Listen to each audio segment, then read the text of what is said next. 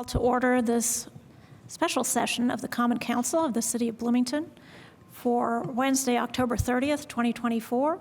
Will the clerk please call the roll? Councilmember Flaherty? Here. Zulik? Here. Rallo?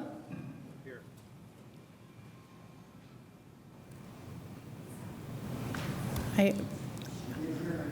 I'm sorry, Councilmember Rallo, I couldn't hear you. I'm here. Okay, the sound's not on. I kind of barely heard him. Yeah, we need to turn the volume up. Ruff? No idea. Piedmont Smith? Here. Strasburg? Here. Asari? Here. Rosenbarger? Here. Daly? Here. Thank you. Thank you. On today's agenda, we have the following legislation for second readings and resolutions. First, we will have Resolution 2024-18 to approve and authorize the execution of a collective bargaining agreement between the City of Bloomington and the Bloomington Metropolitan International Association of Firefighters, Local 586. Then we will have Resolution 2024-19 to approve and authorize the execution of an amended collective bargaining agreement between the City of Bloomington and the Fraternal Order of Police, Don Owens Memorial Lodge 88. Then we will move on to Ordinance 2024-19, an ordinance fixing the salaries of officers and employees of the police and fire departments for the City of Bloomington, Indiana for 2025.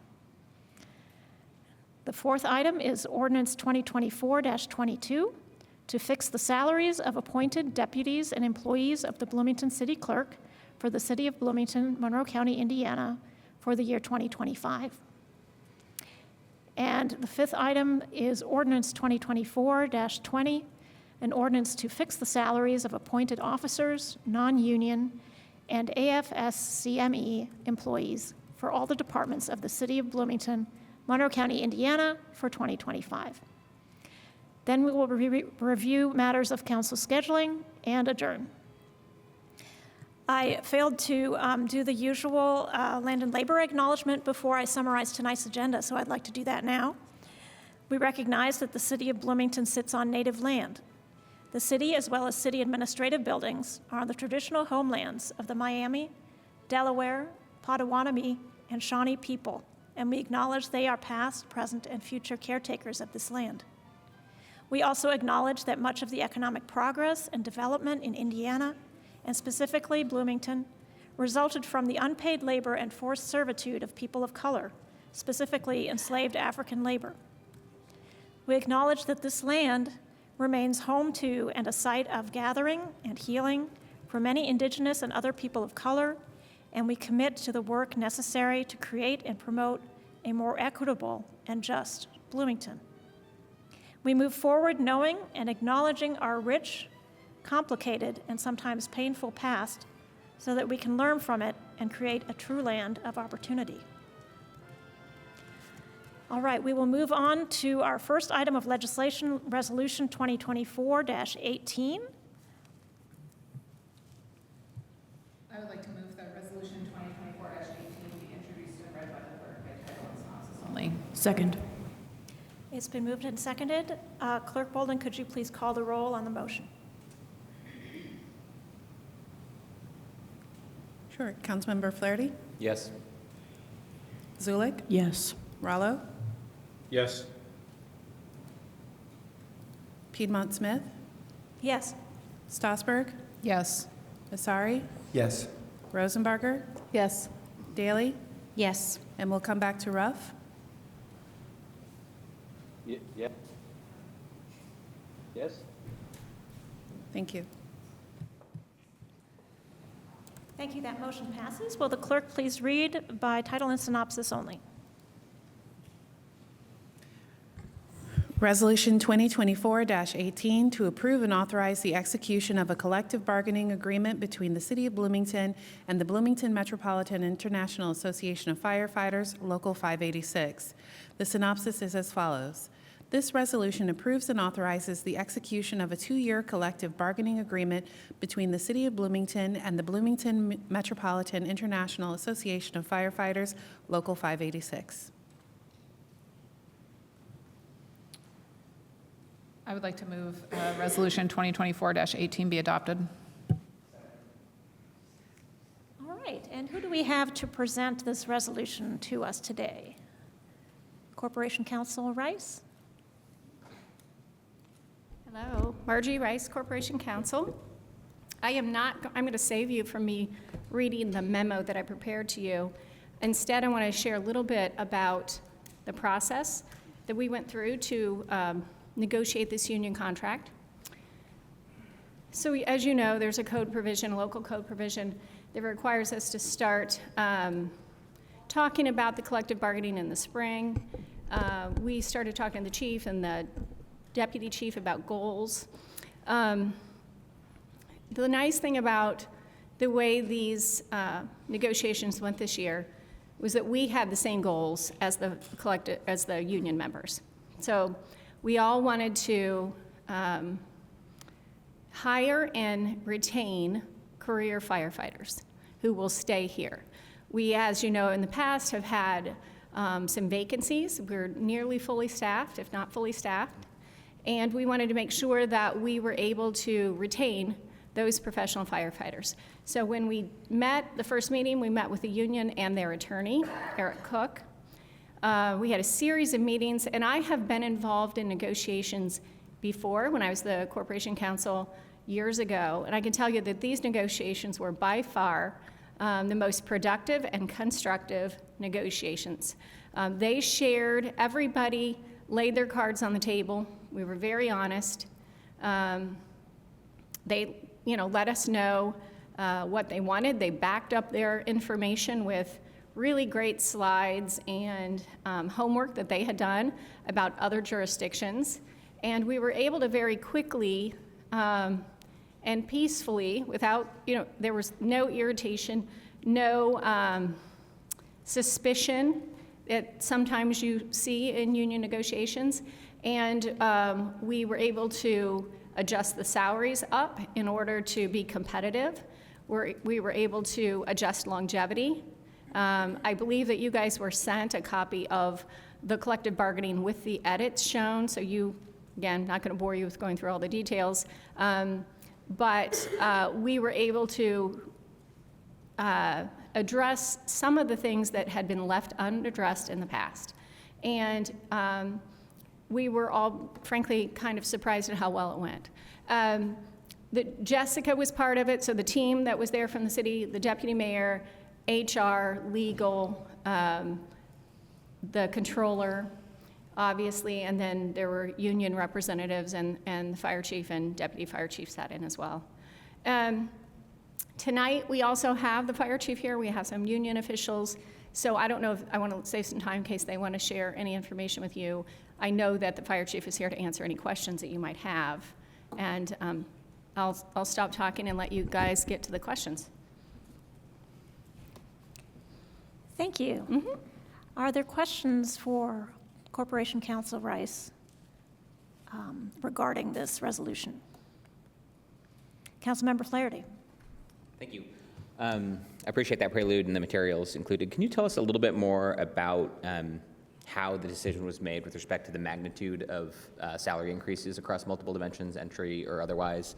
Yeah. Was it benchmarking around the state, other methods? Like what helped determine those numbers? Yeah, we looked at some, they had great, they had already done a lot of homework for us. We also had looked at some other jurisdictions. We looked at where we have lost firefighters to, so where they've gone and when they've left the city of Bloomington. And we looked at, so like basically who's our competition, and looked at those and wanted to, either match or exceed those salaries so that we could hopefully, not that we want to be stealing other people's firefighters from their jurisdictions, but the way that state law is now with both police and fire, it's a statewide market. It is everybody's looking at everybody else's salaries. I can tell you, I heard from a county attorney that they're looking at, the sheriff is looking at the police salaries. So, everybody's just trying to sort of, and I have said I think it's going to be like the financial market. At some point it's going to crash, but, you can't just keep it up. But, and I know this is something that's going on across the state. I was at the Association of Indiana Municipalities conference, and they were also, I heard other jurisdictions talking about, hey, we've got a lot of needs to pay for in the city, and how do we balance all those needs? But I can tell you that what we did was just, we knew where we've lost officers, and a lot of our officers stay in touch with these people. And so we really did look kind of across the state, not, in the region, but, Johnson County, some of those, probably within like a 150-mile radius. Hamilton County, for sure, we looked theirs, but that's how we figured it out. Go ahead.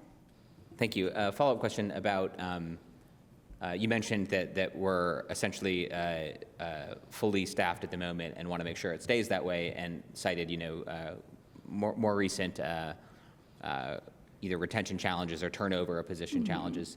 Do we have, either did the union or did the administration have like quantitative data and analysis or metrics about that turnover rate? How long positions are vacant, what % were filled, over what periods of time, that kind of thing? We did not get into that level of detail. Now I'm going to look and see if the fire chief has any information that he might want to share, because I know he's talked with his staff. Good evening, Roger Kerr, Chief of Fire. I know over the last several years we had 31 vacancies in the last year and a half.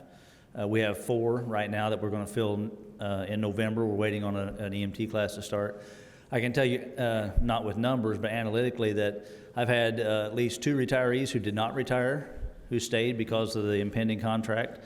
I've had people who were going to leave and go to other jurisdictions who did not because they wanted to stay here and now it's competitive.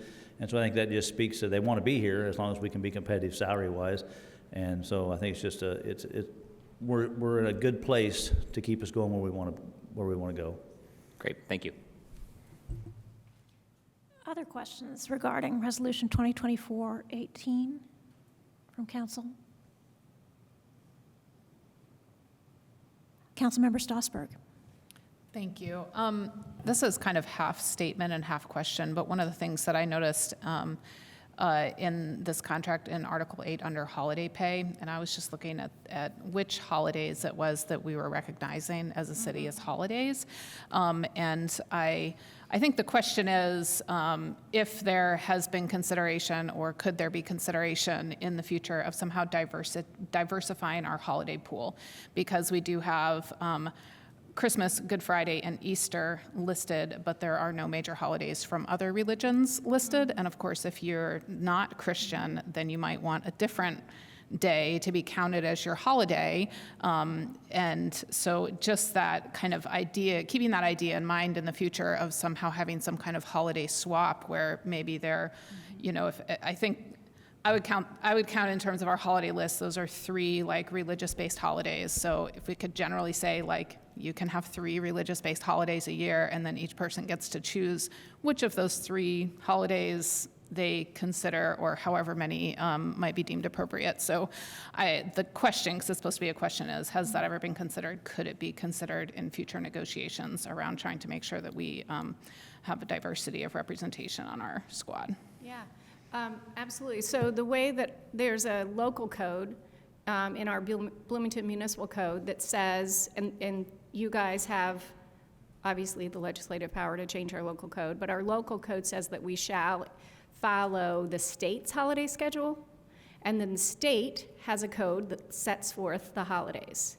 And our local code is very specific, and it says we shall follow that and may not transact business on those days. That may be something the council wants to relook at. But then there is the state list. So my advice to the mayor has been, you have to, by local code, follow this state list. And here's the state's list, and it's some of those, those holidays you mentioned. Now, if you want to give other holidays in addition to that, or floating holidays, you certainly can. So I've actually been talking with HR about, can we substitute out, and we have, for example, like, one of the holidays that's listed still says in the state code Columbus Day, even though we have a different name for it. We didn't actually have that day off this year, even though it's state. So I think we've had a little bit of administrative flexibility. I actually kind of looked to see like what has been done in the past. like how was there any conversation? And I talked to Larry Allen, who's the deputy mayor, about how it got set for 2024. So I think there's probably a little flexibility to do the kind of things you want, to give some floating holidays and say, hey, if you observe a different holiday, you can, we can do that. If you want to change the local code, and so that we don't have to follow that state holiday schedule, that's something you guys could do. So I definitely think it's something we should work together and come up with something that's effective. One of the things that HR has been looking at is, how many holidays do other municipalities give? We had 2 fewer, I think, than the county had. Because if we are going to be, as our HR director says, an employer of choice and be able to recruit the kind of people we want to recruit and keep them, then we need to look at those things. So yeah, let's absolutely talk about that. Great, thank you. I'm glad that conversation's ongoing. Yep. Councilmember Asari. This might be a question either for Chief Kerr or for Controller McClellan, but I share the administration's priority of making sure that we are the #1 place to be a public safety person in the state. I mean, I think that needs to be at the forefront of all that we do, and so very supportive of all this. The question is around sustainability, so that we don't find ourselves in a situation 5 years down the line, et cetera, where we're not sort of keeping up, and then particularly reflecting on the possibilities of the outcomes of the annexation cases. So should we need to expand the fire force or the police force, how will that work with these sort of new budget figures, and have we, are we ready to continue to support that with that needed growth?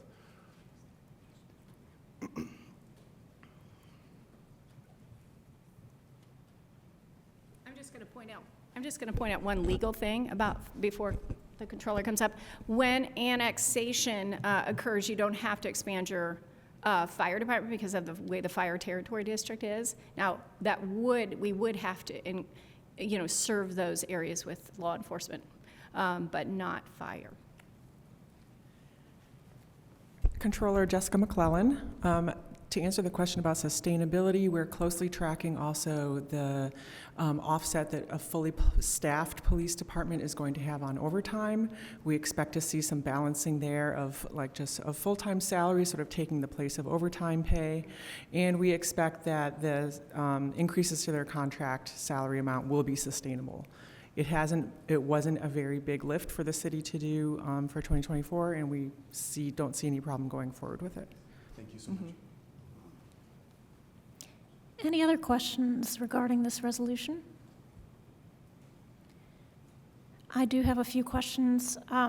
They may seem a little bit picky, but I had emailed them and I hadn't received a response, and I do want to be able to understand what we're voting on this evening.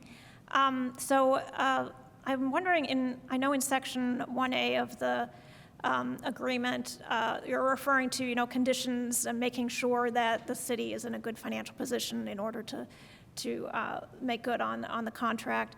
And it's $1.2 million payment from utilities is referenced here. Can somebody explain to me what that is?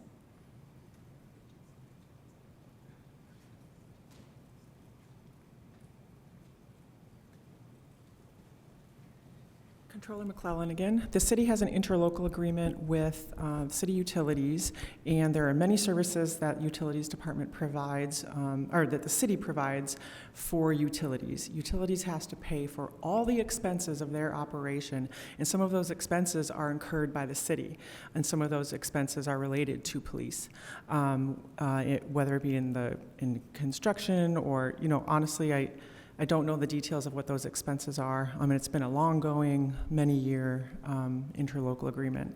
That's where that amount comes from.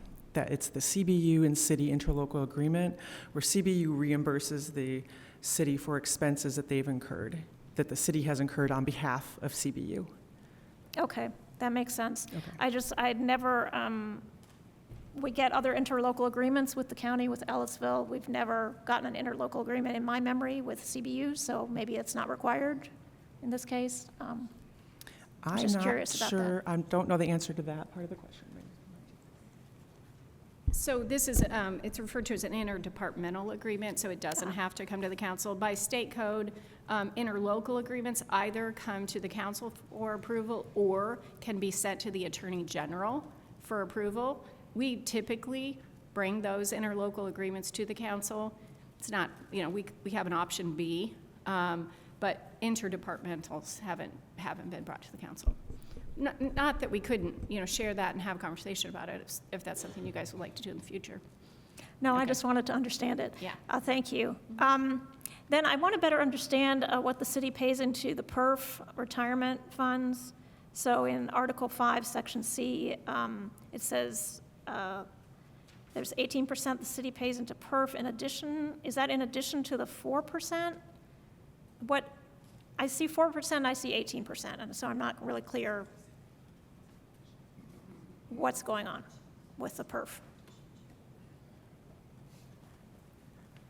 Controller McClellan, that is in addition to the 4%. The 1977 PERF plan for public safety requires the city to pay at least 18%, and right now it is, I think, 21 point, I'm looking for a police officer to shout the number out, 21.2% PERF. This is required in the 1977 PERF plan for public safety. So it's going up by 0.8, pretty much. And yes, that's exactly right. And all of that comes down to us from the state. It's on their website too. So that's where we get the information. Thank you. The next question is probably for Chief Kerr. In Article 7, it talks about the clothing allowance of $500, but then it lists what the department is going to pay for. And I see Class A, Class B, and Class C uniforms are all going to be included in the quartermaster system and paid for by the department. So I'm wondering what is left for firefighters to pay for with the $500. Pardon my ignorance. Not a whole lot, I'll put it that way. But I think, look at Margie, I think by state statute, you have to, if you require a uniform, you have to give them a $500 clothing allowance. I'm almost sure of that.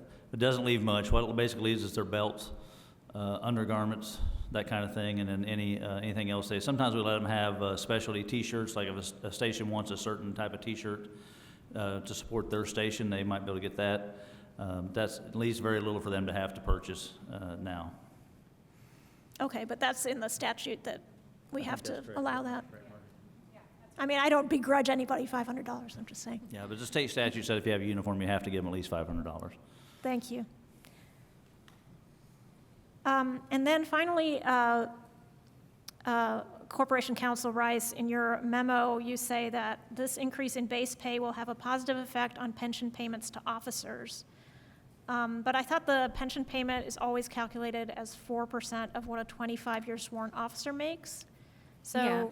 is it just Yeah, Can you explain because that? the pension is always based on the officer first class plus 20 years. So when you raise officer first class pay, then it inevitably increases, like, when they get pay raises, they're gonna have higher pensions when they retire. And I don't know, that may be something that the chief wants to talk about too. Could you repeat that again? Sorry. So I was just trying to understand the relationship between the pension payment and the base pay.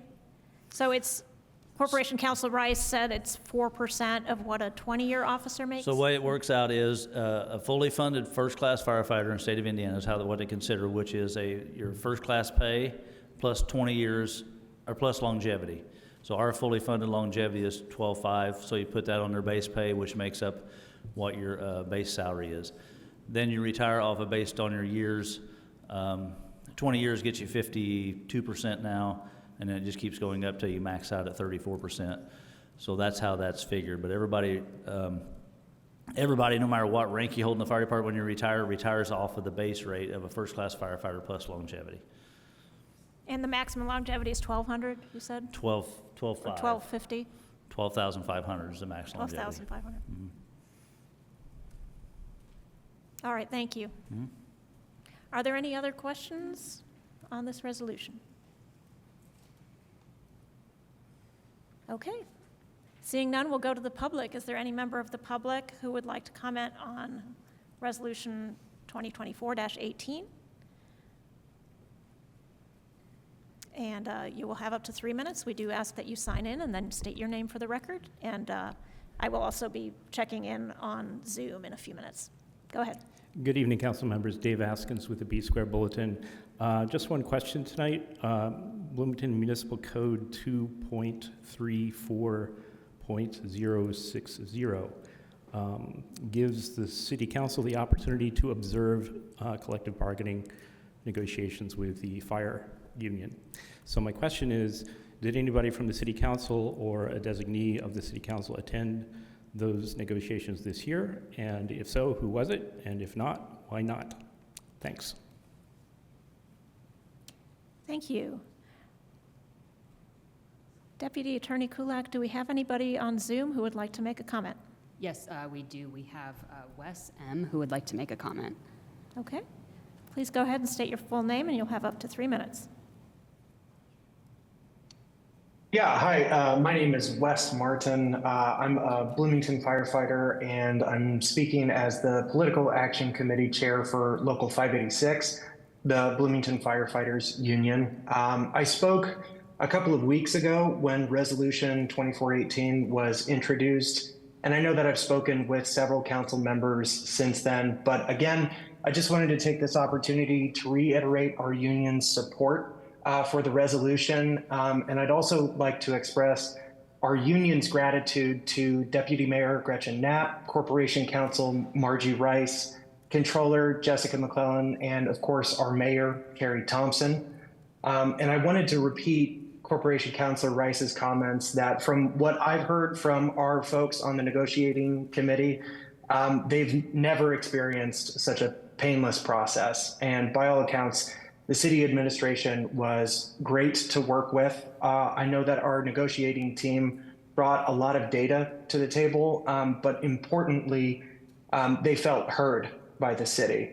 And just to touch on Councilmember Flaherty's questions, that increase in base pay reflects our change from the 80-something department in state in terms of pay to 11th in the state in pay. So that really brings us further in line with departments of our size, serving areas the size of Bloomington. And it really helps with the overtime that we were experiencing, as I believe Controller McClellan mentioned. I also wanted to touch on President Piedmont Smith's question. That $500 clothing allowance is also used at times by our brothers and sisters to purchase individual flashlights and helmet bands and some kinds of hand tools, screwdrivers, that kind of stuff that our folks carry with them when they're on the job that are not departmental issued. So it's more than just, T-shirts and shoes. And I just wanted to say that this was a hugely important contract for us. As you heard from Chief Kerr, last year we were down almost an entire shift of firefighters, and we had brothers and sisters working 48, 72, and 96-hour shifts in order to make up for staffing shortages. The change in the mayoral administration, as well as in our fire administration, has completely turned this department around. And we still have some challenges, and we will be back at the negotiating table with the city fairly soon to negotiate our next contract. But again, just wanted to reiterate how great this process was and how wonderful it was to work with this administration as well as our fire administration. So thank you for your time. Thank you. Is there anybody else in person here in council chambers who would like to make a comment? Is there anybody else on Zoom? Deputy Attorney Kulak. Don't see any takers. And if you are on Zoom and you don't know how to make a comment, you just raise your hand using the Reactions tab or the More tab. And if you need help, you can send a chat to the meeting host. That'll be me.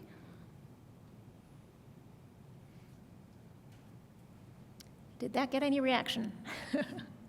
No. No, okay, thank you very much. We'll come back to council members for comments before the vote on Resolution 2024-18. Any council member comments?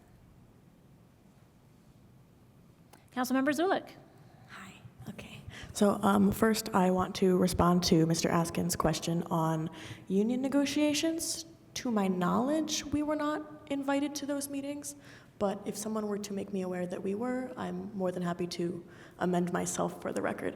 But I do just want to say that I've really had the pleasure of working with several firefighters who are currently here today and on Zoom. Hi, Wes. Mr. Martin, sorry. And I have gotten to just learn so much about the different needs of the fire department and the different jobs within the department, and it's really just such a pleasure to be able to vote for such an exponential increase during my first year on council. So congratulations, you have my vote. Thanks. Any other council member care to comment? Councilmember Asare. I just want to echo something that we've had many opportunities to say, but I think that we probably should take these opportunities again and again, is to thank you all for your service to this community. I had a pleasure to be at the opening of your amazing new fire station that has a great kitchen, and we look forward to the invitations. But I had a great conversation with Battalion Chief McKnight, particularly about a story that he told that his son is also a member of this fire department. And he serves now 20 plus years in the same department at the same station, being able to now see it in its current glory. And I think that that's a wonderful sort of symbol of the investment that the administration and this council is making in making sure that this is one of the best places to be a firefighter in the state. But again, we are so grateful for all the work that you do. And I hear what Wes says, that there's more negotiations to be had, future things to improve. But I think keeping that in the forefront, that that we want to make sure that being here is the best place for you to be. And thank you all for being here and for staying. Thank you. Any other comments? Councilmember Strasburg. I'll just also say I'm happy to support this and am pleased that union negotiations went well this year, and generally overall tonight in all of these salary increases. I think it's really important that we keep our area median income in mind when we think about how much we as a city are paying our professionals to do professional jobs, and that really says something about how we value people. And I think the people are really important and they should be valued, and one way to do that is through salary. So thank you. Thank you. And I will just say I'm also really pleased that the negotiation went so well this year, and that there's a mutual respect and trust between the administration and the firefighters union. And I also enjoyed the tour of the new headquarters building. It's really something to be proud of, and it's worthy of our firefighters, or our firefighters are worthy of such a nice new building. So I'm glad that that's got done. We do have to have a contest to name that Dalmatian that sits out front. I think he needs a name, or she. I do want to pick up on something that Councilmember Strasburg was asking about earlier, and that's the holidays that are mentioned in the contract. So this is not specific to this contract or the firefighters or anything, but we do in this contract refer to Columbus Day. In the city of Bloomington, we several years ago adopted a resolution to proclaim Indigenous Peoples Day on the second Monday of October, and we use that terminology preferably to Columbus Day for reasons I won't get into now. But I think that we need to be consistent in honoring Indigenous Peoples Day. I know as far as I know, in the personnel guidebook for employees in the civil city, we talk about a fall holiday that employees receive when there's not an election year. So maybe we can use that terminology here in future contracts rather than Columbus Day. With that, I think we're ready to call the roll on Resolution 2024-18. Councilmember Zulik? Yes. Rallo? Yes. Ruff? Yes. Piedmont Smith? Yes. Stossberg? Yes. Asari? Yes. Rosenbarger? Yes. Daley? Absolutely, yes. And Flaherty. Yes. And that resolution passes with a vote of 9-0. I would like to move that Resolution 2024-19 be introduced and read by the clerk by title and synopsis only. Second. It's been moved and seconded. Will the clerk please call the roll on the motion? Councilmember Rallo? Yes.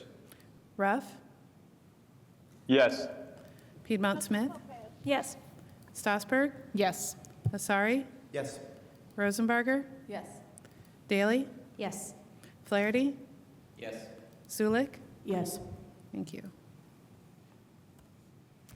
All right, that motion passes. Will the clerk please read? Resolution 2024-19 to approve and authorize the execution of an amended collective bargaining agreement between the City of Bloomington and the Fraternal Order of Police, Don Owens Memorial Lodge 88. The synopsis is as follows.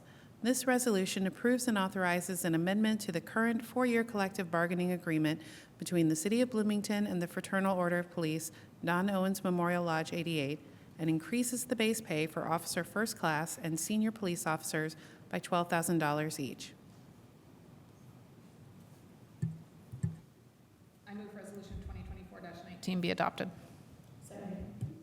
All right, and we have Corporation Counsel Rice again. Please go ahead. So this contract is not actually up for, it wasn't ready to be negotiated again, but we could open it, and anytime we have these union contracts, we can open them if the parties agree that they want to reopen and address something. So the mayor's office and the police chief met, talked about some issues that they're also having with recruitment. We're down multiple officers, and the police chief is here, and I'm sure he will address that later if you have questions. But we were looking at how do we recruit and how do we retain police officers. One of the issues that we believe is affecting our ability to recruit law enforcement officers to Bloomington is the base salary for the officer first class and the senior police officer, and then up the chain. So it was agreed upon to reopen this contract to provide for the 3% raises that Civil City's getting, and also a $12,000 increase on the base pay for officer first class and senior police officer. Then the controller's office worked with administration to sort of adjust salaries upwards, up the chain, so that we don't have compression, because we don't want to be in a situation where a supervisor is making, very, not much more than somebody that they're supervising. And so adjustments were made upwards on the other positions. But remember what we said with the fire department is true with the police officer too, that their pension is based on officer first class plus the 20 years. That's how you come. So they're always very interested in the base pay. That's an important figure. And so we adjusted those. That's really the only change. Any other language that was changed was just related to that. Happy to answer any questions. Do have the controller here to talk about, if she wants to talk about how salaries were adjusted. Again, HR, Gretchen, who I think did the original negotiations with the police chief, and then Mike Dekoff. Happy to answer any questions. Thank you. Are there any questions for Corporation Counsel Rice or one of the other individuals she mentioned? Councilmember Flaherty. Thank you. Wanted to confirm, it sounds like from your memo and remarks that there's a similar sort of phenomenon with respect to police recruitment and retention involving state law change and sort of shifting dynamics about how and where police officers choose to work. So A, just confirming that that's correct, and B, so did that, I guess in a similar fashion you described with respect to the fire department, lead to a broader, comparative lens when looking at other salaries, both where we might recruit from as well as where folks have, in fact, gone when leaving BPD for another department. Is that right? Yeah, that's 100% right. So our market used to be your county and then maybe an adjacent county, and now the market's the state of Indiana. People are not as afraid to travel, and so they do look at, we compete with, we've had lost officers to fire department, to, IUPD, to other markets. And so, they're looking, it's a employee market right now. So I don't know if the police chief wants to talk about that at all, but it has been a real challenge, I think, in recruitment. And so we're trying to be competitive so that we, it costs us in overtime when we are poorly staffed. Mike Dekoff, Chief of Police. One of the other things that happened is the state changed the residency requirements. So you can live basically anywhere in the state and travel to your employment. So one of the things that we saw, we have lost over the years numerous personnel to Hamilton County law enforcement agencies. And so this raise, actually, we're kind of already starting to see benefits of it. It's not even in effect yet. So we've been able to recruit some sworn people, which saves us a lot of training time. And even this, just basically the last quarter of the year, we're going to be hiring 4 sworn officers from other agencies. So that's a really good sign for us. Thank you both. And yes, the residency requirement is what I was trying to invoke. Thank you. Additional questions? Councilmember Stossberg? How many officers are we currently down? 16. We're currently down 16. Okay, I know that ultimately, of course, the goal is to be fully staffed and that will in some ways offset overtime. But what would happen fiscally, and maybe this is a question for you and maybe this is a question for the controller, if we don't get those hires that are expected and so that overtime is not offset? Does that put us in a financial pickle? Financial questions, I will let the controller answer. I mean, that's not, Controller McClellan, everyone, this is not ideal, it's not what we would want, but we have the resources to fund, their operations now as they are currently using overtime. And if they're paying less officers their new salary and still paying overtime, it would kind of put their budget a little bit over what we want. But I don't think that it would be an amount that we wouldn't be able to support. Okay. But your question is valid. That is the worst case scenario of not paying our current officers more, and we would come back to police and say, what's next? Yeah. Okay. And then I think maybe Go Sorry, ahead, Deputy Gretchen. Mayor Knapp. I just wanted to add that we did talk about that very issue.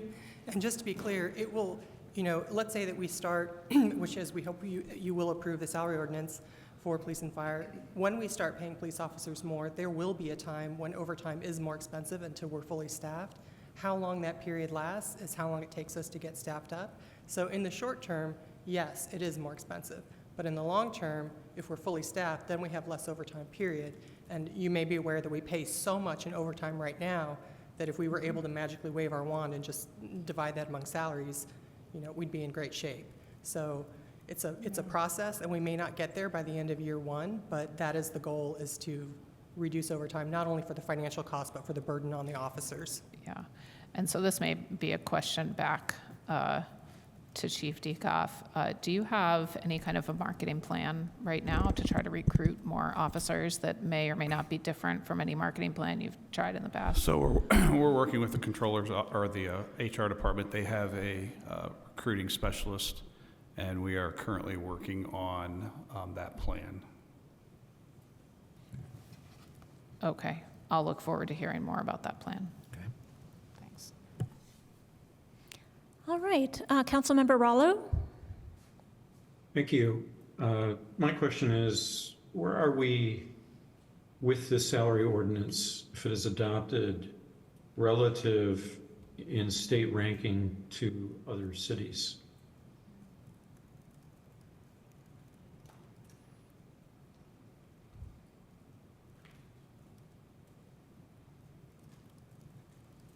I do not know that, but I can find that out. Everybody's doing their salary ordinances right now, so I think and they're required to be done by November 1st. So we can check that out and get that back to you. That's a great question. We should know that. Okay, maybe somebody from the police union could answer that, but yeah, it would be helpful to know. Thank you. Is there anybody here from the police union who has that information? Welcome. Good evening, Paul Post, President FOP 88. We don't have the exact number. The state actually revised the 2024 standing number because of all the shifting that's going on right now. We've never seen that happen before. So after we have these numbers and we see kind of where the state settles, the 2025 numbers will be out usually early spring is where they put that out. If they stick to putting it out twice a year, that'd be great, but they haven't done that currently. So no, I don't have a current number today. Thank you. Mr. Post, could you venture a guess? Are we in the top quarter? I think we were about 63rd, 68th currently, he says. I don't have the exact number where we're going to get to, no. Okay. Don't. All right, thank you. Are there additional questions from council members? Councilmember Asare. This is a question for whoever wants to answer it. When presented with the fire ordinance, there was a lot of description of like how wonderful the negotiations were and all of those type of things. Could you give us a little bit of a sense of, give us those warm feelings about how the union feels, please?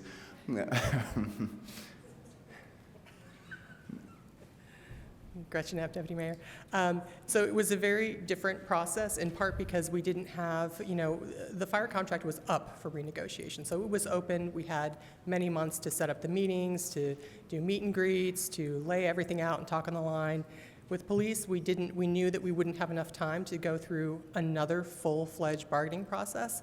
So we had a casual conversation, and it started with casual conversations about, hey, we see that you have a problem. We really want to help. We have a limited amount of time. And so, I thought it was great, and it was very congenial, and I think everyone in the process was really focused on a solution to the core problem, which is getting enough police officers to both take care of our city and our residents, and also to ensure that our officers are not burning themselves out and leaving. And so it was very problem-solving oriented, very congenial. I really was very grateful that when we met with the union, they were extraordinarily open to opening up the contract and making a quick agreement on the most core issue, and not, making it so that we had to discuss so many things that we couldn't get to an agreement in time for the salary ordinance. And are there any other things, can I ask a follow-up, just quick, are there any other things sort of outside of the negotiations, just as we're thinking through the rest of the year, that either this body or that the administration plans to do to further, bolster and support police and is there anything that we can do further than the slight salary raises? Thank you for asking, and I think when we have a little bit more time after the Budget Madness schools, we may find some things. We really wanted to focus just on the most critical parts, and especially on dispatch as well. So those two pieces have taken up most of our time. Awesome. Thank you so much. Thank you.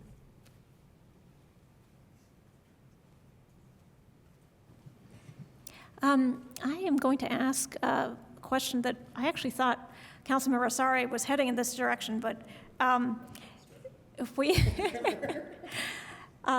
when we were discussing the fire contract, we were noting, we up here were noting the fabulous new facility for the fire headquarters. What about the police headquarters? I know they're very crowded. Yep, yep. What is the status of getting them more space? You read my mind. Yeah, so definitely facilities matter when it comes to recruitment and retention. They are very crowded. I know that that's something that this administration is looking into. Where's the best place? What should that look like? How do we, involve the community? What's the most collaborative way to do this, to find a new place? But it's absolutely on our minds. And so as the fiscal body, you're going to hear about this more, because it's not inexpensive to build a new police station. And so this is something that we're all going to need to think about. So when you ask the question, what can you do? Facilities, it's on our mind.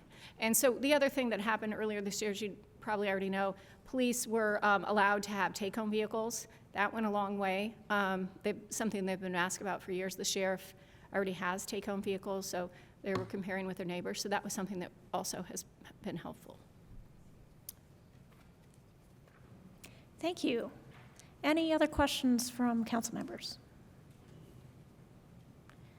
Seeing none, we'll go to the public. Is there any member of the public who would like to give a comment on Resolution 2024-19?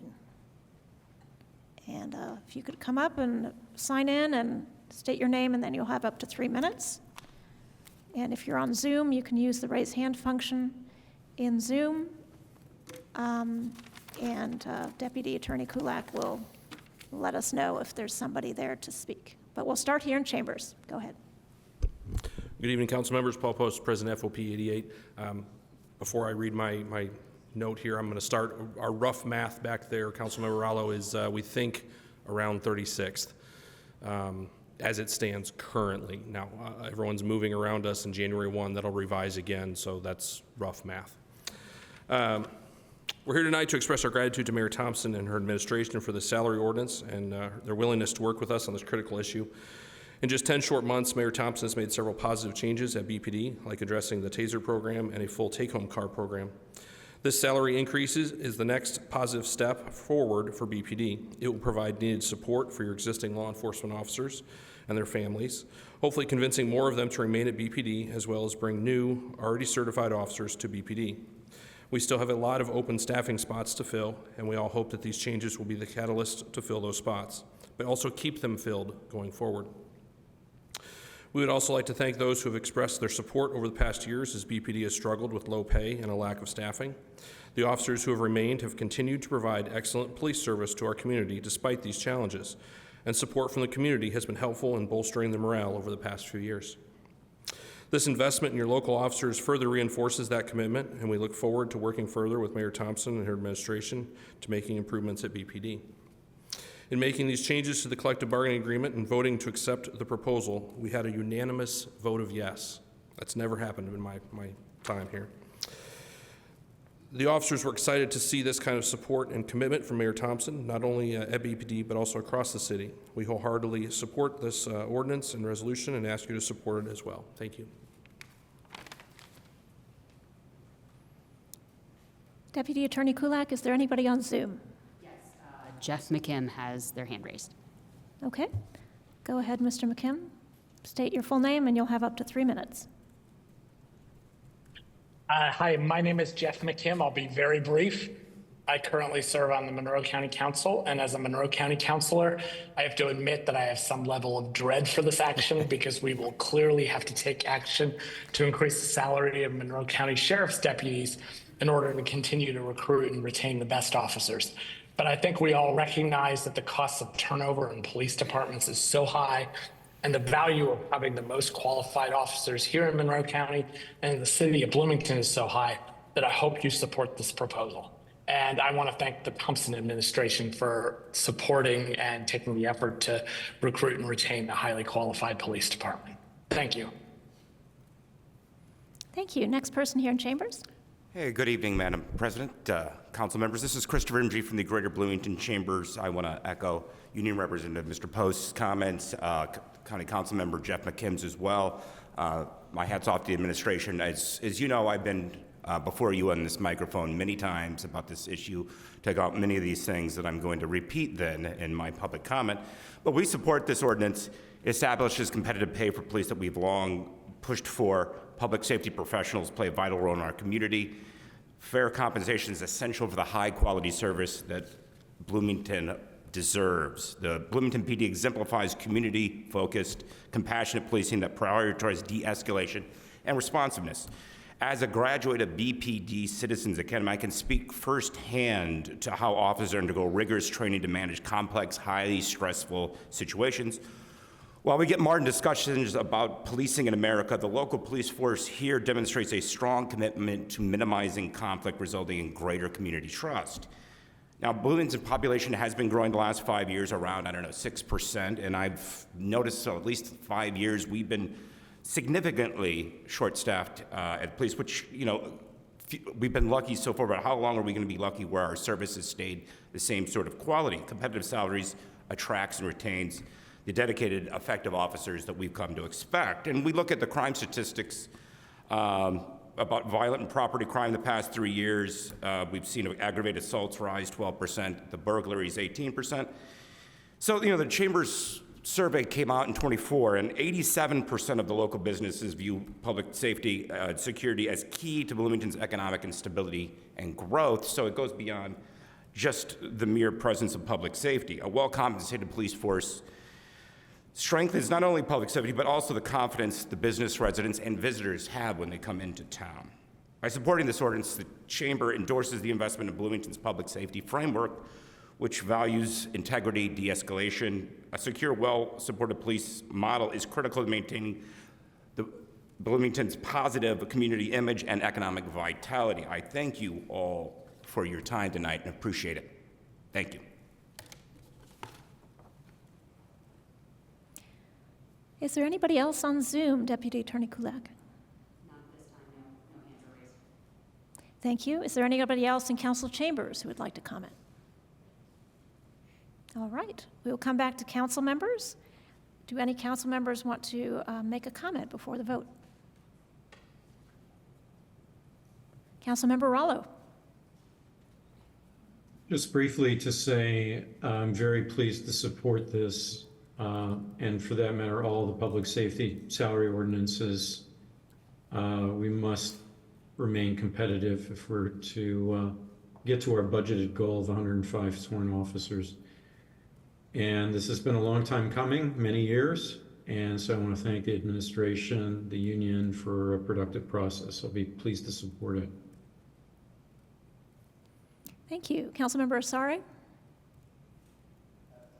also want to share Councilman Bravo's point here, but first and foremost, appreciating not just the officers here, but all of you who maybe might be listening later or hear this later, and particularly also your families. I think a lot of the conversations around police pay, we focus a lot on competitiveness, and we end up losing the core focus, which is the people. And when we talk about overtime, we're talking a lot about the money and not talking about the people. And I'm so grateful that you all have borne that cost. And I'm grateful for the administration, but particularly for HR Director Paycheck, because she's given me the vocabulary to describe what it is that we're trying to do here, which is be an employer of choice. And I recognize that has so much more than just salary, but I'm very grateful to be able to, I'm sorry, let me rephrase that involves so much more than just salary, and I'm grateful that the administration has taken positive steps to make this a better place to serve.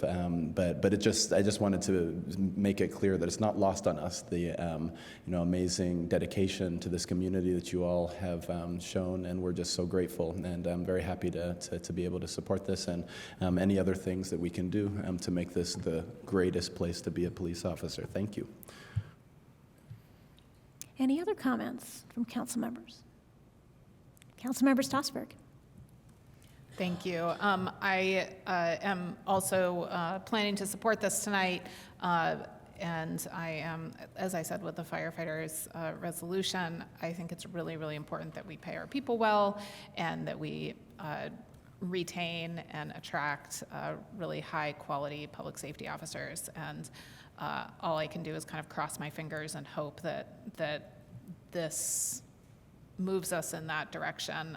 But I would be remiss if I didn't mention that I am concerned still, because we are short so many officers, that we're going to have this period of time where we're paying higher salaries and thus paying even more in overtime. And there's just going to be this kind of gap where we're paying a lot, but we still have these stressors of overtime, which is just not a good work environment. So I really hope that that marketing plans work, that this all works. And I also would really urge the chief, the administration, to really start coming up with a plan if that's not working, of what needs to happen next in terms of how we need to look at the department holistically, like what we need to do if raising these salaries like this is not the solution to managing to fully staff our department and thus eliminate this overtime issue, which is such an issue on the health and well-being of our officers.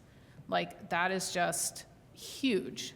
It's huge how that plays into so many pieces of job satisfaction. If you're overworked, even if you're getting paid well for your overwork, you're still overworked. And it still is not something that is sustainable for long periods of time, and our officers have already had to withstand that for a long period of time. So I just really hope that that we can come up with some kind of a plan of action if this doesn't, if it isn't the magic bullet that we hope that it is. So anyway, pleased to support this. Happy to support our public safety professionals. Thank you. Any other comments from council members? Okay, I will just add that I'm also in support of this new amended collective bargaining agreement. When we talk a lot about housing and housing affordability, and we look at the area median income, and we realize that, you know, there are employees in the city of Bloomington who don't make the area median income, and that's just not right, and especially people who put their lives on the line. And so I am pleased that these negotiations turned out in favor of higher salaries. One little footnote, whenever we have documents here in the city, I encourage people to use the they pronoun instead of his, her, just to be more inclusive. So something to consider next time. And with that, I think we can call the roll on Resolution 2024-19. First up is supposed to be Councilmember Ruff, but since he's not on screen, I'll move on to Councilmember Piedmont Smith. Yes. Strasburg? Yes. Vasari? Absolutely, yes.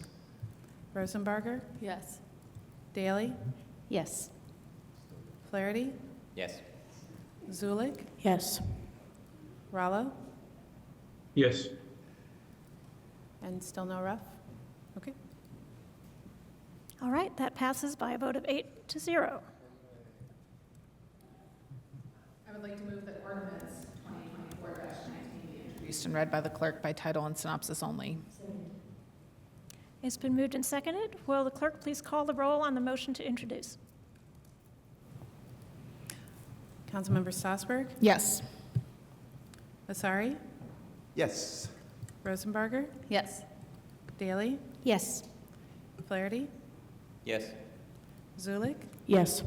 Rallo? Yes. And Ruff? Nope. Okay. And Piedmont Smith, sorry. Yes. All right, that motion passes. So will the clerk please read?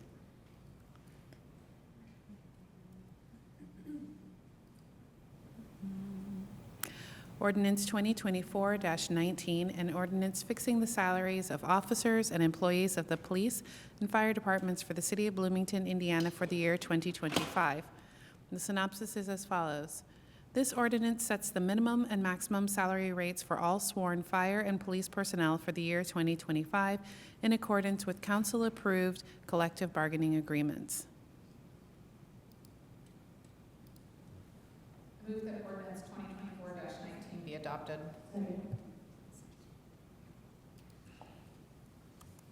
At this time, we'll have a brief presentation, and then there is an amendment to this ordinance, but we'll go ahead and hear the presentation first. Okay.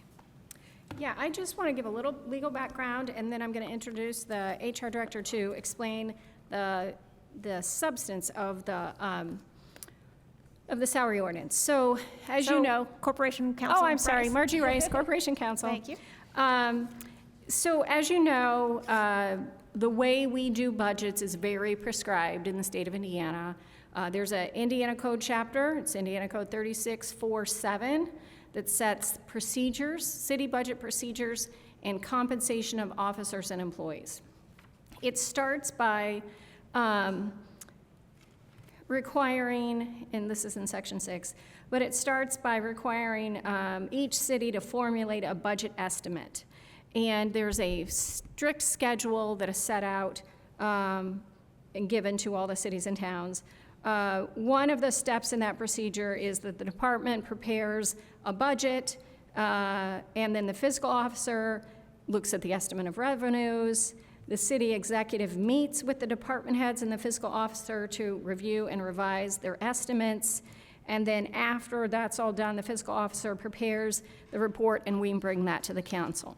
The last step that has to be done by November 1st is that we bring a salary ordinance. There's a specific code in section 3 of that chapter. It says, subject to the approval of the city legislative body, the city executive, which is the mayor, shall fix the compensation of each appointed officer, deputy, and other employee of the city. So the mayor fixes the compensation. The next line, the legislative body may reduce but may not increase any compensation fixed by the executive. That's Indiana Code 36473. Compensation must be fixed under this section not later than November 1st of each year for the ensuing budget year. Subsection C says compensation fixed under this section may be increased or decreased by the executive during the budget year for which it's fixed. You know, we can't change elected officials' salaries in the year in which it's been set. That's state code. State code says the legislative body may, it's subject to approval, but what the executive fixes for compensation may not be increased by the legislative body. So separation of powers, the executive gets to fix the salaries, bring it to, and it's part of this whole budget process and culminates in the salary ordinance, and that's what we're here tonight. So I know that there's an amendment pending. We could talk about that later, but it's not allowed by Indiana law for the legislative body to increase the salaries of employees that have been fixed by the mayor. So with that, I'm going to introduce the Human Resources Director.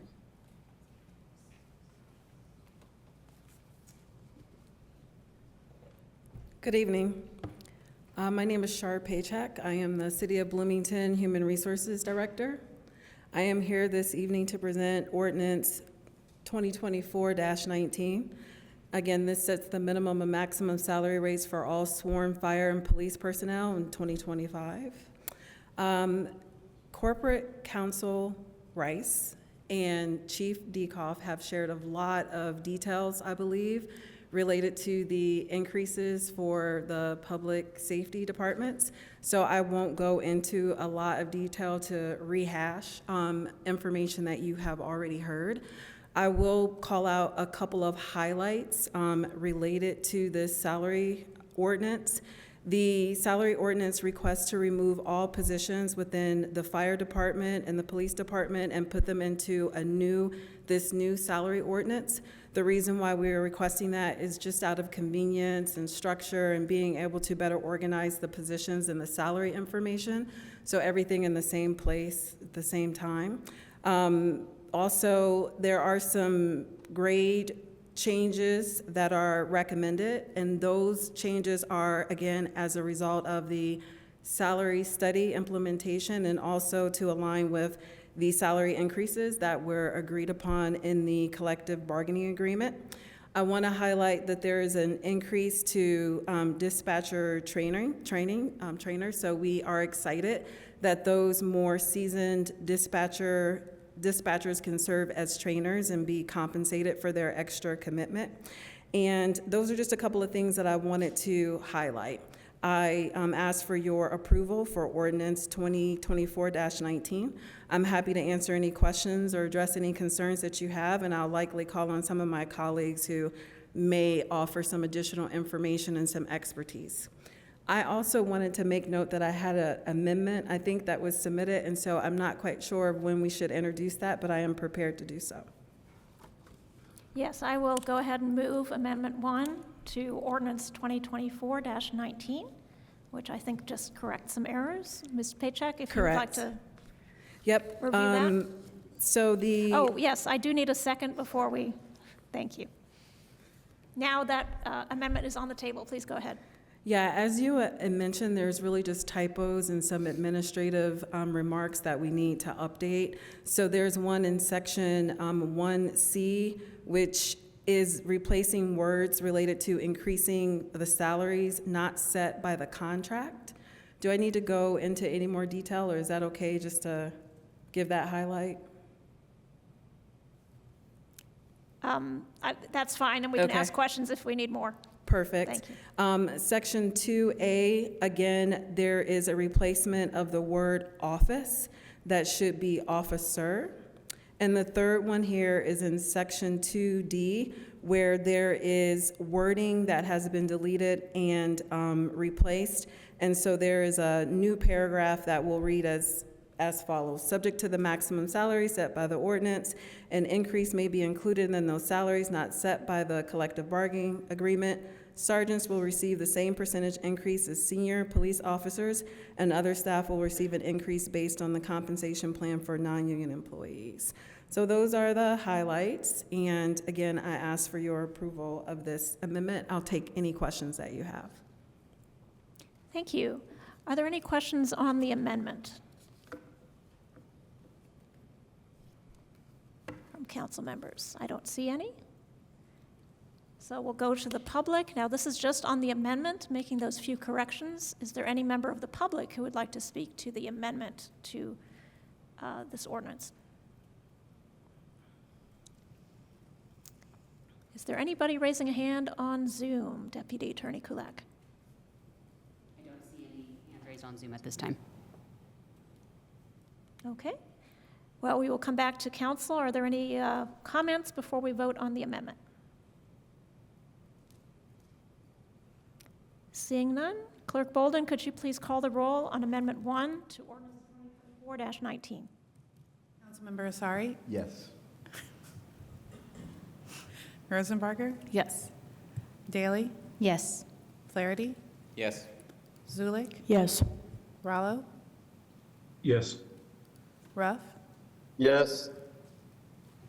Piedmont Smith? Yes. Stossberg? Yes. All right, that amendment is adopted. And now let's go back to the whole ordinance as amended. Are there any questions for Dr. Paycheck or any other member of the administration?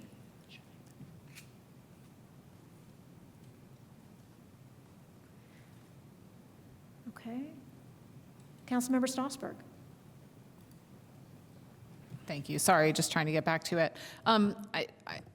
I know that we maybe in some ways have to view some of these grades as like a first pass, but I found it a little bit odd, and I emailed about this and didn't really get a great answer. I didn't feel like that a community EMT/paramedic and the office manager for that department are both graded as a 6.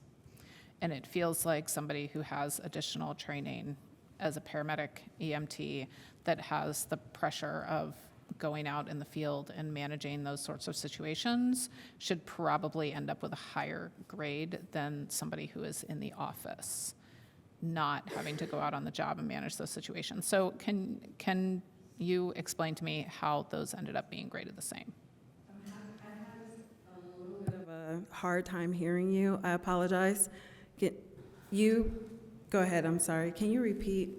So under this ordinance, in section 1A, we have civilian non-sworn officers, and the community EMT/paramedic is graded at a 6, as is the office manager for that department. They're both graded as 6s. And I am certainly not an expert in that particular department and thinking about what the office manager might have to do in that area, but it seems illogical to me. Like if we think about like how we graded those, which I looked into a little bit, right? It's like job stress and skills and all of those pieces. I feel like the skills, the education, the training, et cetera, for an EMT paramedic and the job stress for somebody who's going out onto a scene and trying to save a life would be greater than an office manager who is not under that same kind of pressure and stress and doesn't need that same kind of additional medical certification to be an EMT or paramedic, but they are both graded as a 6. Mm-hmm. So at that point, like I'm looking at those two grades and I'm going, why would I bother having the extra job stress of being an EMT if I can, get paid the same for being in the office doing those things? So I'm just wondering at how those two positions both got graded the same. Mm-hmm. I'm happy to give you some general information, and I would invite, if she would be willing to chime in. We have Kelsey Gregory here, and Kelsey is our HR consultant that we have engaged with because she is an expert in classification and compensation. And so I will tell you that our process internally began by the department head or their designee actually evaluating the positions using the work rubric. That is our rubric that we use to evaluate all positions that were a part of this salary study. So we had that score.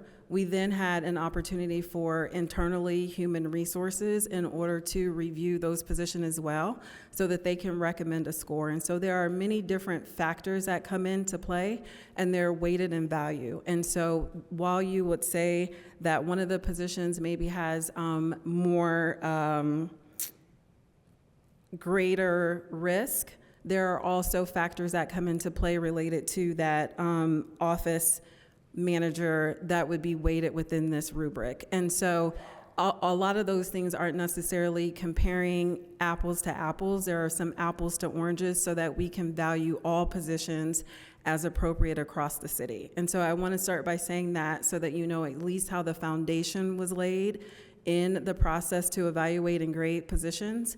And then I will turn it over to Kelsey to see if she can give you some more specific insight related to those two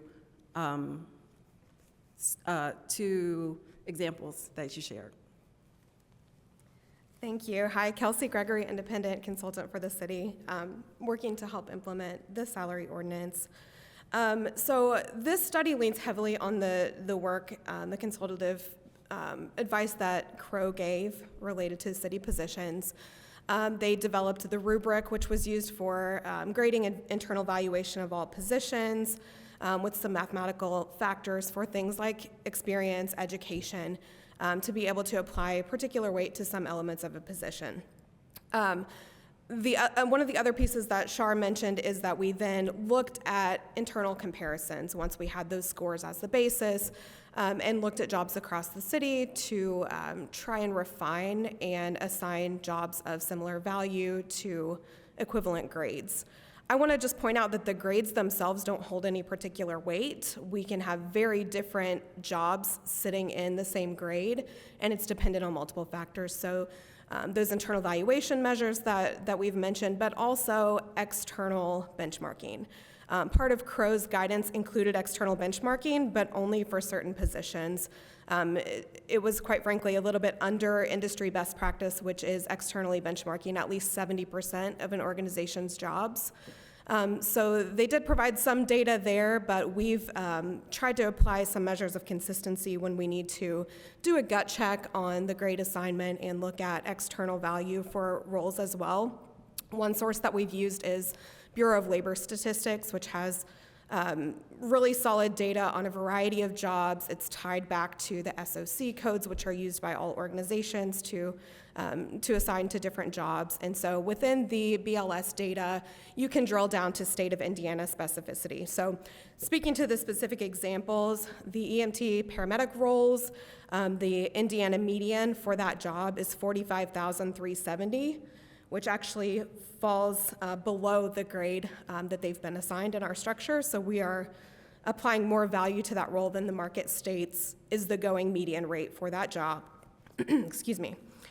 For office managers, there's a range. There's not a specific BLS job called office manager. So I looked at a variety of similar jobs to kind of provide a median range, which falls between about 41,600 to 64,480, and also captures the various levels that we have present of office manager jobs in the city. And that range that I just mentioned kind of falls among grades 3 through 7 in the city structure. And we have office managers sitting, I believe, at grades 4 through 7 or 5 through 7, I don't know offhand, but those are the examples of the external benchmarking that we did for those specific jobs, and where there were concerns or questions, we applied that similar approach to looking at those jobs as well. So hopefully that helps to answer your questions. Let me know if I can provide any more info. Yeah, my follow-up is, in terms of that benchmarking with Indiana, was there consideration given to the fact that Bloomington's cost of living and Bloomington's AMI is high for Indiana in terms of benchmarking across the state? I guess I'm especially thinking about that EMT going, wow, that's the average for an EMT in Indiana. Boy, that pays really, really badly. So that's the median. Median means that 50% of rates fall below and 50% fall above. We did kind of look at state of Indiana or city of Bloomington median income, but we relied more heavily upon that external data and applying some consistency there. Of course, as a city chases the median, that drives the median up as more salaries are aiming to get to that, because again, some salaries are always going to fall below the median and some will fall above. That's how it's calculated.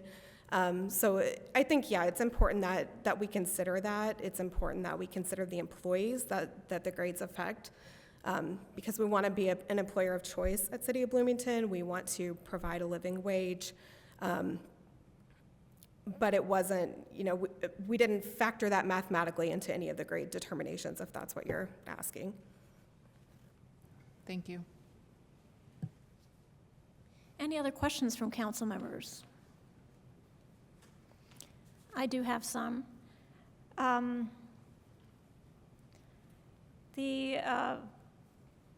the additional specialty pay, section 1B, there's something called a Station 1 differential for police. What is, that must be for fire.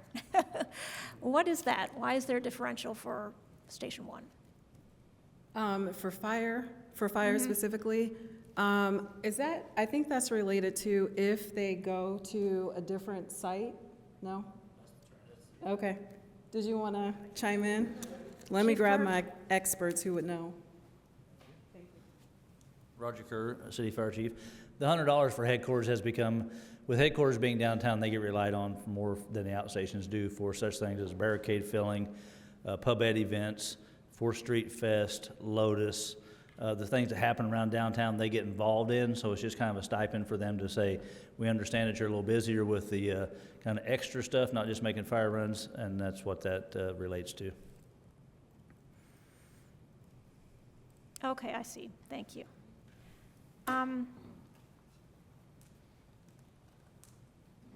I have another question. So also in the same section for additional specialty pay, there's a category called Other, and I thought this was confusing. I guess it refers to other types of additional pay, but overall, it's unclear to me which employees the chart applies to. The asterisks at the bottom say also to be paid to this and that other position, but what is the base assumption for this chart? Does it apply to all sworn positions? It's a little confusing to me. Are you familiar with the chart that Councilmember Piedmont Smith is referring to? Can we have one moment so that we can identify the chart to be able to respond? Okay. I did send these questions ahead of time, but I understand you've been extremely busy.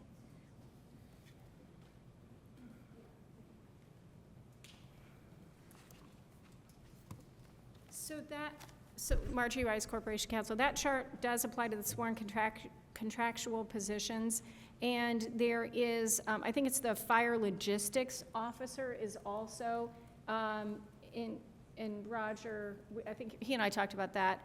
And I believe we sent an email answer to you. I don't have that in front of me right now, but there was one or two of the titles under the sworn administrative fire department employees also receives those extra pays.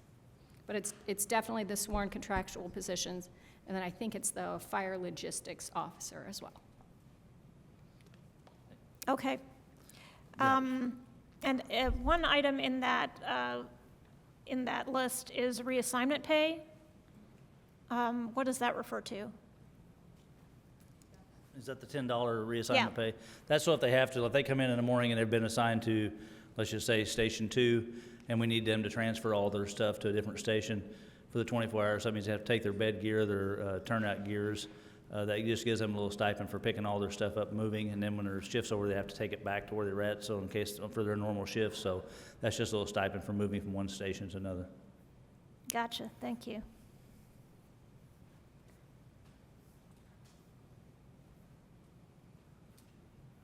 And then I did, there was another question I had that, let's see. Okay. So section 2B for additional pay. Other, I think this is 2B. Is that police? I think that must be police. So it says off-duty pay is received at a minimum of 2 hours. And it's just, it just says that. I have no idea what the context is. What does that mean? Off-duty pay. And then it talks about the shift pay differential. So that doesn't seem to relate to the off-duty pay, so. I'm gonna let Chief Kerr chime in. Is that still fire? Okay. No, I think it's police. Is it police or? Yeah, it's police. It's section 2 is all police. I'm not worried about it then. Let's see if we can get Chief Deepkoff. Can you repeat the question, please? So there's a section here for additional pay, and there's a category called Other, and the first thing it says there is off-duty pay is received at a minimum of 2 hours.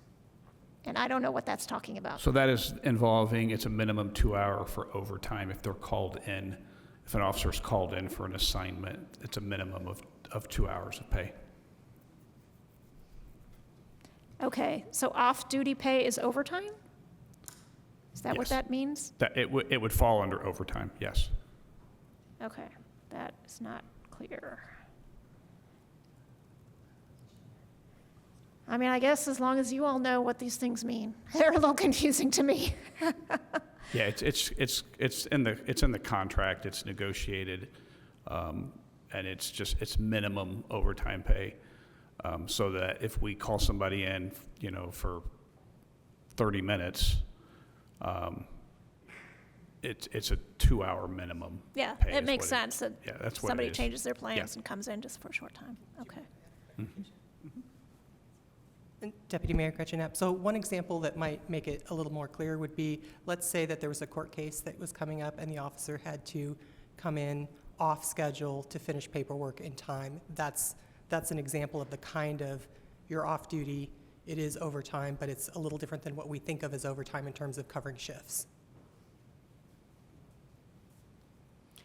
Okay, another question.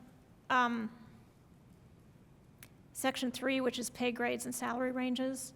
It says the minimum and maximum rates listed below reflect the salary ranges for each job grade for a full-time officer of the police and fire departments. I thought officers were considered contractual employees, and so they don't have pay grades, so I'm confused. Who did these pay grades refer to, apply to? Yes, you're right, those positions are contractual. However, for the purpose of the salary ordinance, we wanted to make sure that they fit within the new compensation structure. And so because of that, we assigned them grades that aligned with the new salaries. Okay, so if I scroll back up and look at the actual salaries, there will also be a grade listed. Let me see. you'll see when you look at the grades will fall within the salary structure. Okay, so when I look in the ordinance and I see the job grades, the last part of that table says contractual salaries. Senior Yep. police officer and Yes. officer first class, there's no grade.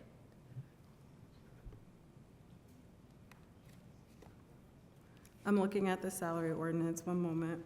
Okay.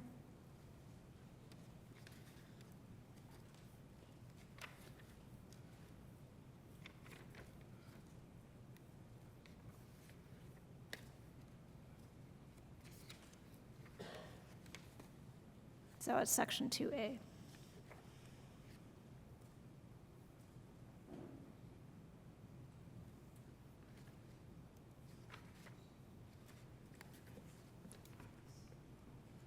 Section 2A, you said you're looking at the salary grade, right? Yes, so Yes. at the bottom of that table, Yes. it says senior police officer and it gives the salary, and then it says officer first class and it gives the salary, but it doesn't have a grade associated with those positions. Unless I'm missing something, which is possible. Or is she looking at the contract or the? Yeah, you're looking at the salary ordinance, or you're looking at the contract? It must be the contract. Is that what you're looking at? No, it's the salary ordinance. So we assigned grades to the officers, and you're just pointing out that those two positions don't have a grade next to them. Correct. And it's because we just set that dollar amount in the contract, and we could go backwards and assign a grade to that and stick it in the salary ordinance to match that salary. We could do that if that's your preference. Well, it's That's just, what we it's just did to for be the other internally positions. coherent in this document, because then you have section 3, where it lists salary ranges for each job grade for full-time officer, and Can I take a there stab? aren't. Okay, here's how I understand it, Gretchen Knapp, Deputy Mayor. The contract is the method by which the salary for every officer is set for the certain level. That is a dollar amount. A salary grade is a range, but the salaries determined by the contract are actual numbers. However, there are positions in the police and fire department that are civil positions, and in those positions are graded with a salary grade number. So, in effect, when we look at the salaries for the civil servants, we're also looking at how do they relate to the salaries that were set during the collective bargaining process for officers. There's a relationship there sometimes. So I think what happened was we wanted to add clarity, and clearly that didn't happen, to the salary ordinance by saying if these were, in a sense, this is where they fall in the salary grades that you've approved for the city. So it's not saying that's the salary grade and they're going to move at the pace that's defined there. That the salary number is set within the contract, but it corresponds to a pay grade level. And so it's meant to just kind of show the relationship between the contractual salaries and the salary grades that other employees are set at. Okay. Clearly, it fine. didn't help, It's- but it was meant Yeah. to provide additional context. Well, and if you look at the salaries, I mean, they could fall anywhere between a 7, 8, 9, or 10, so doesn't really help. Well, and I want to thank you for pointing that out. And we do recognize with the public safety salaries and their contractual salaries, we need to figure out a system that can align with our new grading system. So there's opportunity, we need to have some more conversation with public safety and think internally about how we can develop a system that is aligned, but at the same time allows for the uniqueness of the contractual salaries. Okay. Yeah, they could fall in an 8, 9, or 10, given what the salaries are. Mm-hmm. But I see that you've basically given this for the non-sworn officers, even though the heading says officers. We need to work on that. Thank you for pointing that out. I can understand why it would be confusing. Okay. I think legally it's fine. It's just when I'm trying It's to understand confusing. it. Yeah. Yep. Fair Thank you. enough. Thank you. All right. Any other questions before we go to the public? Councilmember Stossberg. I think this might be another question for Chief Dekoff. I'm looking at the community service specialist, and I'm looking at the grades again, and I'm kind of like, it's the same thing that I asked about earlier in terms of the EMT versus an office manager, and the community service specialist grade also jumped out at me as particularly low. So can you tell me what they do? They respond to and take minor calls for service. They work property damage, accidents. They help do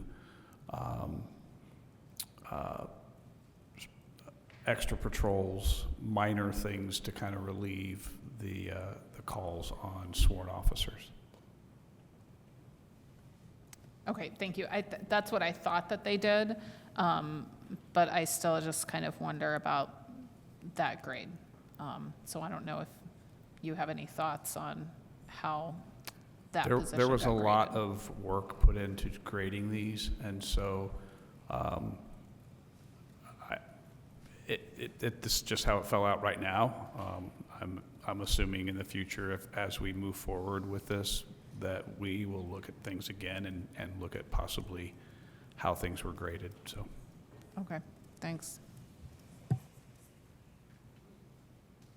Any other questions from council? Seeing none, we'll go to the public. Is there any member of the public who would like to comment on ordinance 2024-19? Please sign in and state your full name, and you'll have up to 3 minutes. Sean Huttenlocker, Bloomington Firefighters, Local 586, Secretary Treasurer. Just wanted to take a moment with the approval of our salaries. We had a handful of our firefighters write testimonials, so just want to take a moment to read one of them, just so you guys can kind of see the impact that we're seeing with our firefighters. What a difference it makes when your firefighters can truly feel and see that they are valued, when the words and expressions of appreciation do not seem empty as they are met with real action. I wish that everyone was able to see from our behind-the-scenes perspective the difference in our department as it is today in comparison to how it was 2 years ago. Words will not be able to explain the transition that we have seen over the last year, but I assure you it has been impressive. 2 years ago, you would arrive on shift, more than likely to an unfamiliar crew of red-eyed, tired, and probably disgruntled firefighters, many of whom are working overtime for the multiple time that year, or maybe even that month, or maybe even that week.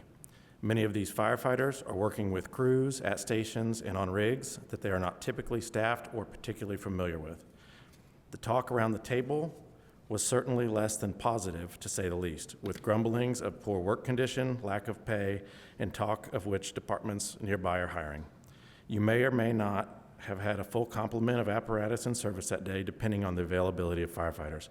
Meanwhile, training, logistics, and admin are buried in urgencies such as the perpetual preparation and facilitation of our next 12-person recruit academy, all the while knowing that we will likely lose many of them to other departments almost immediately following the completion, and the cycle will continue.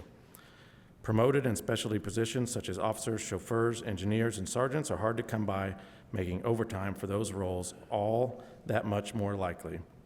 We would love to get some people promoted, but engagement and morale are low, and our department is just too busy with the perpetual cycle of recruit academies to efficiently conduct certification courses. At the end of the 24 hours, you survive your shift, and if you're lucky enough to not get the dreaded call that you are up for mandatory overtime again. If you are lucky enough to dodge this call, it's still likely that you're just off to your second job after all you have to make ends meet for your family. The atmosphere arriving on shift today, night and day difference. Today you arrive on shift to familiar, well-rested firefighters, more than likely with the crew and on the rig and shift you are very familiar with. You have a full complement of rigs, all staffed at or above minimum staffing.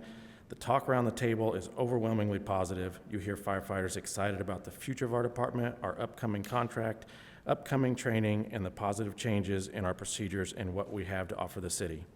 You hear talk and stories of what this contract will do for our firefighters' family, whether that be financial impact or simply affording them the opportunity to spend more time with their spouse, kids, or grandkids. You hear firefighters making predictions on how large our next application process will be. Training, logistics, and admin are actively and efficiently focusing on the future without being buried in urgent disasters. Certification classes for promotions are being held regularly and are filling up immediately. Our firefighters want to promote, grow, and advance. Keep going. I'm afraid that's your time, but you can wrap up. I'll send it to you, but Okay. either way, thank you guys very much. Thank you. We're having some trouble with our timer, so we can't see it right now, but we will be able to hear it, it seems like.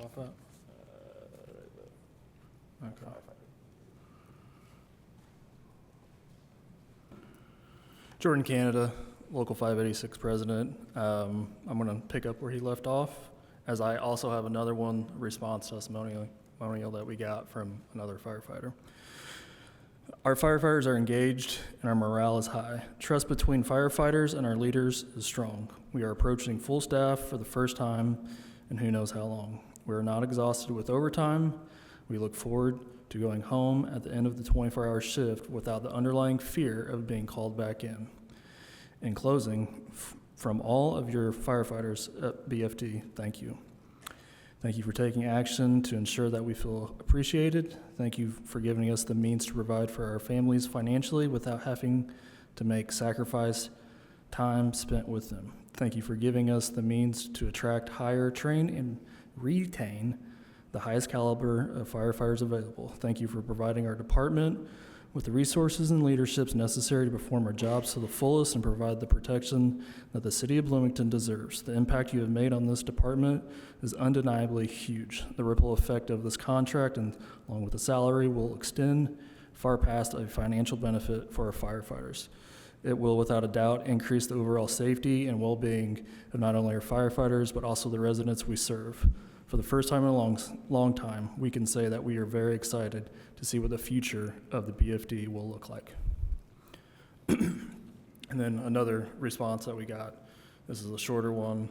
The firefighter, it reads, "It's difficult to describe just how refreshing it is to work under an administration that not only expresses a deep caring for the labor force, but then in turn backs it up with their actions. This contract instilled a new feeling of importance and value. The morale boost has been tangible and productivity has soared. The stress that the families have felt to make ends meet is melting away. With sincere appreciation, thank you for what you have done for us and for our fire department." Thank you. Deputy Attorney Kulak, do we have anybody on Zoom? I don't see any hands raised, but again, if you need to make a comment, you can raise your hand using the Reactions tab. If you cannot find it, it's in the More tab, and if you need help, you can send a chat to the meeting host. Okay, we'll give that another moment. I don't see anybody else here in council chambers. Any hands raised on Zoom? No takers, and apologies, the timer timed out of the meeting, so I'm using it on my phone. Okay, well, thank you for jumping in on that. All right, back to council members for any final comments prior to the vote. Any council member would like to comment?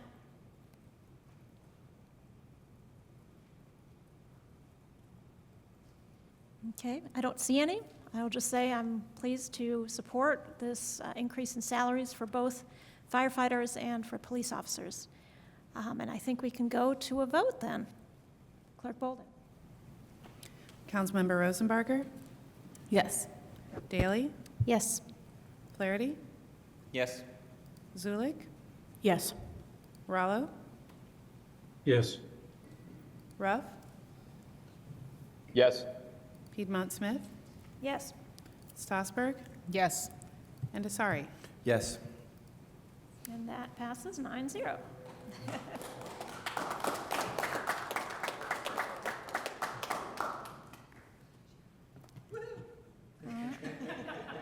I would like to move that ordinance 2024-22 be introduced and read by the clerk by title and synopsis only.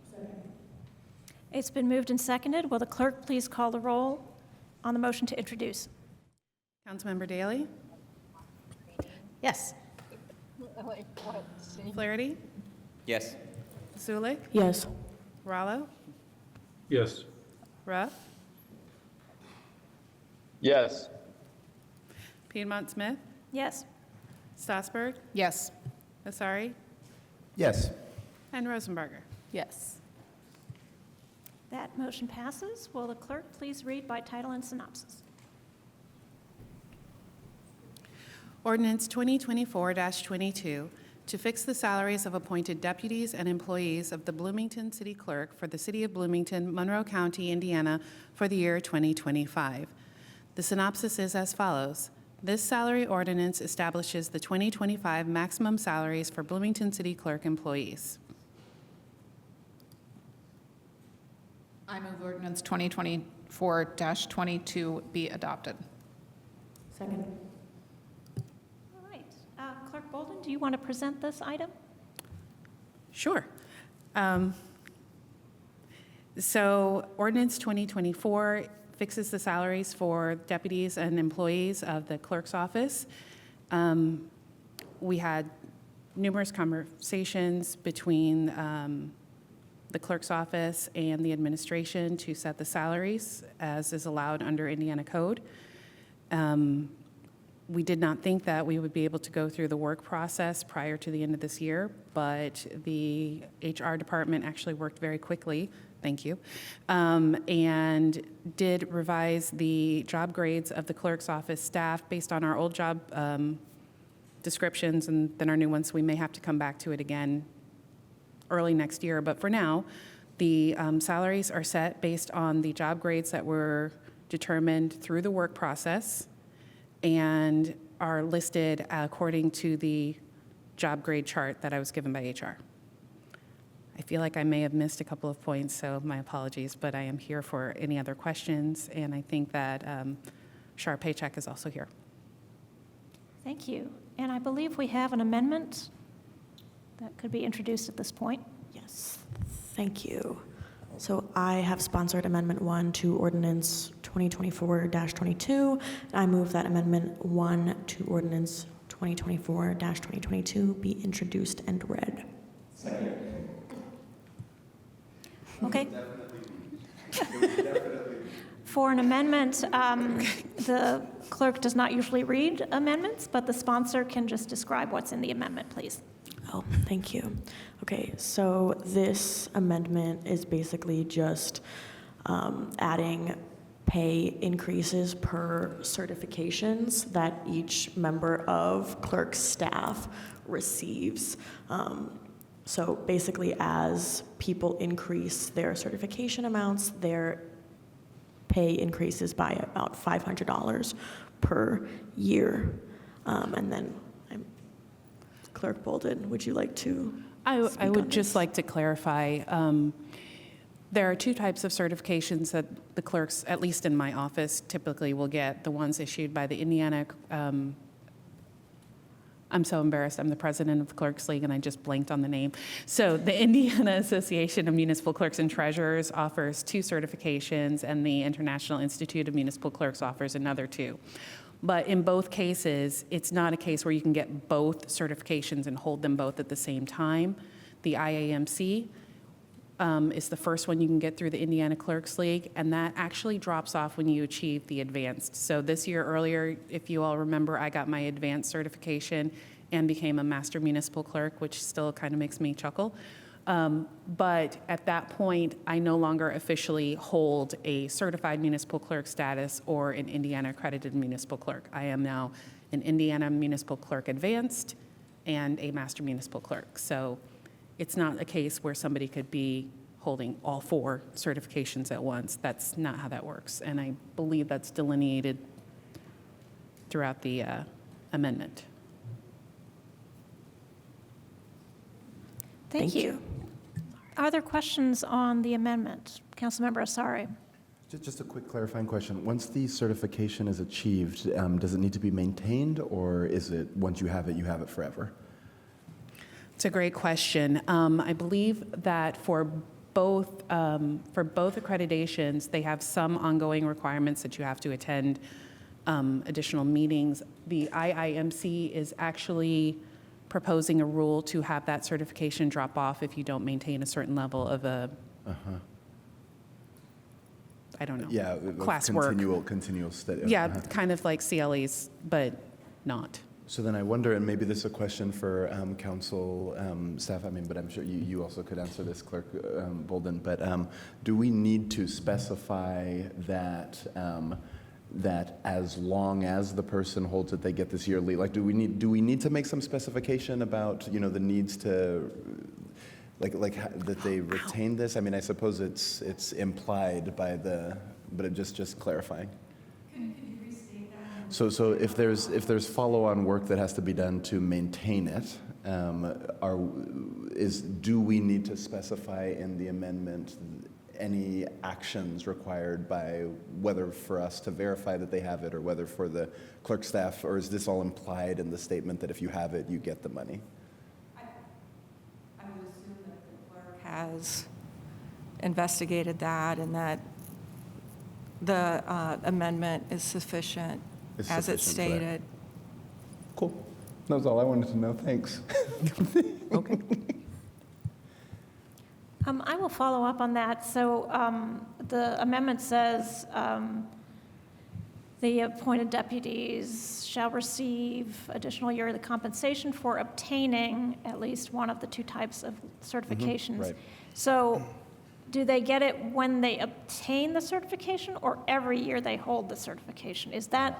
Yeah, that's what I was trying. That's right. If I could ask our council attorney whether that needs to be clarified or is it somehow understood in here? Clerk, could you specify, is this a type of certification that can be lost once attained?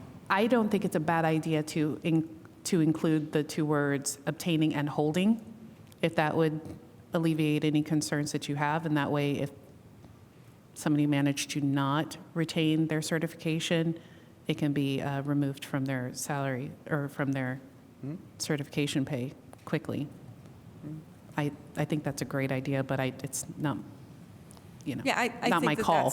That's sensible, yeah. I'm happy to make that change. Do I have to make a specific motion to amend the amendment? Yes, Okay. you do. I would like to move to amend Amendment 1 to add and holding to the first sentence where it says for obtaining and holding municipal clerk certifications as follows. Can I get a second? Second. Clarifying question, actually. I think we want to add for holding in two places. Section 3 is the text that actually will appear. And so. I would like to amend my amendment of my amendment. You can't do that, but you could withdraw by unanimous consent and make a fresh amendment. I withdraw my amendment if everyone's cool. Yeah. Thank you. Okay. I would like to motion to amend Amendment 1 to change, just to add and holding in the first sentence of the amendment and in Section 3, just to add and holding right after the word obtaining. Second. Thank you. All right, that amendment of Amendment 1 has been moved and seconded. Councilmember Stossberg? I just want to thank Councilmember Flaherty for pointing that out because I thought that we were adding and holding to the second spot in this ordinance and everybody else was looking at the first. So thank you for pointing out that there were actually two spots. Yeah. Councilmember Flaherty? Thank you. So Indiana Code 36-4-7-3 has a section D that says, notwithstanding subsection B, the city clerk may, with the approval of the legislative body, fix the salaries of deputies and employees appointed under Indiana Code 36-4-11-4. So I think we're going to be talking about this in the context of the next ordinance as well. The city clerk is tasked with the optional ability to fix the salaries of deputies and employees. I think so I guess I'm curious to hear our legal counsel weigh in as to whether this amendment's even allowable. Can a council member sponsor an amendment to make a change of this type. You're referring to the amendment to the clerk's ordinance? That's right, because the clerk is the one called out in Indiana code for fixing and setting, fixing salaries, whereas here we have an amendment brought by a council member. You know, I think that the statute allows the clerk to fix the compensation salaries as you indicated.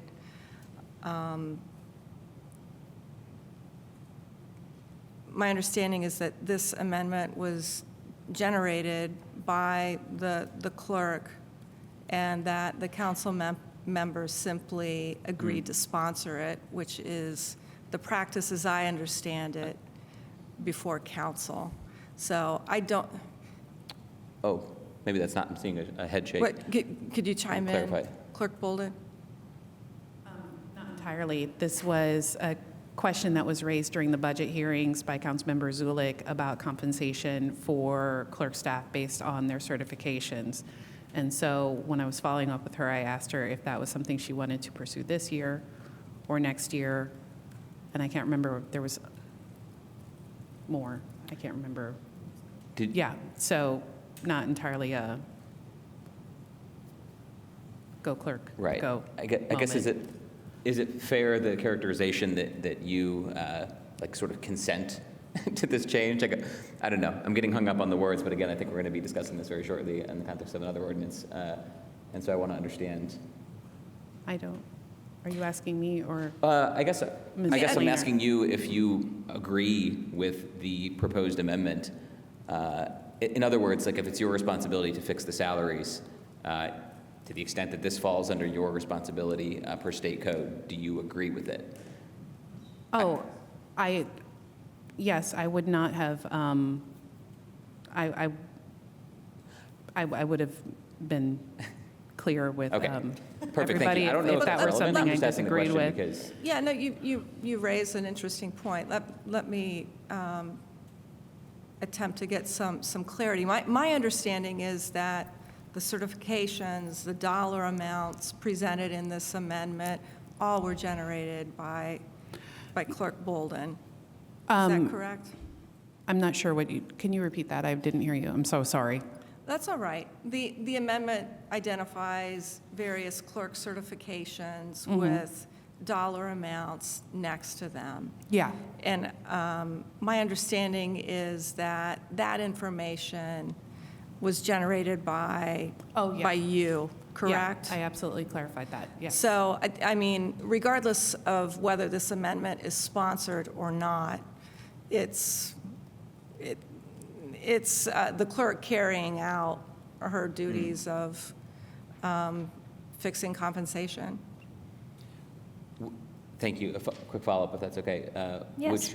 If the clerk disagreed with this proposed amendment, would that change your mind? Would that change your answer, so to speak?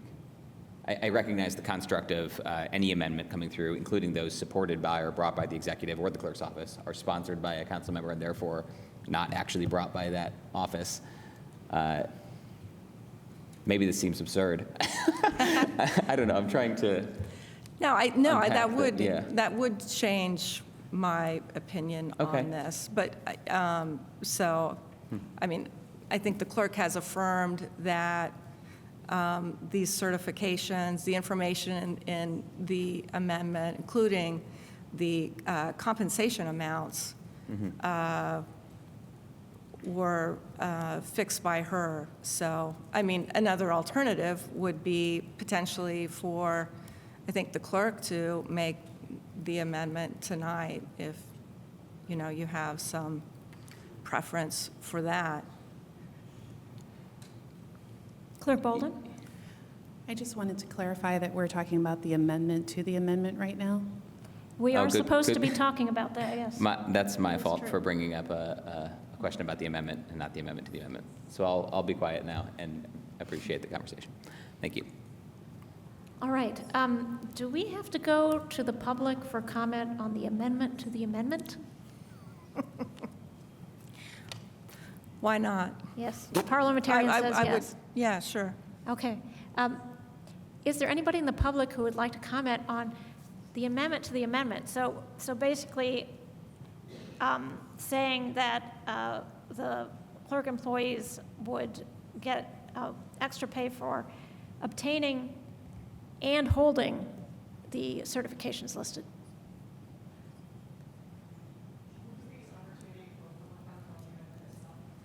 Yes. All right, I don't see anybody wanting to comment on the amendment to the amendment. Do we have anybody on Zoom? Nobody on Zoom. All right, thank you. We'll come back to council. Any comments on the amendment to the amendment before we vote on it? Okay, seeing none. So now we will call the roll on amending the amendment to say for obtaining and holding these certifications. Clerk Bolden.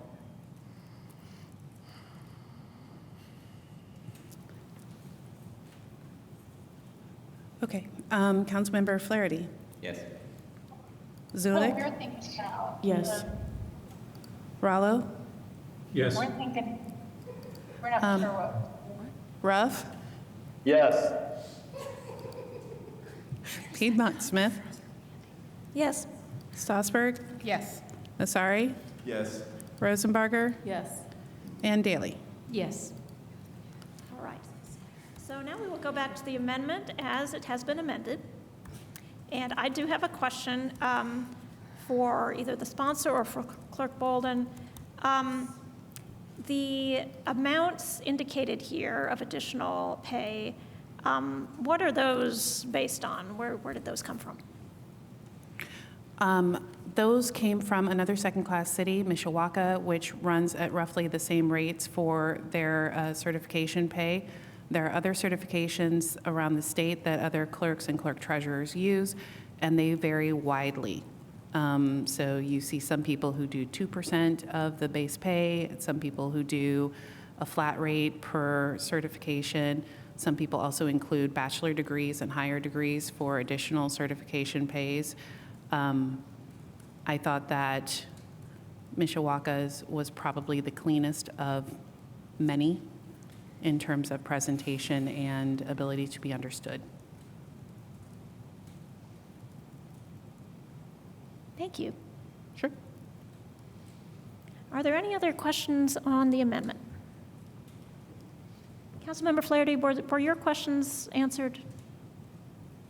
Yeah, I think so. Thank you. Okay. All right. Now, is there any public comment on the amendment itself as it has been amended? This could be a drinking game every time we say the word amended. Be drunk by the end of it. So you've proposed something that is very contentious and does not exist for any other employee in the civil city. The only employees who have certification pay in the city are union employees, and those certifications are very carefully negotiated, and they are quite contentious. They are the subject of continuous complaints and renegotiations regarding which certifications are the most important. Why does this person get pay for this kind of certification while I don't get this for mine? And that's why Human Resources does not offer certification pay for any other employee in the city of Bloomington outside of union contracts. The questions that you're asking during your discussion of the amendment and the amendment to the amendment are exactly the kinds of questions that Human Resources has to answer when certification pay comes up. The first question is it required to do the job? And if it is it included in the job description? Because if it is, that's factored into the value of the job. If you think about everyone in the controller's office, in legal, in HR, there are many planners, engineers, there are many roles throughout the city that require continuous updating of certifications that are required to do the job, and that also have additional professional development opportunities to enrich knowledge, some of which are at the discretion of the employee and some of which are required for the job.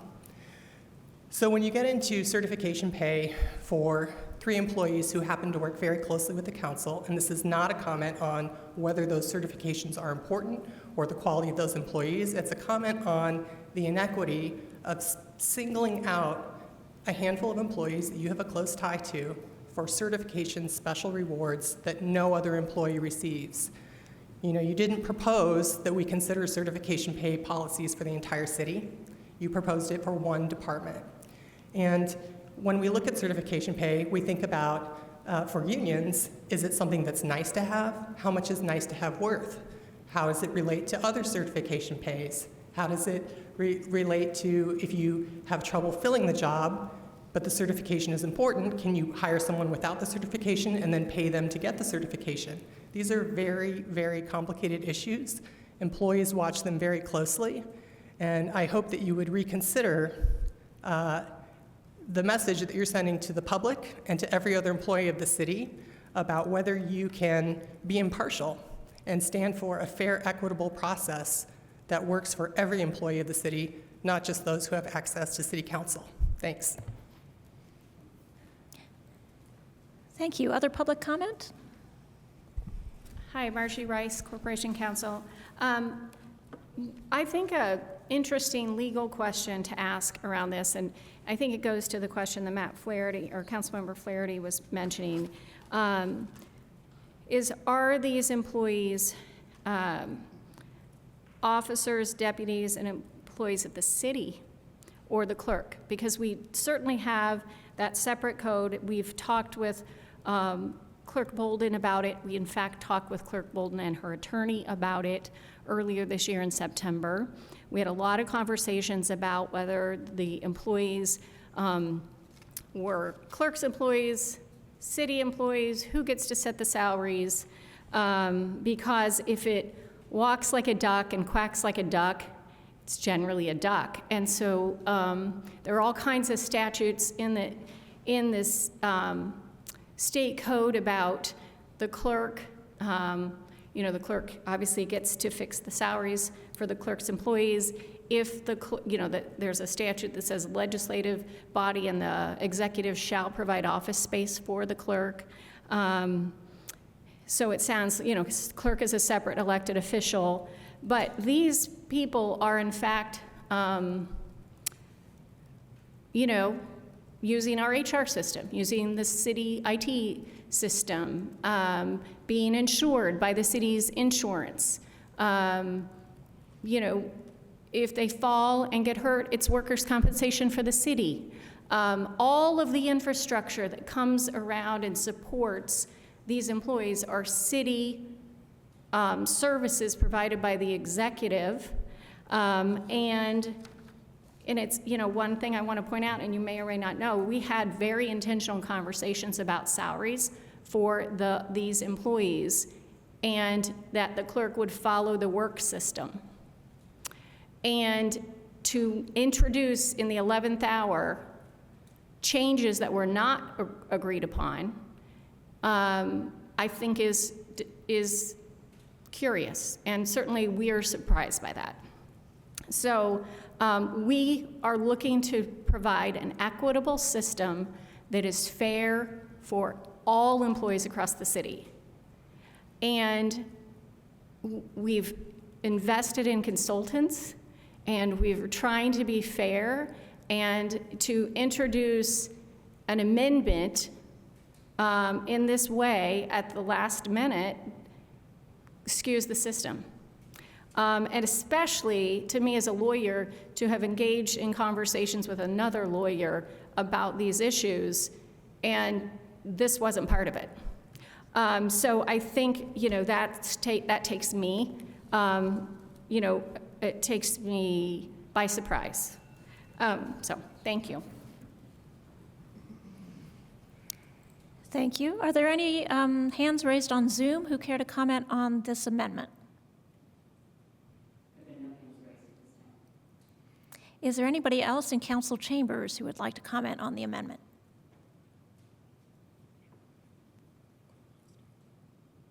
Oh, Clerk Bolden, go ahead. I would like to clarify a couple of things really quickly.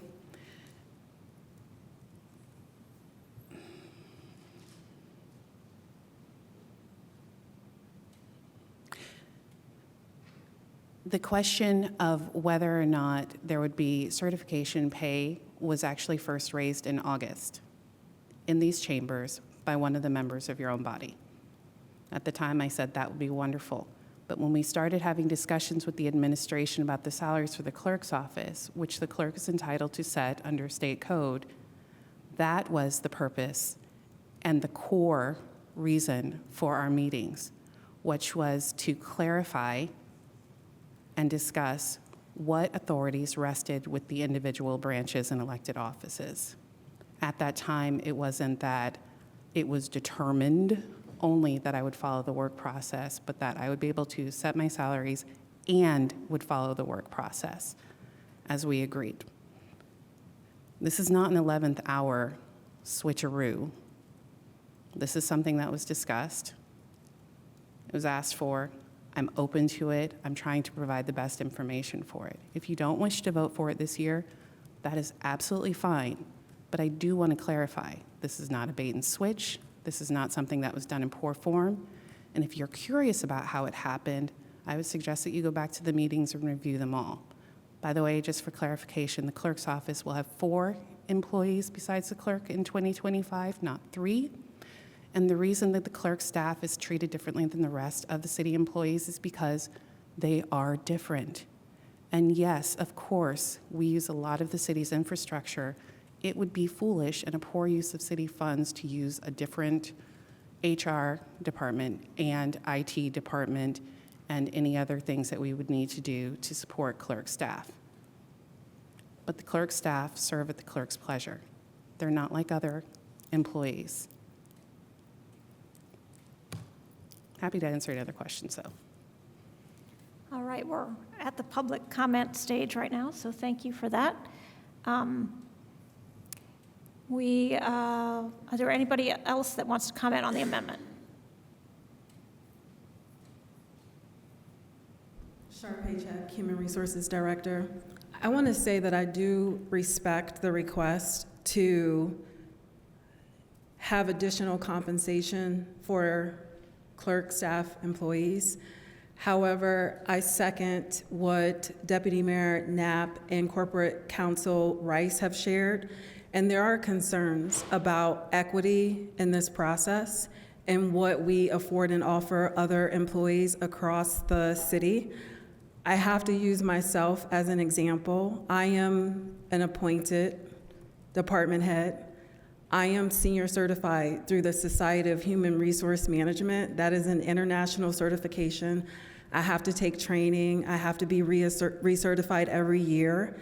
And at this point, I am not receiving additional compensation for that certification.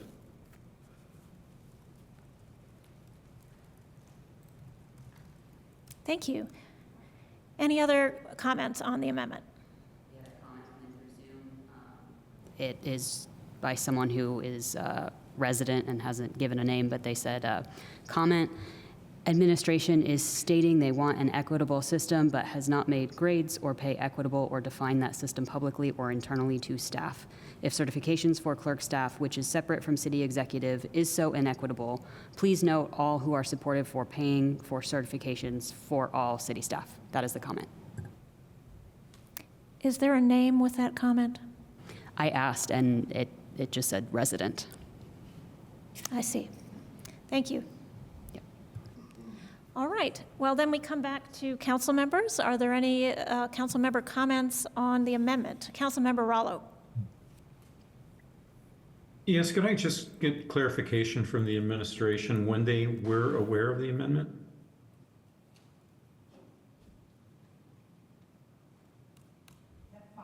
Today, when the packet amendment was released. Okay, well, thank you for there seems to be a dispute here that you were in discussions with the clerk's office and you were aware of this possibility, but you're saying that that was not the case. Is that correct?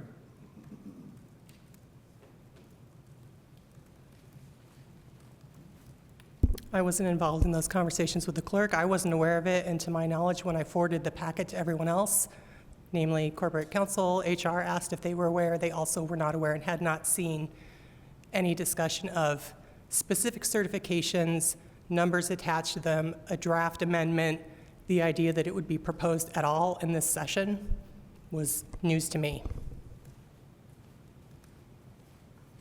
Thank you. All right, any council comments? Councilmember Zulik. I want to start off by saying I'm always going to be in favor of people getting paid for their educational attainment. As we discussed in code, council is not able to increase salaries for other employees, but it is doable for city clerk with her permission and excitement. I don't know. But if we want to talk about equity, we could talk about how the salary grade for the head attorney for the city and department heads are 14 and 13, while our council attorney makes 12. Or we could also talk about how our city attorney and the assistant attorney for the city has a salary grade of 12 and 11, while our assistant attorney has a salary grade of 10. So if we want to talk about equity, we can talk about equity, but let's be equitable about it. Additional comments on the amendment before we vote? Councilmember Flaherty. I appreciate the discussion and, reiterate that I think public record reflects that this was brought up in front of the administration, in, meetings they participated in August, as I understand it. When and how someone is made an amendment, made aware of an amendment, in particular in this context, is sort of irrelevant, I guess. This is the first time we're discussing this item of legislation. Necessarily, amendments would be coming in, in ideally a few days earlier, let's say, but that's the nature of tight timelines and our work. You should always expect amendments brought by the council. That's what we do. We amend legislation, we pass legislation, we consider it. So crying foul based on our normal process strikes me as missing the mark.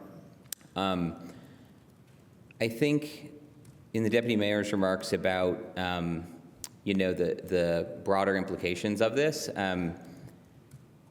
she was emphasizing that it's not an approach that the administration has chosen to take with civil city staff, but it is an approach that the administration has chosen to agree to via negotiation with collective bargaining agencies for the unions. So it is a practice with the unions. That's maybe a helpful analogy here because the clerk's office is unique. It is distinct from other branches of government. It is an independently elected city clerk, of course. The council office and the clerk's office both make use of all sorts of city resources, obviously, that the city runs and owns. That doesn't mean that we should be treated identically to other city staff and departments. I think while I hear the concern, I tend to lean in deference to the clerk to run her own branch of government and office as she sees fit. So I guess I just don't share the view that we should be thinking of the clerk's office just like any other city department. I think it is, there are relevant similarities and there are relevant differences. And the fact that we do allow for certifications, again, with unions, it is itself kind of telling. So I think I'm supportive of this. I don't see a reason why we can't have, we already, with unions and non-union employees, hold these two things in our minds collectively. I don't see why a different branch who wants to operate this way can't do that. I found the rationale relatively compelling. Finally, I just think some of the characterizations and unspoken implications about the council and about others were unwarranted. Some of them are false. I reject them. Thank you. Councilmember Stossberg? Thank you. My computer just went to sleep on me. There we go. I'm trying to figure out how to word this in exactly the right way because I think that generally speaking, continuing education is really important and certification should be compensated in some way. And the fact that we don't do that anywhere else in the city is I almost feel like that's a problem. Maybe this should be the start of a trend to potentially do that and to look at what additional certification should mean for the different departments and for the different employees that we have as kind of honestly a piece of retention because that can be a problem and that there should be some reward for keeping your content up to date and keeping abreast of what's going on in whatever field it is that you're in. The place where I am then leaning on right now, to some degree as well, where do we give additional pay for certifications, which looks to be, honestly, I think, just in the firefighter contract, unless I'm missing it in the police. Right, the police get it for higher education, but fire gets it for higher education as well. And then the scale, though, for certification pay for firefighters starts with one certification for an additional $100 and caps out at 15 certifications, which is a maximum of $1,500. So I don't think that we can really go an apples to apples comparison, because I don't know anything about these certifications in the fire department contract and how much it takes to get them. How many hours do you have to spend? How intensive is it? Do you have to renew it, et cetera, et cetera? And I similarly don't really know anything about the ones from the clerk's office. So I'm having a real hard time with this, I think, because I do feel like I don't quite know enough about what it takes to get those certifications and whether or not that additional compensation is comparable, I'll say, to other potential certifications in other places. So I'm really waffling on this right now, and I think I'm leaning at the moment no, because I do feel like I need more information this year, and the clerk's office is different and does, I think, deserve a different level of consideration, but I also think that it can be a model, and I think that if it's going to start, a thing in terms of other city employees saying, well, what about my certifications, then it should, because we should be considering those sorts of additional education stuff when we think about salaries, but that maybe a little bit more rationale about why these numbers were chosen would have been better to provide a little bit earlier in this particular case. I think that's all I have to say. Thank you. Councilmember Rallo. Yes, I find myself in a similar position as Councilmember Strasburg. I think I'm lacking information here in terms of what the proper compensation would be for given certification. That's one part. The other part is I'm a bit distressed that there hasn't been discussions with the administration and particularly HR that need to be in this discussion to prevent an appearance of favoritism done by the council for particular employees and without equity considerations for others. So I would like that discussion to occur. I'm not opposed, as Councilmember Strasburg said, for compensation for certification. I think that's a discussion that we need to have. But I think that I don't think I can support this at this time, because I think until that discussion happens, I think this is an arbitrary amendment, and I don't want to act in a way that would be interpreted as arbitrary or something that would be inequitable vis-a-vis other city employees. So I think I'll be voting no on this. Thanks. Councilmember Daley.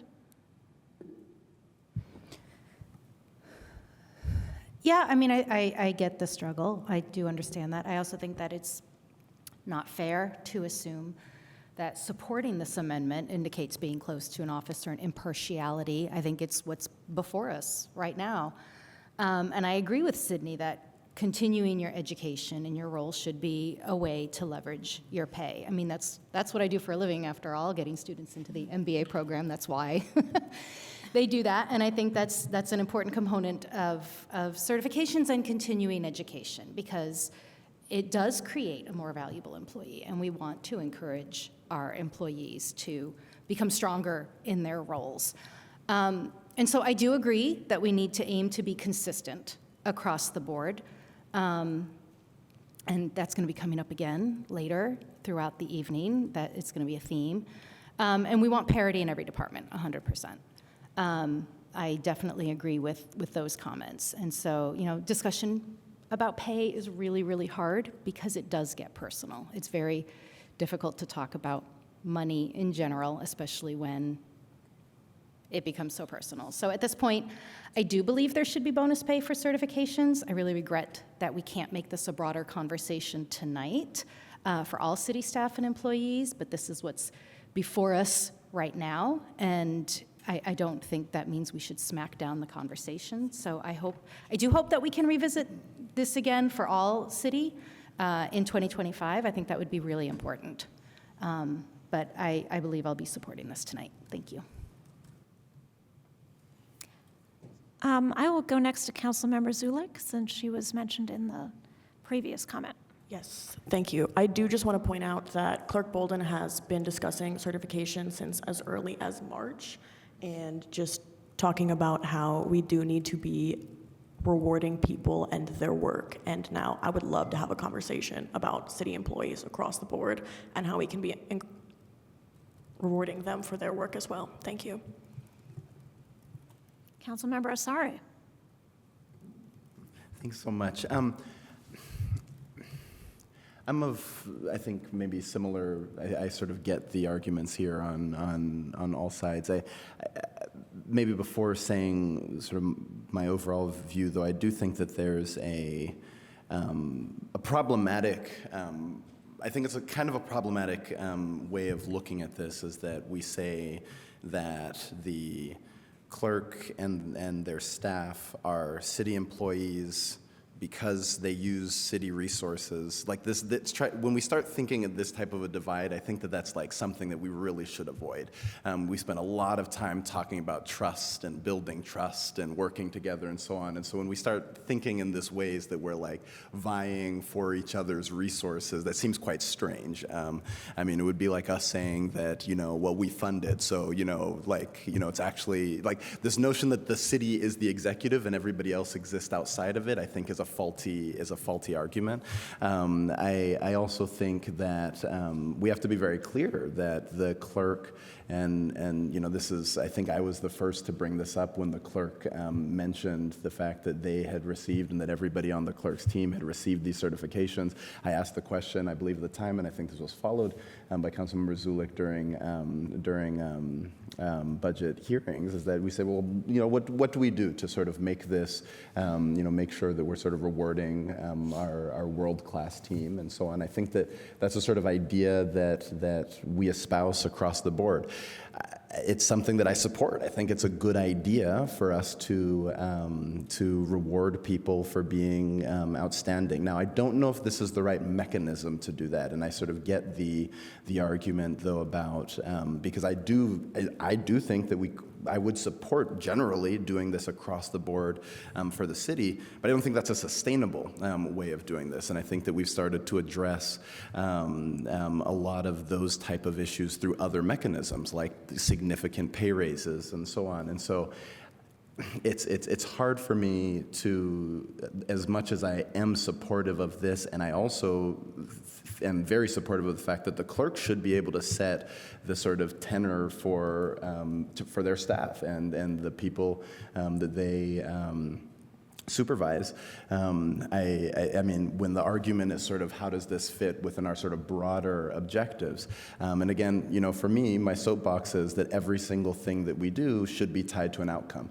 And I don't think that we've been very clear here about stating what the outcome is for us to hold ourselves accountable to it. Whereas with fire and police and otherwise, I think there's a clear outcome there, that we're talking about competitiveness, we're talking about retention.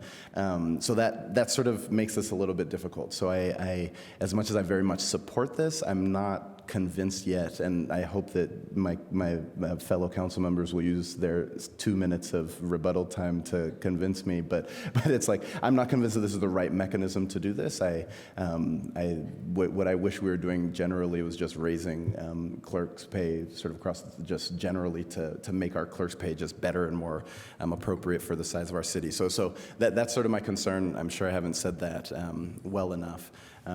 So a little bit on the fence here. Is there any other council member who has not made a comment who would like to at this time? Well, then I will make one. So I think certifications are important, but as Councilmember Osari said, we were happy to hear from the clerk earlier this year that all of her staff had attained these certifications, and that was great news, and we are proud of the work that the clerk does and appreciative. But we just don't get reports from other departments where people get certifications. It could just as easily be that everybody in engineering now has this certification, or everybody in HR now has this certification, and that's all great as well. So I'm not going to support this amendment tonight. I think that we do need to look more holistically across the city. Yes, the clerk's office is different, and they, can set. The clerk sets the salaries for her deputies, and that's correct, and as it should be. But I am concerned about equity in this context, in that many employees have certifications, and that is not accorded with additional compensation. And so let's look at this issue across the board in the coming year, and see if maybe we should allow certain certifications to have extra pay, but let's do that across different departments, including and the clerk's office, which is not a regular department. I admit that. So that is my reaction to the amendment. What is it? Clerk Bolden, I'll make an exception and let you have a chance to speak as well. Thank you all for a robust and thoughtful conversation. I think this is wonderful to hear.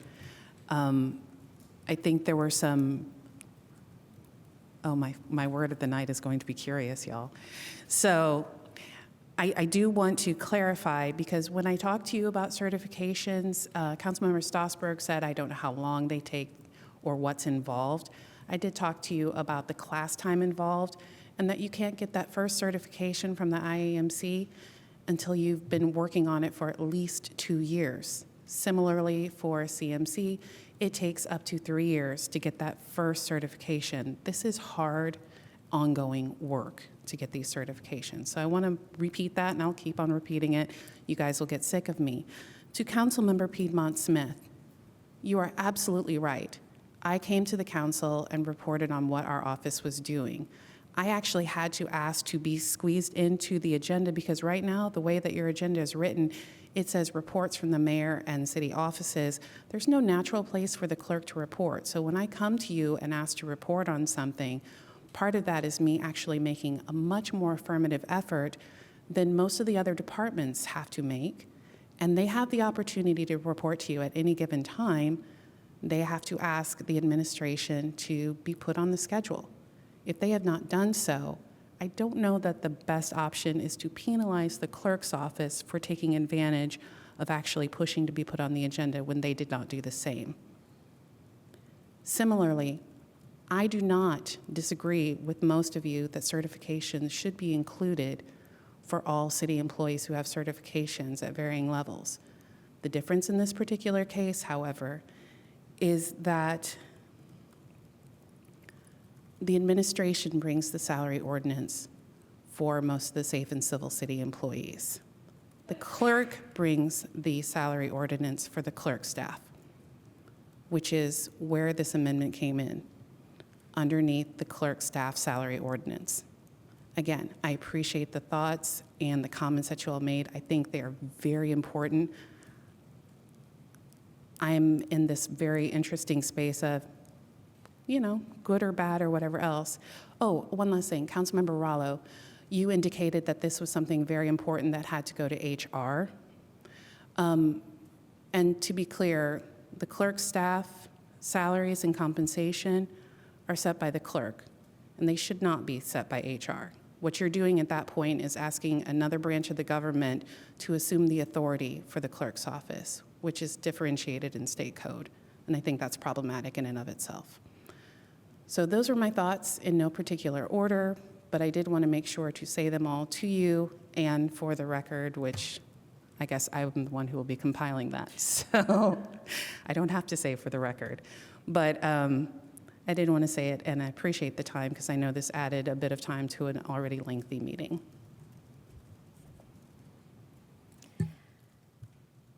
Councilmember Stossberg, second bite at the apple, 2 minutes. Yes, my name was invoked, so I wanted to clarify that I know from what you've said that it does take substantial time for these certifications, but in the amendment and any documentation around the amendment, that's just not there.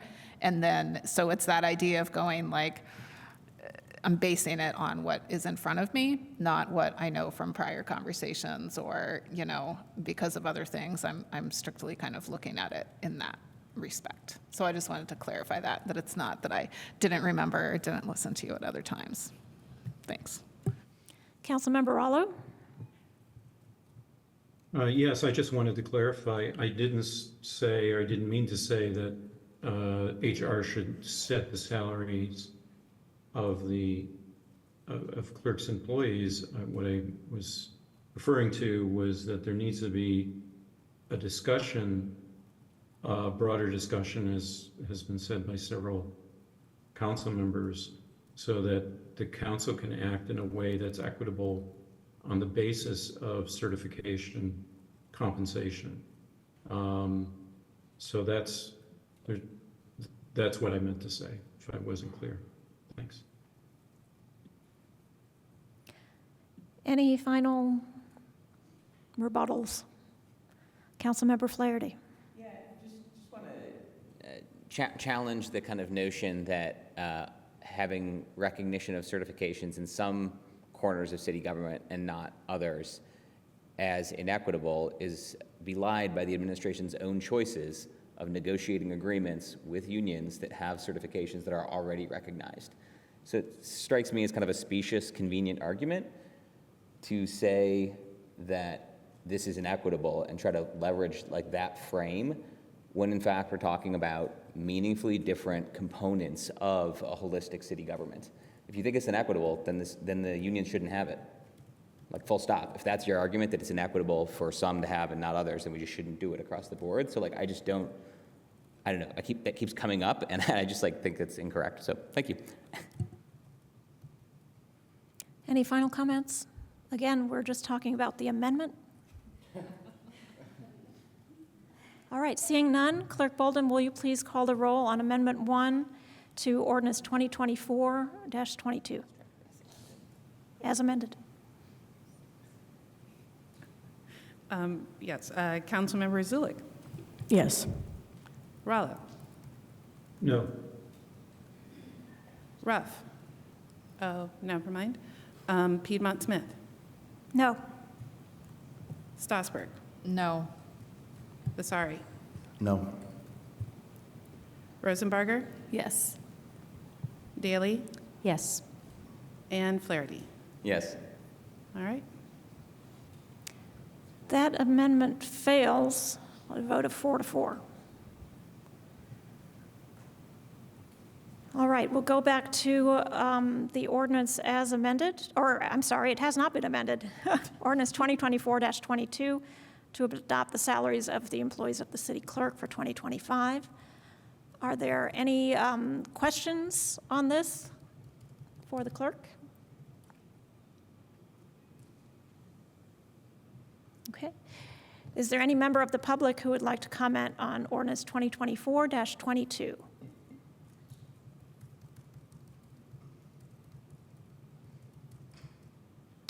If you're on Zoom, you can use the raise hand function, which should be at the bottom of your screen, maybe under reactions.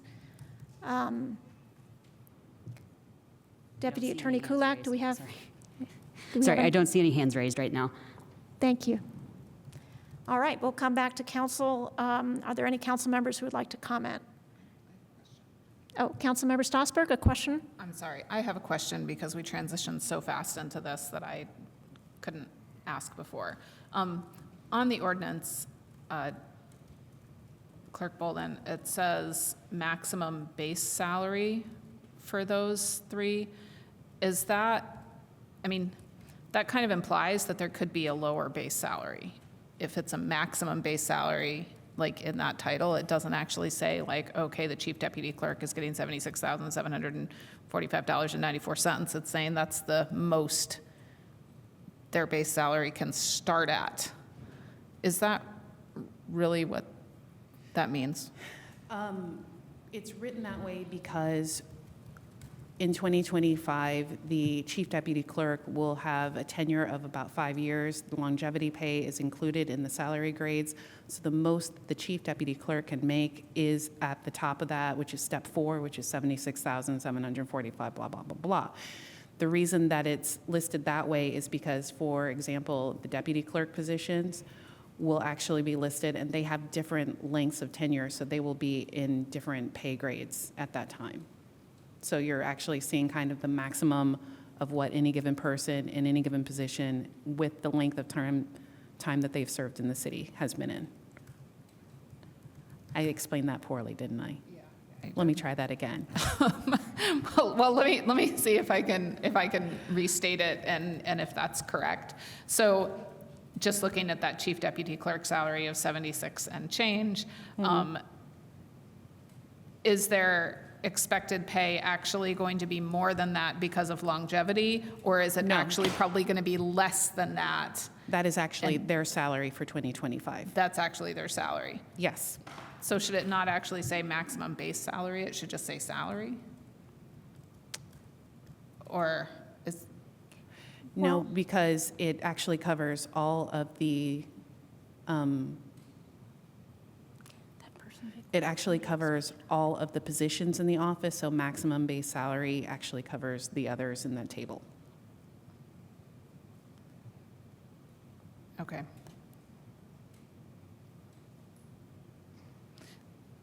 So does this leave space then if there's turnover mid-year, that then that new person might end up being less? Yes. Than that? Okay. It does leave space. I think I'm troubled by the base part of that heading, because base seems to be a place to start at, and then maximum seems to be a place to end at. So I'm... Well, it could be something where it said minimum base and maximum base, but I think that's just overly wordy. Right. Okay, thank you. But I will make sure to include this conversation in the minutes so that there's no question if somebody comes forward and says what your intent was or was not.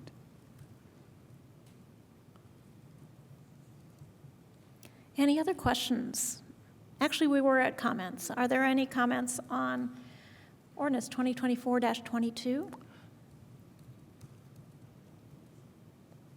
Okay. Seeing none, I think we can call the roll on the ordinance. That was quick. Councilmember Rallo.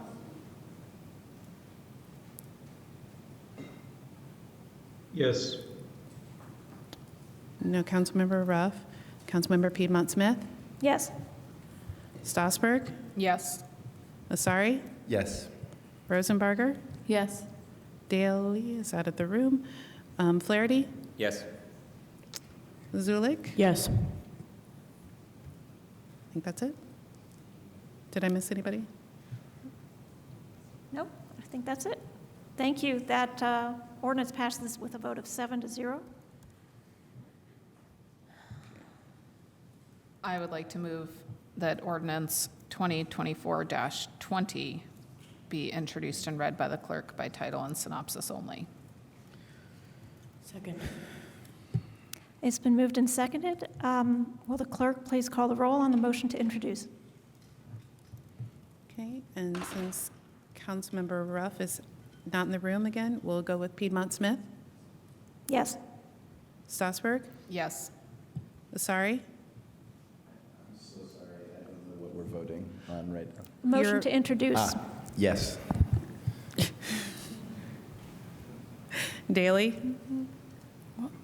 Let me. Oh, I'm so sorry, Councilmember Rosenbarger. Yes.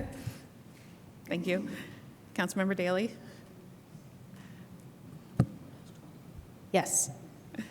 Flaherty, Yes. Zulik, Yes. and Rallo. Yes. Okay. All right, that motion is adopted, so will the clerk please read by title and synopsis? Ordinance 2024-20, an ordinance to fix the salaries of appointed officers, non-union, and AFSCME employees for all the departments of the City of Bloomington, Monroe County, Indiana, for the year 2025. The synopsis is as follows. Ordinance 2024-20 sets the maximum 2025 salary for all appointed officers, non-union, and AFSCME employees for all the departments of the City of Bloomington, Indiana. That's it. Thank you. I would like to move to adopt ordinance 2024-20. Second. Thank you. And I think we have Dr. Paycheck again. Hello again, Sharp Paycheck, Director of Human Resources, here to present Salary Ordinance 2024-20. I will not go over the details of the salary ordinance because I'm assuming you've had an opportunity to take a close look at it. The one thing that I will highlight is, number one, I have an amendment to this salary ordinance, and so is it appropriate time for me to introduce it now? Yes. Council member needs to do that. Council member. Have we seen this amendment? Has it been sent to us at all? Yeah, it's in the packet. It is.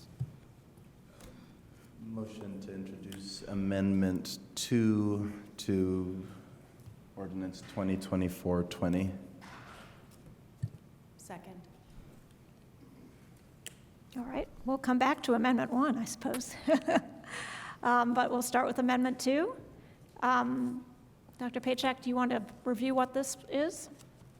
Yes, so this amendment is to correct, based on some appeals that we received and considered in the process in order to determine position grades for civil employees. There are 5 total corrections that we'd like to make.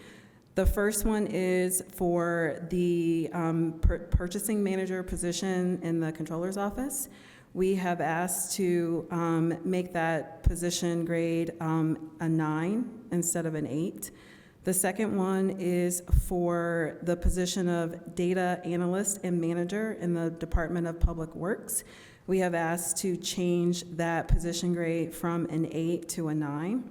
The third one is for the position of accounting clerk in the Utilities Department. That request is from a grade 4 increased to a grade 5. Section number 4 would be the position of hazardous materials inspector. And also in the Department of Utilities, we have asked for that position to be decreased from a position grade of 8 to a 7. The final position is environmental program coordinator, again, in the Utilities Department.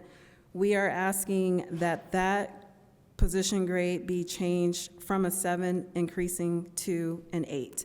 And again, these requests are based on the appeals that we received directly from department heads to reconsider the original recommendations that are presented in the salary ordinance. Thank you.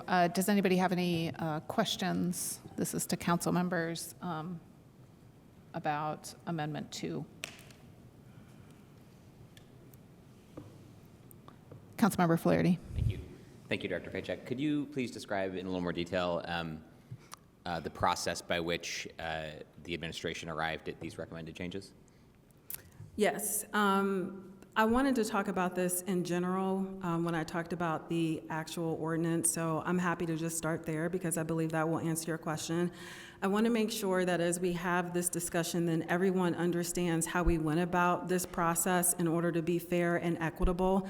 So as you know, we as a new administration came into the salary study that started in 2023, and we picked up the ball where it was in order to move forward to actually implement the salary study recommendations. And so one of the very first things that we did after we got up to speed is make sure that we understood that we had a rubric that we could use in order to fairly evaluate positions. So we started with all the department heads. The department heads evaluated their own positions. The department head positions were also evaluated by the Office of the Mayor, by Deputy Mayor Knapp. We did that so that we can start at the top of this process and kind of level set so that we knew how we can work our way from the top to the bottom in order to be able to establish what the grades could be, again, based on our rubric, our work form. Once the department heads and Deputy Mayor Knapp had an opportunity to have an collaborative and iterative process in order to identify those grades, the next thing that we did in the process that we established was have the department heads then use that same work form in order to evaluate all of the positions in their department. And so obviously the department heads had to have some designees in order to get through that push, but we did that around July. And so that was a heavy lift, but we appreciate the department heads for actually evaluating all of the positions within their departments. The next thing we did is we had internally our Director of Compensation and Benefits, Erica DeSantis, who is here this evening, look at all of the results from the work forms and then do her own evaluation to determine if she felt like those grades were fair recommendations. And so that alone was like 3 checkpoints that we use in order to roll out this system. And then taking the opportunity just to make sure that we had one more checks and balance, we engaged with Kelsey Gregory, who is an independent consultant, and you've heard already from Kelsey tonight, but we wanted to make sure that she affirmed what we heard from the department heads, what we heard from Human Resources, the recommendations, and so we got to the point to where we could affirm those position recommendations. We didn't want to stop there, because we understand that this is a very complicated process. It was very robust.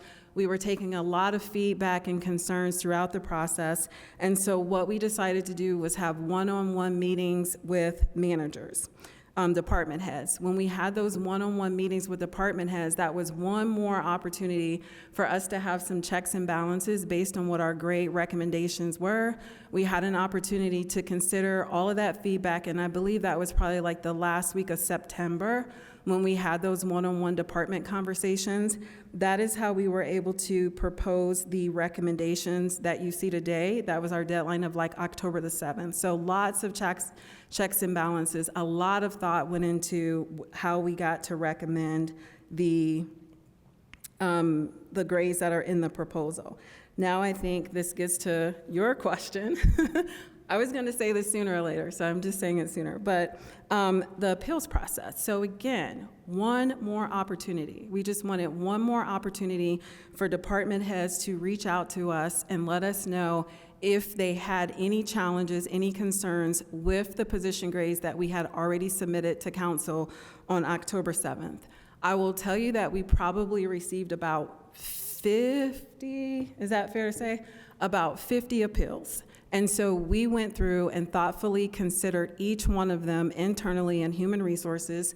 We asked our consultant to take a quadruple look at them at this point and just make sure that we felt good about our process and that we felt good about our recommendations. And so that's how we got there. And there were a couple that we listed here that we took into consideration, and we felt like they were fair and they would be equitable. And so we went ahead and proposed those changes and the amendments tonight. Thank you. Yes. Deputy Mayor Knapp wants to chime in. Sure, thank you. I just want to clarify a few things about the process that may not be apparent from what Director Paycheck was explaining. So when we were grading the positions, we were using the current job descriptions. This is important. We'll come back to it later. And answering questions about the job based on that job description. And it automatically generated a score based on the rubric that Crow helped us develop for weighting different characteristics of a job that was invisible to you while you were filling out the form. Invisible to me, invisible to the department head. There was also a question that said, what do you think this department, this role should be graded? So when we got all those results in, what we were looking at that very first step was, what is this job currently graded? What did the department head or the supervisor say they thought it should be graded? How did it actually come out in the department head's grading? How did HR think it should come out? How did they grade it? How did I grade it? And then we looked for discrepancies and had those conversations. So there were many conversations. Another piece I want to make sure you understand, many conversations with department heads before the original salary ordinance was published. And everyone knew what was going to be in there. There were good feelings about it. But what happens is when people see how other roles are graded, that introduces questions about, well, what about that role? Why are they paid more than me? Isn't my role the same as this other one? And this is where it becomes very important that you understand that we were using current job descriptions. And in many cases, the job descriptions and the org charts for the department need a lot of work. They don't reflect the current structure. And once you make those changes to the duties and the requirements of the job and the reporting structures, how many reports people have, that impacts how they're graded. So we knew we couldn't adjust all of the job descriptions and the org charts in time for the salary ordinance. It was never intended to be 100% of the CROW process. We wanted to get as far as we could to make immediate relief for as many employees as we could based on the current job description and their tenure in that current role. It was always intended that next year we would have to go back to departments and say, is your org chart structure correct? We know that for many departments, such as planning, it's not correct. The job descriptions are incorrect. You know, a job could be rated higher than another job with the same title across departments based on what's in that job description.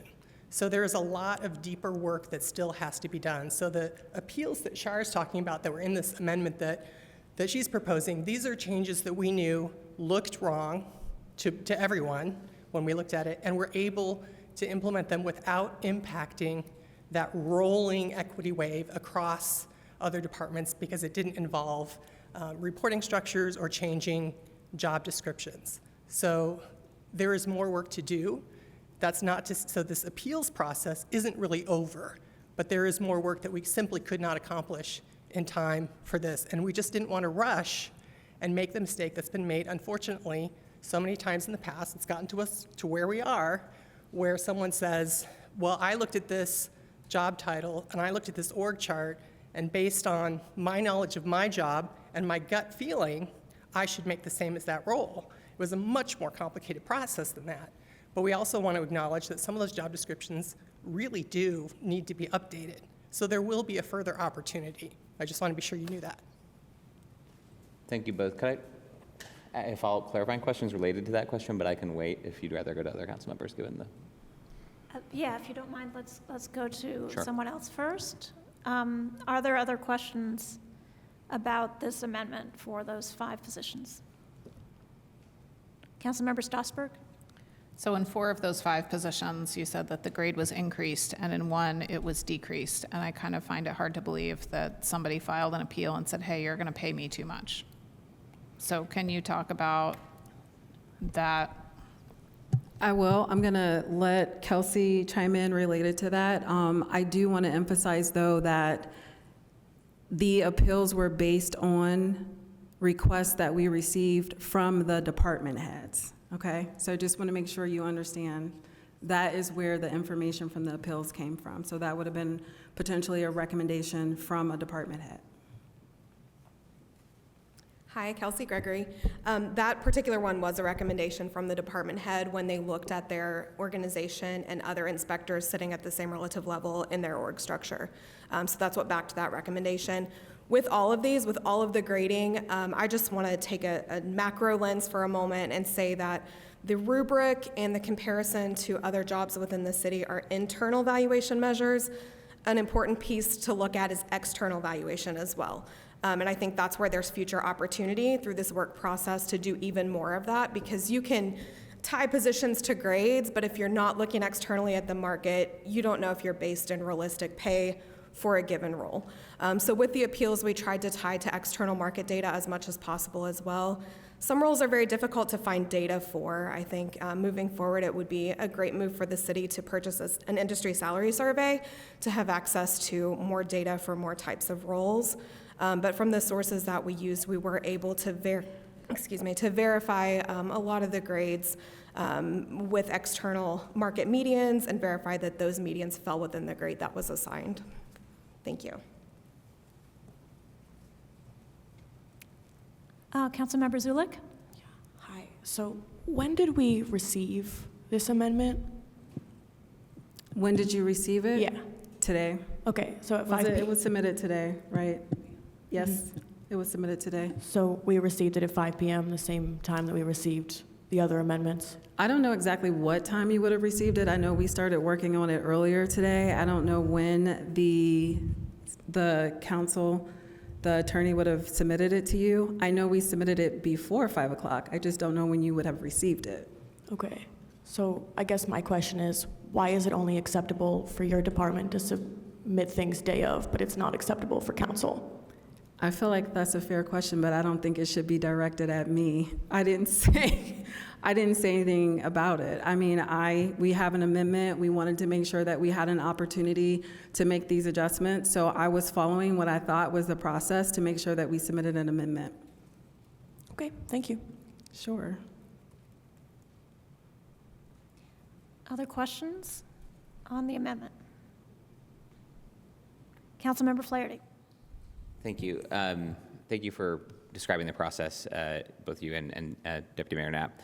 One of the questions I had, which I think Deputy Mayor Knapp kind of at least hinted at in a way, is the appeals process. And you mentioned 50 appeals, or appeals related to 50 positions that you considered, 5 of which made it into this amendment. Is that right?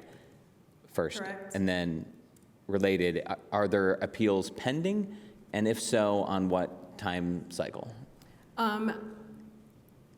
When you say pending, what I would really say is that we have made other recommendations on how they can be further considered that would be outside of the scope of this initial phase of implementation for the salary study. So for example, one of the common recommendations that we gave is if it was a matter of the position description was outdated and that it needed to be revised, then we wait and put that updated job description through the work process. That was one of the recommendations that we had, and like Deputy Mayor Knapp said, some of these concerns we think are related to the overall organizational structure and maybe the way that operations are practiced within the department are not reflected on the current job description. And so we were doing the evaluations based on the current job descriptions.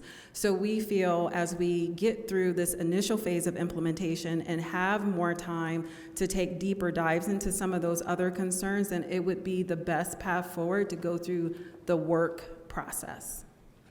Okay, so no currently pending appeals exactly, maybe only pending requests that you think are better suited to job description and org chart consideration rather than the appeals process you've used so far. Correct. Related to job descriptions. The ones that we felt should be included here because they were a very equitable review of the existing job description. Those are the ones that are represented here. The other ones, we've made other recommendations on how to move forward. Thank you. I do have one last question, if that's okay. So you described a process that had about 4 or 5 steps, a lot of which involved department heads, deputy mayor, HR, outside consultants. And all that happened first. Then you got to an appeals process. We had 50 appeals, and you decided to make changes to 5 of them. So that's 10%. And I guess does that concern you at all? I mean, I respect the intent among all parties to have an equitable process and equitable outcomes. Some of the things you described in the process, I can imagine places where systematic bias can be introduced in various ways. And I guess it's a little concerning to me, actually, that it went through the process and that the appeals is still catching, I think, a considerable percentage of sort of incorrect outcomes, so to speak. And Yeah. What are your thoughts about that? Well, we may have a difference of opinion on that, but to me, I feel like that reflects that we feel good about our process, and we felt that it was fair, we felt that it was equitable, but we knew it wouldn't be perfect. And so we knew that there would be some criteria where there would be appeals that we would recommend to go through the work process. So to be honest, it played out exactly the way I would have hoped that it played out, and that the majority of the recommendations that we had and all the checks and balances actually checked out. This, I feel, reflects, we knew the system, we knew it wouldn't be perfect in the beginning. And so this is a reflection of the imperfections. And then knowing that we still have a lot of work to do, that would be the reflection of all the other appeals, and not just those appeals. Like, since I've started here at the beginning of the year, we have other requests for department heads and managers who feel like their job descriptions are out of date, and they need to be reevaluated. Those are on a list too. So we have a lot of work to do once we open up this work process, but we are expecting that, and we are ready to do that as soon as we can. We just want to get through this first phase of implementation. I'm so sorry, but do you have a timeline expected on those other pieces? Just ballpark, 6 months, 12 months, 18 months? After the first of the year, I would think it would be fair to say, like, within the first 6 months. We want to do it as quickly as we can. Mm-hmm. And we have our director of compensation and benefits right now, like, trying to figure out, like, what would be the best schedule for that. Definitely have emphasized that it is a priority. Okay, thank you. Councilmember Strasburg. Thank you. I have some questions generally about this final cycle, I'll say, of appeals process. So okay. you said that, let's see if I remember the dates right, that October 7th-ish was the dates that you had, like, your last department head meetings, or you came out with the finals. So was it? They were the last week of September. I can't remember the exact date. Okay, there is October 7th mentioned in there somewhere, but I guess I'm wondering in those 50 appeals that you said, so, like, what is the time frame that those appeals were given to you? I need a calendar so that I could tell you those exact dates. Do you have them, or can I see your calendar? Okay, so that I can remember, we asked for all of those appeals to come to us by October 25th at 5 o'clock. That's when we asked for the appeals. The only reason why we asked for the appeals is because we had other designees request that their positions be reevaluated. It was because, really, honestly, of one request to submit an appeal, me trying to continue to be fair and consistent in the process, I said, if we are going to open this up for one request, we need to open it up again for all of the department heads. And so I think we send out that message maybe like October 31st. I don't know, I'd have to go back into my email. So, I'm sorry, somewhere between October 21st and October 23rd, maybe, is when we sent out the email to all department heads to say, basically, to be fair and consistent, we've opened this up for one other request. We want to make sure that everybody else has an opportunity to do it. And so if you have any other concerns, get them to us by end of the day on October 25th. Okay. I just want to point out that October 25th was last Friday. Is that right? And that's not very much time in general to process these. And then I also want to mention a little bit of inconsistency that I want you to speak to, in that, Director Paycheck, you said that these grades were based on existing job descriptions, and I'm sorry, I forget your name. Kelsey. Kelsey said that in terms of the appeals, you were using external market comparisons for appeals, and that can be a time-consuming process because it can be difficult to find comparables. And so I feel like there's an inconsistency there in terms of the appeals process, and going like, okay, so there were 50 appeals, these 5 made it through in terms of your timeline of receiving them somewhere between the 21st and the 25th, which was like last week. This just feels like a rushed appeals process, which then introduces all kinds of questions, and how do we really do this? That is a fair question, and I need to add some clarity around it. We started receiving appeals much earlier in the month, like around October the 2nd.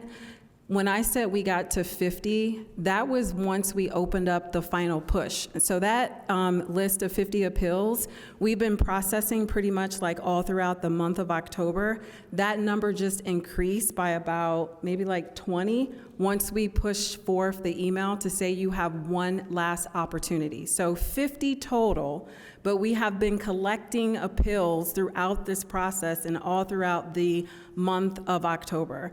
The other thing that I will say, and I'll let Kelsey chime in, it seems like a lot if you're not an expert. But I feel, based on Kelsey's work that she's done for us, based on feedback that we have received from other department heads, it may seem like it would take a long time if you don't know what you're looking at. But if this is actually your subject matter expertise, she amazes me how fast she is able to work. And so I hope that you've seen that presented here tonight, and I'll let her chime in with more information to answer the rest of your question. Thank you. I will just say on the record, I did not cut corners. I made a valiant effort to thoroughly review every appeal that came through. I'm really passionate about this type of work. I've worked on similar large-scale compensation structure overhaul projects in other environments, and it's really important because the constituents who benefit the most from a project like this are your employees. It feeds into employee engagement, retention, recruiting outcomes. It's very, very important work. So I made a concerted effort to really carefully consider each and every appeal, to ask questions if I had them, to understand where the feedback was coming from, and to look across the organization and at external market data consistently. With that piece, it can be very time-consuming to do external benchmarking. I'm pretty efficient with it personally. I've navigated probably about 12.5 different types of salary surveys and external sources. So I have kind of my bearings with that process. But I think your questions are valid, your concerns are valid. I just want to verify that I approach this work with the same level of care that I do my full-time job, and I'm really passionate about the outcomes, and I hope that that comes through in our determinations.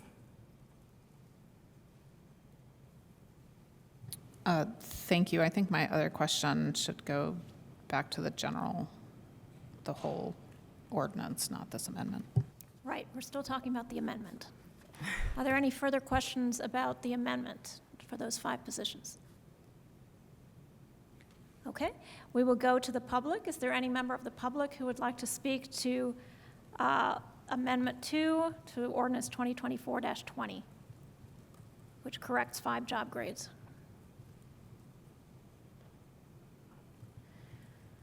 I don't see any. Is there anybody raising a hand on Zoom? Not at this time, no. Okay. Well, we'll come back to council then for any comments prior to a vote on the amendment. Any council member comments on the amendment before we vote? Councilmember Stossberg. I'm going to support this, but I just want to say I think that this appeals process, to have accepted appeals last Friday and felt like a sufficient job was done between last Friday and now, I think is tough for me to consider.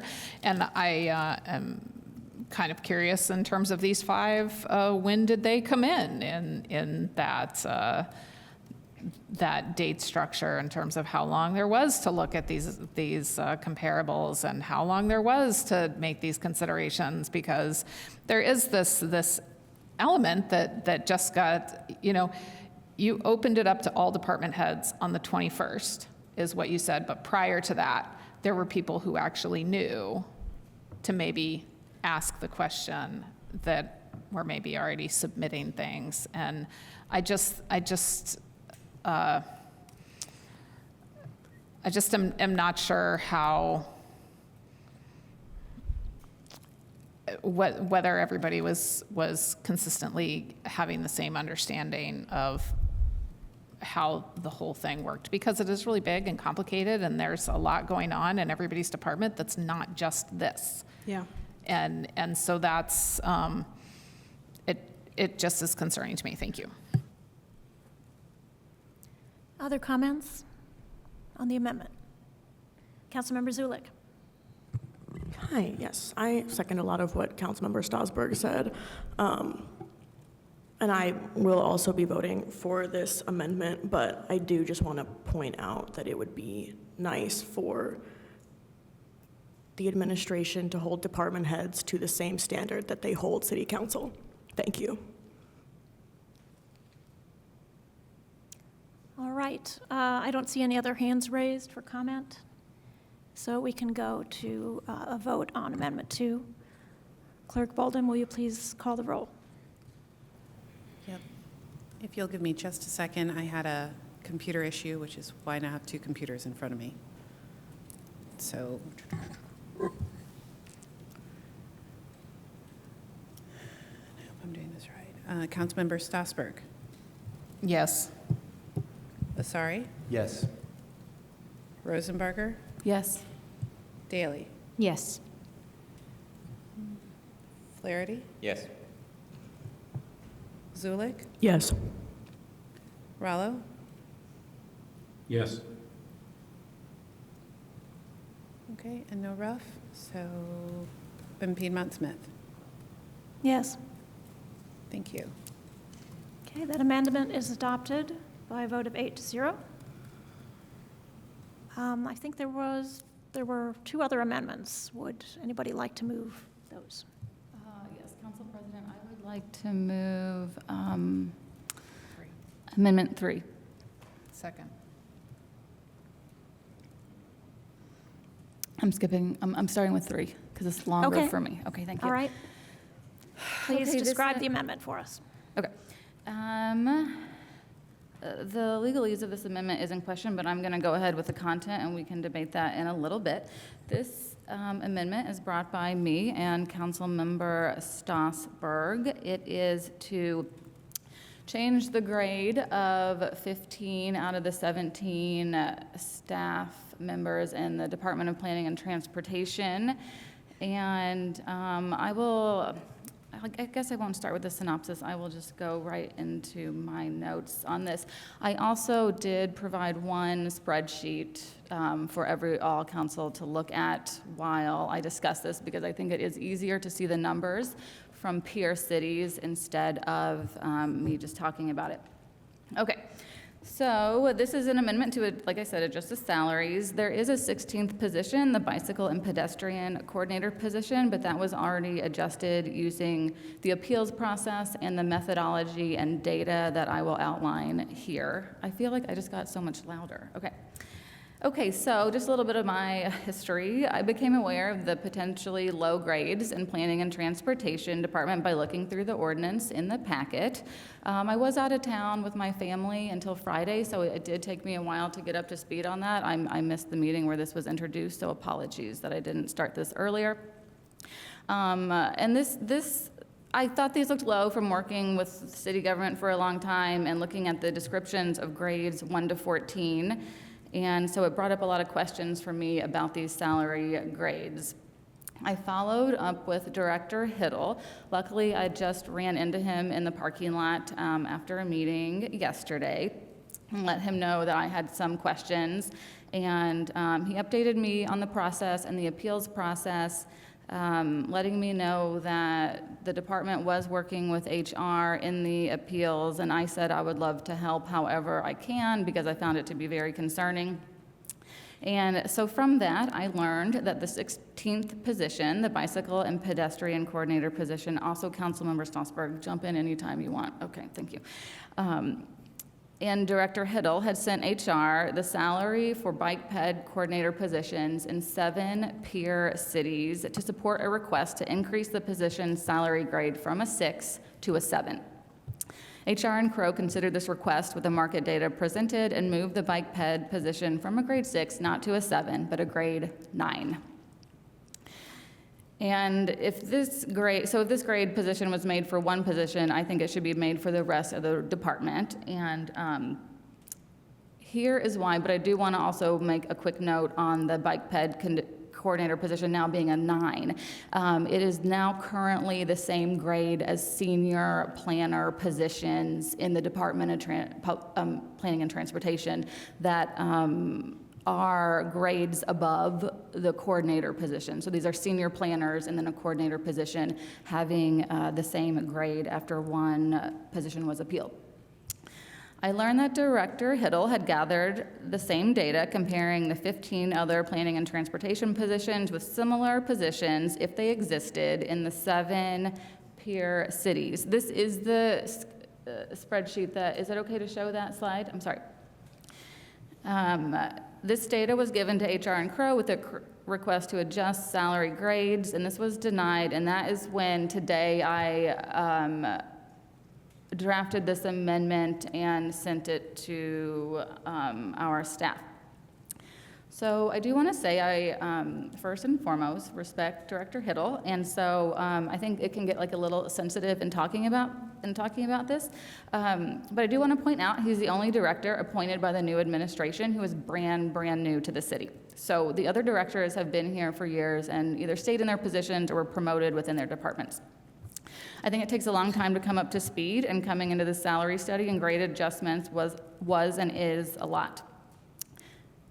As I understand it, he understood the salary grade system to be a zero-sum game. So if you increased some grades, you needed to take others, make others lower in your department.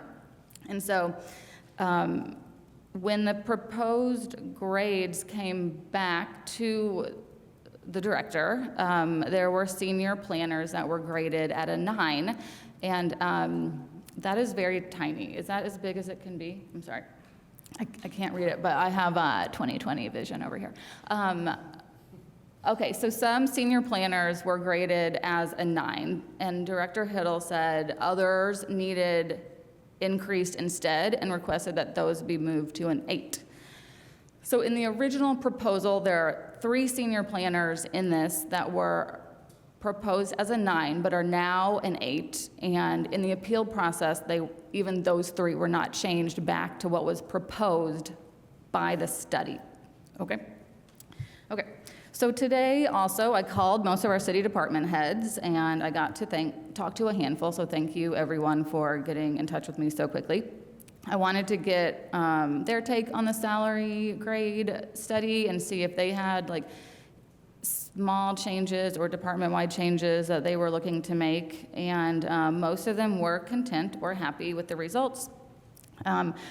Most also said that they had 1 or 2 positions that they would work on revising in 2025 with like an updated job description for that position. I say this because I think there is worry that if we were to make these changes for one department, maybe a lot would ask us. And, you know, I know this is a little out of the norm, but I also want to say, like, it just really concerns me that we are looking at approving these salary grades that are not at all in the realm of competitive with our peer cities that are on this spreadsheet. If anyone needs me to read any, let me know.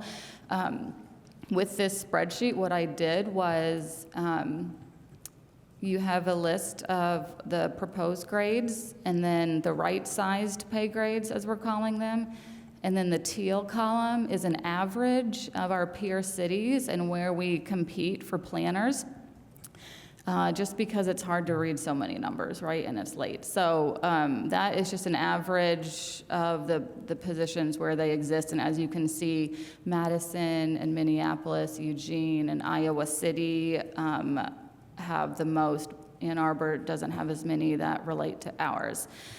Okay, so I also would like to point out that this market data research was done with job titles and job descriptions. It was not done with what work employees are currently doing that might be different from their job descriptions.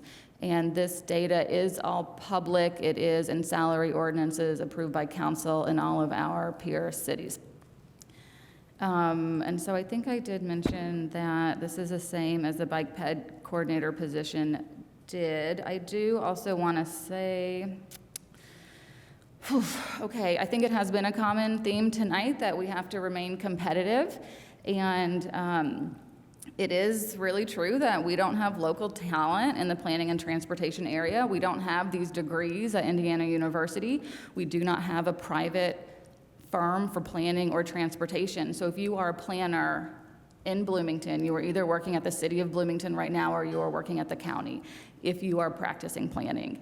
Otherwise, so we can recruit, I guess, from within or from the county pretty much. And otherwise, we're looking at regional, if not national, searches to fill planning positions. And I think that is why, similar to engineering, we have positions that are often unfilled for a long time because we just don't have qualified candidates applying. So it is very important to remain competitive in this world, and I think there was so much talk about that tonight from police and fire and up here, that is just incredibly important.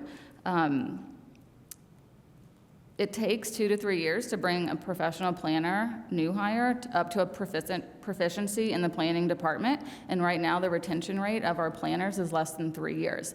So by increasing salary grades to a competitive pay range, we would be decreasing the money we spend on staff turnover. That's what I have. Yeah, I have a couple things to add because I want to explain why I jumped on as a co-sponsor to this. So first of all, I'm the representative to the Plan Commission this year, which has meant that I've worked a whole lot with the planning department. And the UDO is an incredibly big document, and it's been invaluable to have people who are very familiar with it, and that takes a lot of time. And when you think about planning, it's a very long process, right? And so you do need to have that kind of retention. And so when this was pointed out to me that the planning department as a whole was going through this appeals process, I was like, what happened here? And I looked at that bike ped coordinator position and I realized, oh, they went through the appeals process earlier in the month, earlier in this time frame, and the whole department submitted this request on Friday. And so that's kind of why it's like, can you really go through that all, on such a short time frame? And I think it's really, really perturbing that the bike ped coordinator is then a grade higher than senior planners. I think that that's problematic. I think that this whole department is then just not coordinated within itself, not even considering what these folks should be making market rate. And I think that it's really, really important that this department be compensated in a way that wants to retain the talent. And I think that to some degree, this has not gone the way that for that particular department as maybe it was expected or thought to go. And I also, I don't know if Director Hiddle, who's sitting over there, would want to say anything. I did have a meeting with him this afternoon about this whole thing. And I think, want to give him a minute if he wants to say any part of how this process worked out for him. Okay, that's unusual, but I'll allow it. If Mr. Hiddle would like to make a comment. Thank you. David Hiddle, Director of the Department of Planning and Transportation. I so appreciate the support and the endorsement and the effort and initiative that your council members Rosenbarger and Stossberg specifically are talking about tonight, and just bringing it to the floor. I think Council Member Asari used the phrase that earlier, speaking about a different case, that this is not the right mechanism, and I think that's true here. We did have our appeal process, and we were denied, and I'm disappointed by that, and I'm hopeful that because the process is still ongoing and there's a lot more to happen, that we will reach the end that this amendment proposes, which is, I think, the right pay grades. But I'm very uncomfortable with the idea of plucking my department out of the body of departments and giving it its own set of treatment, whether it's favorable or unfavorable. This is a very awkward position to be in. I guess a couple things come to mind. I did want to maybe recharacterize some of the things that the council members had said, and I've not received any mistreatment or disadvantage being a new director through this process. I've certainly made some mistakes, and part of this, I think, is me scrambling to figure out a way to right those on behalf of the department. I still think the best way to do that is to go through the process that the new administration and the new human resources regime has set out for us. I have faith in that. It's early, or certainly no more than midway through it, I think. And I do have some confidence that we'll end up in the right place. So again, I do appreciate the support. I appreciate the acknowledgement of the fact that I think that our staff is not paid what they should be. But again, to borrow Councilmember Asari's words, I think this is not the right mechanism to fix that. Thank you. Would the sponsors like to say anything else before we go into questions, or let the administration respond? I did want to point out, and Councilmember Strasburg did correct this, that I said the coordinator position is now ranked the same as senior planners, but the coordinator position is indeed one higher. I know you made that correction, but a coordinator is ranked one higher than senior level planners, and also that it was proposed for those planners to be 9s. And that was taken off based on the idea that this was a zero-sum game. Okay.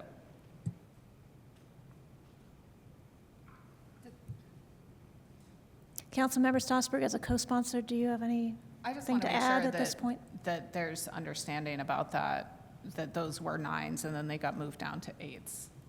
Does anybody have any questions about that? Because they appear as 8s on the thing. I don't think that we ever saw them as 9s, but it was that meeting in September between department heads that they moved from a 9 to an 8.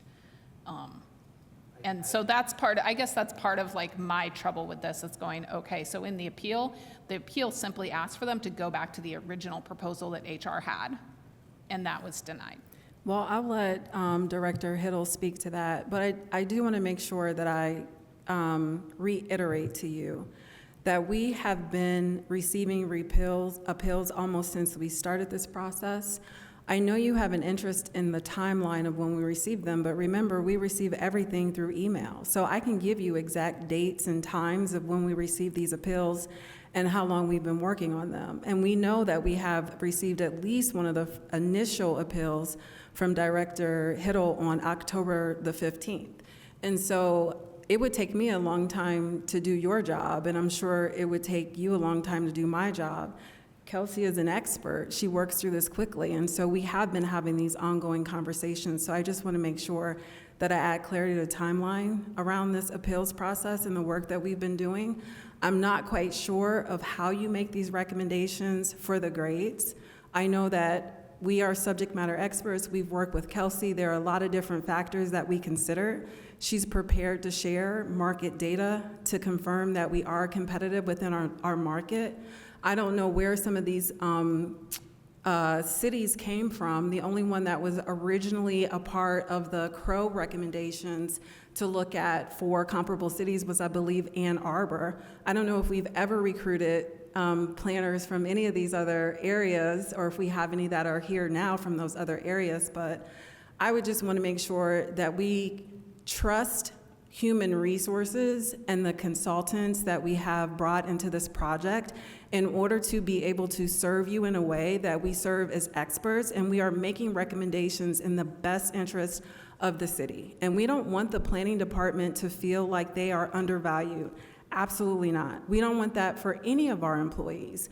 But that is why we made the recommendation on a next step solution to be able to look at all of their position descriptions, to look at their department and their organizational structure within their department, to see how we can address any potential inequities to keep us competitive in the next part of this process. So I think Director Hiddle wanted to chime in, so I'll let him. Okay. Okay. Did you want to hear more about the market data at this point, or did you want that information? We'll just see what questions come up from council members about the amendment. I wanted to ask, I am interested in the timeline of the bicycle and pedestrian coordinator position, and was that, that must have been previous to October 7th, since I think that was brought up in Director Hiddle's initial one-on-one meeting, which would have been the last week of September, and we can find his exact scheduled date and time. And was that the only one brought up during that discussion with Director Hiddle? Maybe Director Hiddle can. We had a comprehensive conversation. Yeah. So if there were other concerns about other positions, then they would have come up. I don't want to pretend like I recall the details from all of those meetings, but again, they were comprehensive conversations, so there was opportunity to talk about all of the positions within the department. That one was just one that was focused on by Director Hiddle, and so we received that research and were able to make a recommendation based on what we received. And that was prior to the initial ordinance being submitted? Yes. Yeah. Okay, what other questions? Councilmember Daley. I'm so sorry if you've gone over this and I've missed it with all of the wide-ranging conversations we had tonight. But you talked about then, your idea then is, your plan is to go back and look at the org chart and the job descriptions and fix, whatever might be wrong here that we're looking to do in this amendment. Can you just give me the timeline for that? I'm sorry if I missed that. It's okay, and not just for the planning department, for any department that would have similar concerns to be addressed.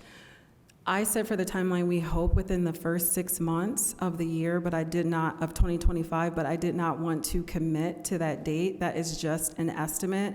We know that we have a lot of work that needs to be done. Even when you think about it, like if the salary ordinance is approved tonight, we need the months of November and December to even make sure that we can get ourselves in a position to where we can have all of the updates ready to go for the first of the year for the majority of the city. So I would say ballpark maybe within the first 6 months of 2025. To then take effect in 2026, right? I don't know if those things will take into effect in 2026 or later than that. A lot of it just depends on budget and how much budget is available in order for us to continue to be able to do this work. Got it. Thank you. You're welcome. Councilmember Rollo. Thank you. Well, I have a couple questions. One to the sponsors. What will be the overall cost of these changes in pay grades? That was on that spreadsheet that got shared briefly. Well, just tell me the total amount. It was about $140,000, which is that's the difference between the minimum grade salary of the proposal in the original ordinance and the amended grade salary minimum. Okay. And did the sponsors evaluate other departments or only planning and transportation?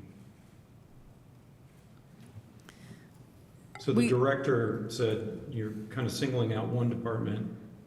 Oh, yeah, so we didn't do any. Was that the case? We didn't do any market research that was given. So that was done, by the department to try to increase these salary grades. What I did was call department heads to ask. This all started by asking, right, how Director Hiddle felt about the salary grades, and that's where this started. And so that's what I did with all of the other departments, and everyone said they feel good with the salary grades. So, but Director Hiddle just said that this was an appropriate mechanism.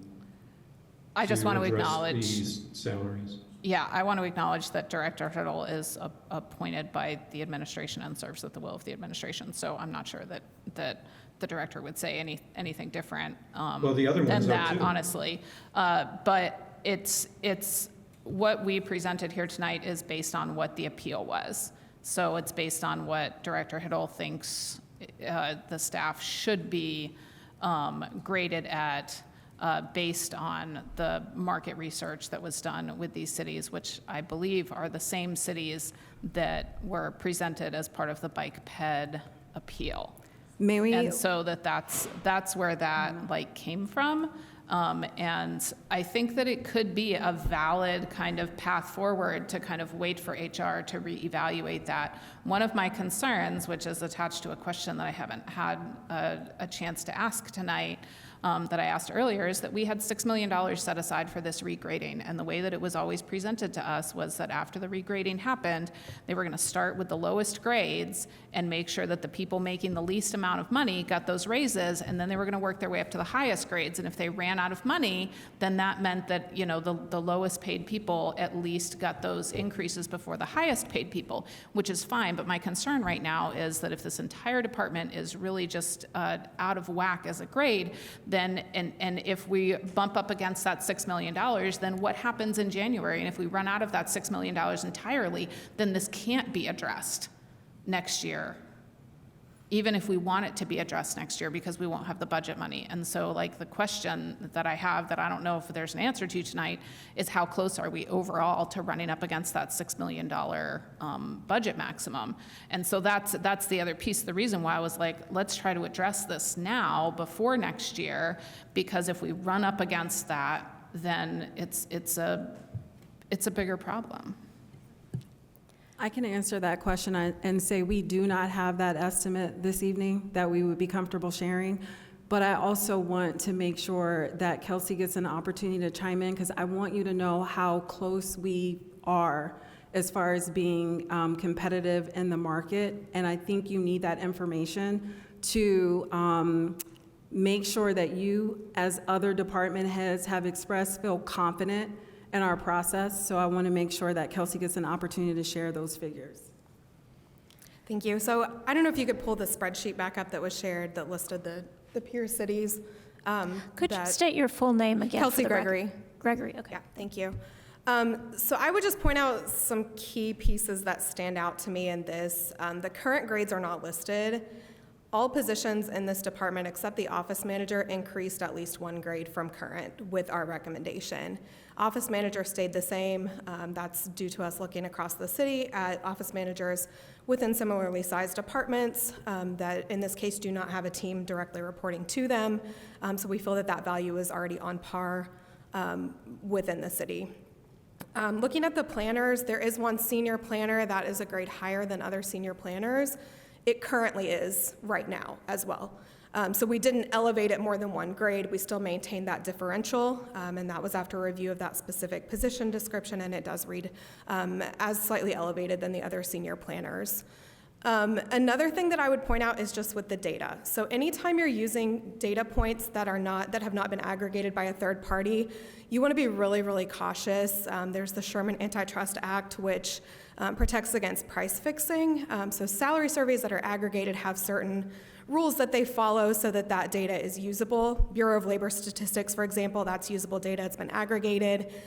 These cities, we would need to have at least 5 data points to be able to use that data for a given position. We would also want to check that the peer cities that we're using are comparable and are a realistic labor market for these types of jobs. Shar mentioned that Ann Arbor was the only city in this listing that was included in the Crow study. We did consider for the bike and pedestrian position, I think it was 11 data points out of the list that we were given, which was more than 11. We excluded some higher cost of living cities, and we used that data in absence of any other data that we could find that was reliable. So I mentioned previously it's very difficult to price certain positions that are unique or nuanced. where there aren't very many of them to have data collected on them by an aggregate source, and that was one of them. So that's why we made that concession to look at that data in absence of any other data, and we found that we were coming in pretty low with the bike and pedestrian coordinator with its current grade. So I just want to mention quickly about the planners. We looked at Bureau of Labor Statistics, Indiana median for that job, which is $65,960, and lines up with grade 7 and 8, which we have for the planners and senior planners. And I think this really points to need for more ongoing discussion, ongoing review after this initial implementation with the department head to make sure that we really truly understand these jobs. If our understanding is not correct, if we shouldn't be using that data, why not? We've used Bureau of Labor Statistics data to externally price many other roles at the city, and we feel that that approach is consistent. So I know Shar mentioned that we would be looking to take any ongoing consideration through the work process, but I think even leading up to end of the year, it wouldn't hurt to have some further discussion with that department just to make sure that those lines of communication are open, and with every other department as well where there are concerns. And I think there's been a lot of care and consideration for this project. We really want to do this project right, not just do it quickly, but do it right and make sure that it's backed by data and well-informed recommendations. Thank you. Thank you, and I would like to kind of rein it in that we are on council questions at this point. But I think our council attorney had something that maybe needs to be said, so. I'll start with a question. Is the amendment number 3 seeking to change grade levels or seeking to adjust compensation? I mean, my impression was really it was referring to grade levels at this point. This is about grade levels. Compensation has not been set. Okay. So then following but the on. grades set the salary. So our Right. system, our compensation is directly tied to the grade. And so by changing the grade, you're changing the compensation. And I can address your $6 million, I was going to address that $6 million point you made. We can always do an additional appropriation. So you're not going to run, you have $6 million in the HR budget, is that correct? That's going to have to be reallocated. So, start in January. You got a budget that is a 12-month budget, so you're not going to run out of money in January. You're not going to run out of money until, closer to the end of the year. We're going to have to come in and reallocate budgets and take that money that's in HR, because we don't pay everybody out of HR. It's going to have to be allocated in the budgets. So we'll be doing the math and continuing this. We are going to continue to work on this. Part of this issue is we have a November 1st deadline. So we've got to set a salary ordinance by November 1st per state law. And remember that state law says the executive sets the compensation and the council can't increase it.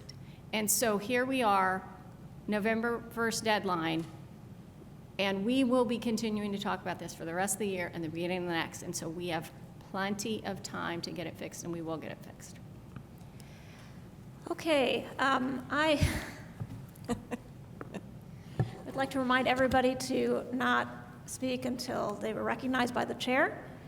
I think we will go to Councilmember Asare, who has patiently been holding his hand up for quite some time.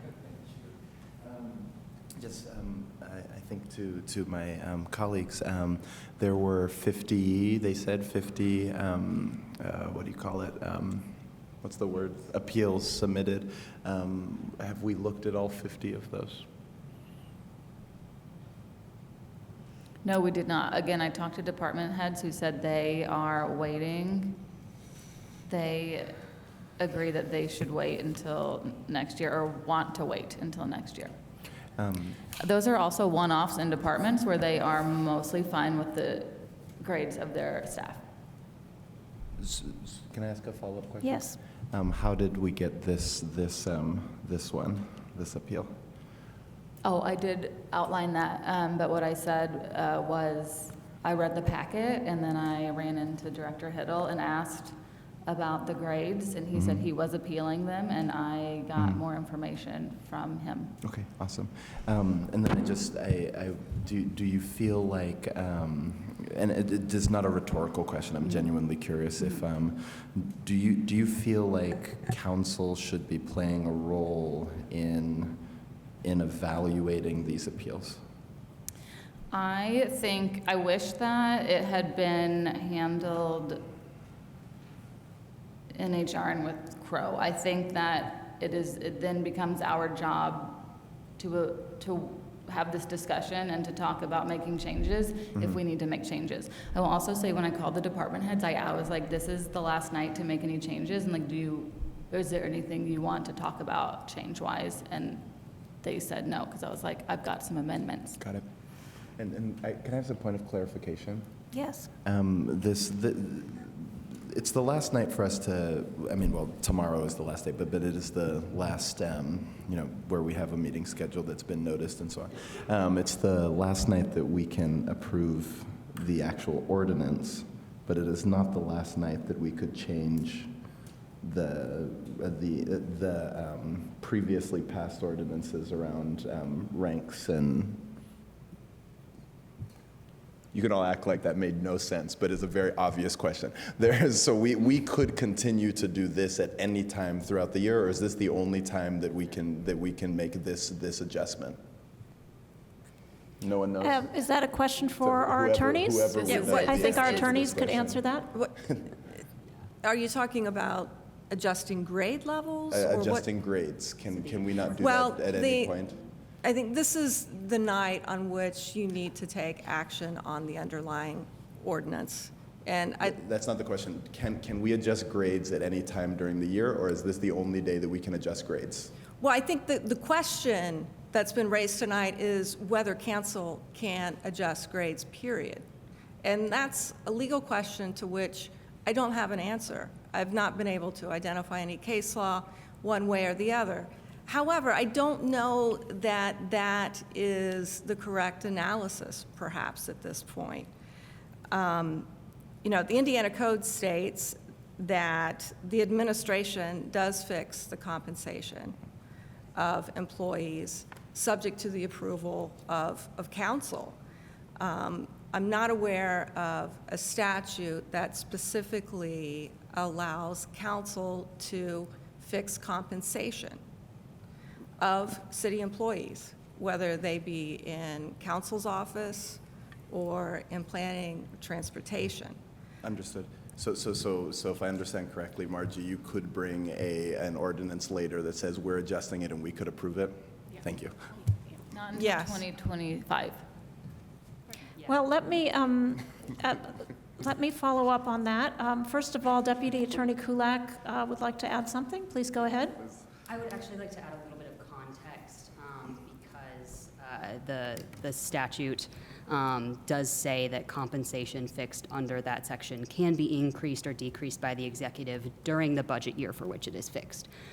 So if you want to make any changes to this salary ordinance, it would have to be after January 1, 2025. And that was, the context I'm providing is the original plan, which you all heard during the August budget hearings, was that there was going to be kind of a placeholder ordinance adopted on October 9th with all of the other appropriation ordinances. But we had to separate it out because we found out that actually, we couldn't adopt a placeholder ordinance and then amend it before the end of the year.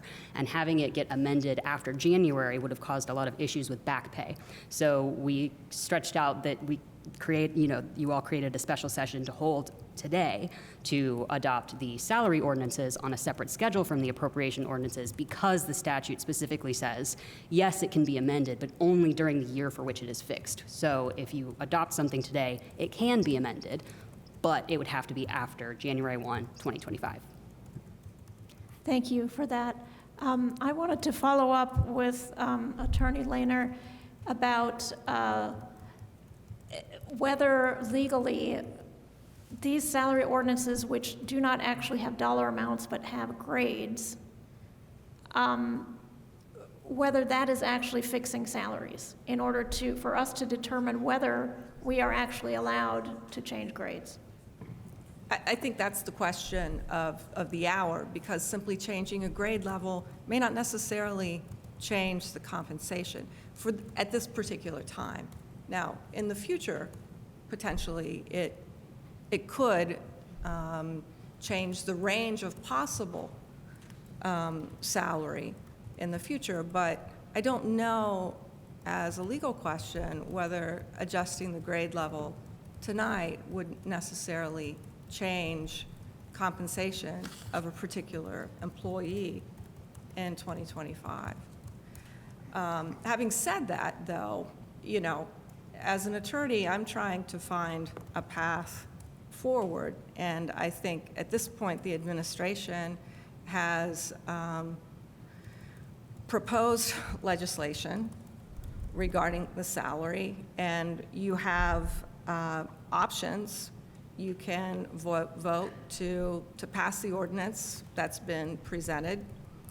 You could amend it and vote on that amended ordinance, which would, according to the amendments here, largely, I think, increase pay grades. Of course, the net result of that is, would the mayor veto that or not? And then there's also the question if it's valid. I don't know that we have an answer for that in the room tonight. To the answer that you just raised, Madam President. And of course, the third option is to not pass the ordinance, which of course presents some problems as well. Let me ask you this. If a majority amends the ordinance, either with this amendment or another one, and then we adopt the amended ordinance,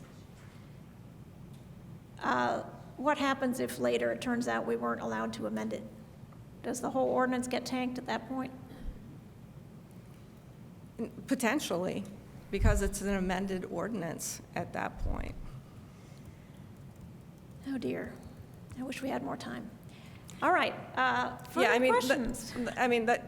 To look at the bright side of tonight, it has been an excellent opportunity to discuss these topics in a way that I'm relatively new to the job. I don't know that this level of discussion has occurred before tonight.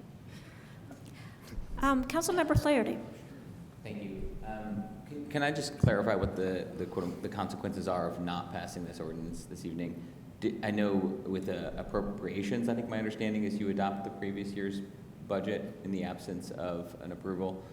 And if so, if failure to pass this ordinance tonight results in the status quo current grades for positions continuing on next year as a default, so that's the first question, is that true? Second, would we still be able to make amendments the first 2 weeks of January, for instance, to change that? Or is it somehow locked in and not capable of being amended in the budget year, next year? Let's take your first question. My understanding is that if the ordinance isn't passed tonight, then nothing would take effect in 2025. The status quo would continue into 2025. And at that point, I don't think that you could try to enact then what is presented tonight. And what was the second question? That was the second question. So in the hypothetical, assuming the ordinance does not pass tonight, is it possible to change salary grades next year via ordinance? Because we often, not often, but we have considered changes to salary ordinances during the year. And the section of code that I think was being cited earlier in the context of changes that could come after January 1 notes that the legislative body, that the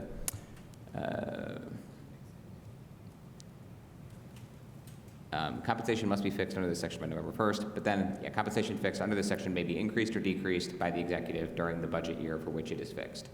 So in other words, in the budget year 2025, could the executive increase or decrease whatever the salaries are, regardless of whether they are set through action or inaction tonight? I think that's true with respect to compensation. So they could change, we could adopt a salary ordinance early next year for the budget year in which we are adopting it, 2025, if an ordinance failed tonight. Is that? No, I think the ordinance that's presented tonight has to be adopted before November 1st. I don't know that you can go in 2025 and then try to adopt it in that same year. I think that compensation can be adjusted by the executive. So we have changed salary grades. We have made changes to salary ordinances during the year for the year in which they're being applied previously. So we do that, and the section of code does say we can increase or decrease compensation within the year. We're also having a discussion about whether or not a salary ordinance fixing salary grades is the same thing as fixing compensation. I would say it's a factor, but it's actually not identical. I'm just trying to understand the consequences so that we can make the most, the decision that we think is the right decision tonight, because I have some real concerns about a lot of things I've heard. So. Well, my impression of what the administration is suggesting is that the ordinance be adopted tonight in order to meet the November 1st deadline. However, in 2025, discussions could be had to take action to potentially change grade levels during that year. Yes, Now, I understand the administration. Could somebody here, No. confirm that on behalf of the administration? That's my understanding. No need to clarify. I think that question has been answered, so I think we're good, right? Councilmember Flaherty? Yeah. I have a different opinion. Oh, Yeah, well, so- in that case, please go ahead. Yeah, so I can tell you that I've been a municipal lawyer off and on, except for 2 years, since 2002, and I've never seen a fiscal body not pass a salary ordinance by November 1st. Given state law, it says compensation must be fixed under this section not later than November 1st of each year for the ensuing budget year.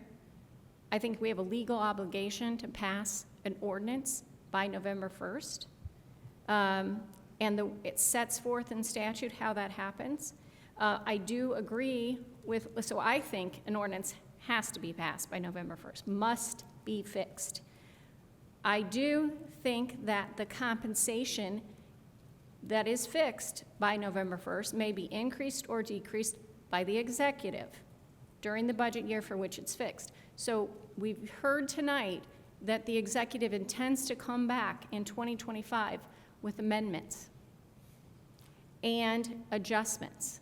So there is a plan in place already to make changes next year. We've said that numerous times. So I would advise the council to accept the ordinance that's been presented by the administration and trust that the changes are going to be made next year. Councilmember Strasburg, you had a question.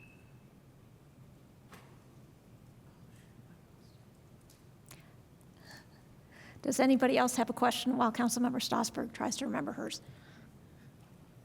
Councilmember Flaherty. I've got more as kind of related to some of the details to understand. It seems like there's some glaring inequities in the ordinance as presented, and so trying to unpack those. The bike ped coordinator position was changed 3 grades on based on a data set that the planning department sourced, that you come through, got rid of some pieces and sort of adjusted the data and used that set of comparables for that position. Then we have the Bureau of Labor Statistics, Indiana median for other positions. So it seems like we're very much doing apples and oranges within the same department of how we're assessing comparable positions and in what markets. and that like it seems just very obvious that by the nature of the roles, that this has led to a problematic proposal from a internal equity standpoint with respect to the department, as well as other equity issues with relative to other departments. Can you speak, Ms. Gregory, I guess, or whoever would like to, specifically to the choice to use a set of comps sourced by the department for that position and make an increase and not for reviewing the other positions? I believe that was based on the uniqueness of the first position, but I will let Kelsey chime in. Yes, that is correct. BLS jobs are very macro level. They're not specific. So even within the city's jobs, you have a zoning planner. The BLS.gov job is urban and regional planners. So all planners lumped together. That's the data that's been aggregated. That's the data that we have. That is the preferred source. Had there been a bike and pedestrian BLS job to look at, I would have looked at that data point. We used the department head's data set in absence of any other available data from a reputable source. And we've stated we're willing to consider additional data, additional information. However, the robustness of the data set for the other positions in the department was not there. Some of them had fewer than 5 data points. Some of the cities were not what HR and not what the Crow firm considered peer cities to begin with. So we felt there would be a sense of inequity to use that at face value without understanding more about the source and the labor market where these roles are competitive. So to remain consistent with how we evaluated externally across the city, wherever possible, we used the BLS.gov data source. And that's not we're looking at external data and ignoring the prior internal valuation measures. We're looking at it collaboratively. So we're looking at the work form scoring, we're looking at any feedback from the department head, we're looking at how we compare and contrast positions across the city at a respective level within the org, and we're looking at that external data piece. So it's more of an art than a science. There's not, a calculator that you can plug all those points into and come up with one specific answer for a grade. It's using that to inform the best determination for a grade. And so we did receive feedback from the department head about the bike and pedestrian coordinator job and that it was extremely undervalued. That's why we said, do you have data that we can look at to back that assertion? So I hope that helps to answer. Again, we've said several times it's not perfect. There's always room to have additional conversation, and that's why we've created a process, the work process for 2025 and moving forward, so that we can continue to keep those open lines of communication and review any information that's put forth. Thank you. Could you speak any more to the positions that, to my understanding, came through the sort of normal HR process, recommended to be a grade 9, I guess through the request of Director Hiddle, were lowered to an 8, and then in this latest round of appeals were requested to actually go back up and denied to go back up? Can you explain the rationale? Yeah, so anytime we received an appeal request, that prompted a reevaluation. And so the including a downward appeal? I'm sorry? Including a downward appeal? Yes. So we reevaluated based on that feedback and made a determination whether up or down. Oftentimes we didn't agree with the appeal assertion of a grade higher or whatever the appeal was, but it did prompt that reevaluation process, and we kept that process consistent. So having completed a process for the appeal already, we didn't feel need to go through and downgrade when the appeal just informed that we should lift the grade for that position. But it seems apparent that the first appeal, that was the downgrade of a position, was based on a mistaken understanding and set of assumptions from the director about how this whole system worked. Otherwise, he wouldn't be back now advocating for the opposite. There's clearly a misunderstanding of some kind that has led to, again, an inequity in how this is rolled out. I would disagree with that. Has not been corrected. I'm sorry to interrupt. That's okay. Thank you. I would disagree with that statement. So there was some terminology that the department had used, I think zero-sum game, but to say that if you uplift the grade for some positions, you want to lower it by the same amount for other positions and have a net zero impact, that was not the process. That is not HR language. That's not the process we use to evaluate. So while that language was brought up in that discussion, that was not aligned with how we actually review a position. Thank you. That's helpful. I was speaking to understandings, not. Yeah. And so I think that was a misunderstanding, and I believe that we addressed that in reviewing each position objectively, based on its own merits, based on the position description, and all the processes that we mentioned. Thank you. I think Director Hiddle wanted to respond to that as well. Yeah, the zero-sum thing, I can probably speak to that better than anybody because that was my bad idea. So for the meeting that we had, each department head with the human resources team, we were told to not expect changes unless there was something extenuating, or I'm not sure exactly what the word was, but to not bring changes unless there was a really substantial error or problem that we saw. So what the first iteration of pay grades for our department, we had a few people who stayed, a few planners who stayed. They were at 6 and they stayed at 6. And I thought each of those was a pretty egregious error. We also had a number of planners who were at 7 and moved to 9. My mistake is I thought, well, they don't really want to change things. If I come and I offer to lower 3, the 3 that moved up 2 grades, so that now they would move up 1 grade, and in exchange for that, we can raise the 6s up to at least 7s, then the department has made a net benefit. That was my error, and again, the zero-sum strategy was not a good one. So that's how that all evolved. Thank you very much. That is illuminating. Thank you. Councilmember Stossberg. I remembered my questions, and I developed a second question. So kind of following along with Councilmember Flaherty's direction with Kelsey, Ms. Gregory, is that right? Once you increase that bike ped position by 3 levels, did it occur to anybody at that point to realize that now the whole department is thrown off a little bit? Because it sounds like that happened early in October. And then by the time this came back again, it was quite late in October. And I feel like that by itself is just kind of an oversight. In our evaluation, we didn't come to that conclusion. We felt that the bike and pedestrian coordinator role is heavily nuanced, very specialized, and was reflected in the grade determination based on additional data. Well, but what about things like supervisory and I mean, the like who the bike ped coordinator reports to, for example, in that internal hierarchy within that department? I would have to look back at the org chart. Do you have that, Erica? Anyway, it sounds like the answer to the question is no. It didn't really ring those alarm bells in terms of the hierarchy within the department to move that position up 3 levels and then not consider how that would look or impact the rest of the department in the internal hierarchy. So that answers that question. Can I ask the second one that I was thinking about earlier? If we do say not pass this amendment or withdraw this amendment and go with the process of allowing this planning department to be reassessed and deal with that in the early part of next year, would there be retroactive pay for these staff members? Is that something that has been considered?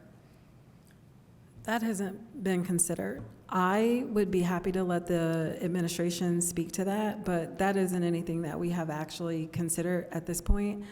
We honestly didn't know that we would even need to have that conversation until today. I guess part of the reason why I say that is that there was an earlier acknowledgement tonight that the planning department is a little bit messed up right now. And I think that the bike ped position and how that hierarchy kind of shows that. I think there was an acknowledgement that there needs to be some kind of adjustment, but that maybe we can't quite do that adjustment tonight.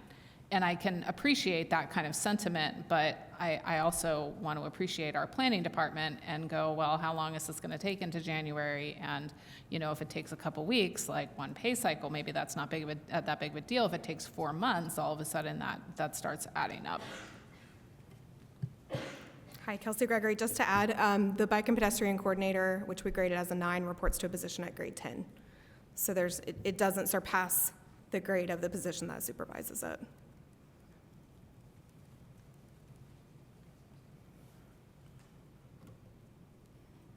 Okay. Sorry, there was still an outstanding question about whether there can be back pay if pay grade changes are made. I don't know that answer. We have not had that discussion yet, so I cannot give you a definite answer. Did we lose Councilmember Rallo, or do we just not see him? He's gone? He's on the meeting. No, I'm not going. He's here. Wanted to make Yes, sure. I'm nursing an eye infection, and I think this looks a little ghastly. Oh, so. sorry. Wanted to make sure your hand wasn't raised. Any other questions on the amendment? Councilmember Rosenbarger. When the Bureau of Labor Statistics says a planner in Indiana makes an average of, I forget what you said, 63, 62, 67,000, what kind of planner is that? And is that an entry level, or is that a 10-year experienced, or like how do you account for that? I have some other questions. Those jobs are typically aggregated for multiple levels and representative of kind of middle of the road leveling for a given job. Okay, And and that so the median was 65,960 for state of Indiana. The job title in BLS is urban and regional planners. okay, so when we talk about bike ped coordinator, if that position had been titled bike ped planner, would it not have gotten the bump? No, Because it would have been that's- compared to the planner. And So pricing is not done based on title. It's done based on the contents of the position description. So we would have seen a different sense of work than we see in the planning descriptions when we drill down to that level of detail. So no, I don't believe that it would have been priced the same. Okay, and then the long-range planner is proposed to be a 7 and did not ask for her own appeal. Those jobs are basically interchangeable. I mean, I know it's in the weeds, but I read through the job descriptions and they are almost the same. So, but it looks like that appeal to be a 9 brought in line with her counterpart, the bike ped planner, it was denied? For the long-range planner, Yes. correct. We have that graded as grade 7. It's currently a 6 going to a 7. Okay. And I know this has been asked, but you all proposed that 3 of the senior planners be 9s. And I am having a really hard time that it feels like the unwillingness to even write a mistake that was like openly admitted to by Director Hiddle, that he didn't understand the process, like to put 3 salary grades even back to where it was proposed is, I'm just struggling. It just feels like it's bigger than what we're actually talking about, I guess. Like, I just don't understand if you did all this research and put them Is at there a question? 9s, Sorry. yes. So why wouldn't you put them back to where you suggested they be? Because when reviewing the contents of those position descriptions, they're not identical. There are nuances in every description. And as I mentioned, it's not as simple as just looking at the title and saying, oh, they're all seniors, so they should all be valued identically. There's nuance to the process and to the valuation. Okay, thank you. All right, I'd like to remind everybody that we have an hour and 12 minutes before any one council member, 2 council members can end the meeting, and I know that some will. So, and we have one other amendment, and then we have the ordinance as a whole to vote upon. So we need to move along. So I'd like to go to public comment. Is there any public comment on Amendment 3 regarding the job grades in planning and transportation? And please state your full name and sign in, and you'll have up to 3 minutes. Thank you. Jackie Scanlon, Development Services Manager, Planning and Transportation. I wasn't planning on speaking unless questions were directed to me, but since I saw all of the people from the fire department speaking in public comment, I thought we might as well too. First I'd like to say thank you to the mayor and HR for picking up the ball, as Director Paycheck stated. I think everyone is doing their best, but our department was not done correctly. Thank you to Council Members Rosenbarger and Stossberg for acknowledging what is blatantly obvious when you look at the numbers, which is that our professional department is not being monetarily valued appropriately. We are the only public-facing department who had a director who had never worked for the city of Bloomington before when going through this process. By HR denying our requested changes, our 13 staff members who work and report directly to Mr. Roebling and myself are being held accountable and negatively affected by that fact. And as was discussed eloquently by members of the fire department, these changes affect staff and their families. We have not had a full staff for 1 day in years, more than 2 years. I didn't even go farther than 2 years. We hope that if this amendment fails, and we understand that it might, maybe you should never have proposed it, I don't know, the administration will take seriously that our department grades are too low, which is we have been saying at every possible opportunity given to us. And I want to clarify a couple of things that Deputy Mayor Knapp stated. Mr. Roebling and I immediately identified issues when we were shown the grades by Director Hiddle, and we were told it was too late to change them. We subsequently learned that after that date, the bike and ped coordinator job was changed. That is not an equitable process for the rest of the positions in our department that are also undergraded, or any other department who was not told that they could make those special efforts. Additionally, numerous staff members have said to me they don't want to complain because they are going to be making more money, but they don't understand the process and they don't think their grades are right. They're not going to say that. They make a lot less money than all of the people involved in this process. I'd like to point out that the Pierce City numbers used by Ms. Rosenbarger are from 2024. They're not even the 2025 salary agendas. We didn't pull 5 points from every place. We literally pulled salary ordinances from every one of those communities and read the ranges for those jobs.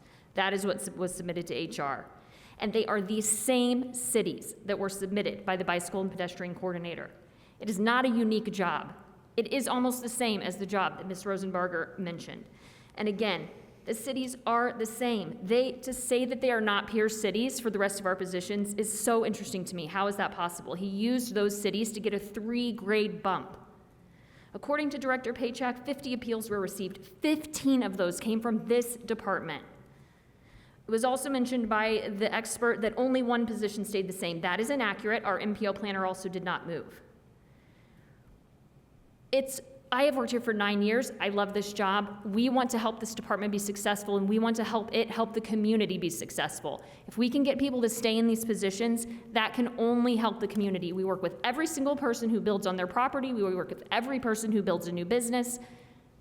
It is an important position, even if it's not something that people readily understand their whole lives. Urban planning is a real field, and we would like to be treated like one. Thank you.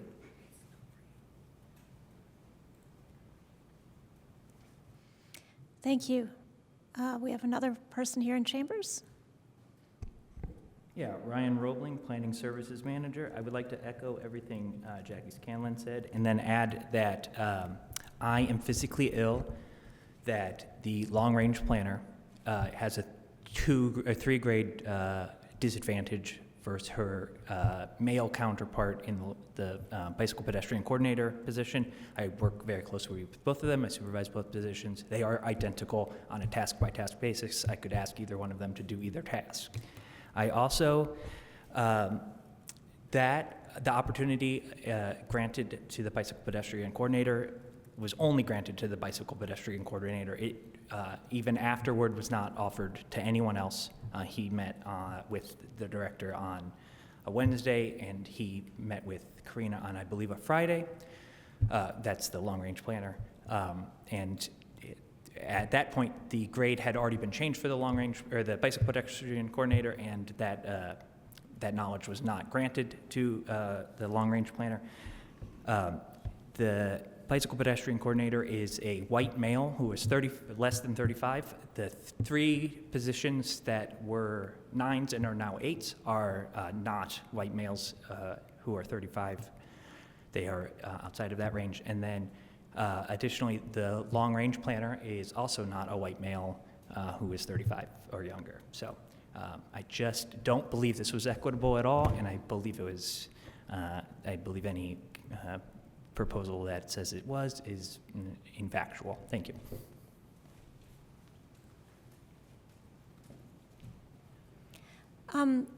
Since we did have a lot of back and forth with the administration during the actual discussion amongst council members on this amendment, I don't think it's appropriate for the administration to take public comment time at this point.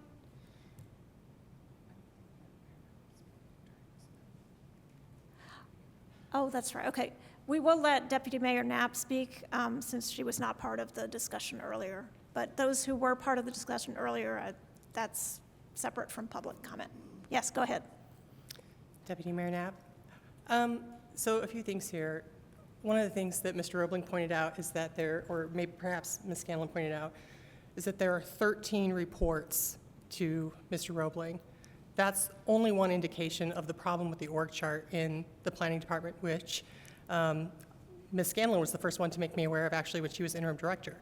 The problem of whether does it need, and in fact, when we discussed the director role, she said she wasn't sure the department should have an assistant director doing the current things that it did.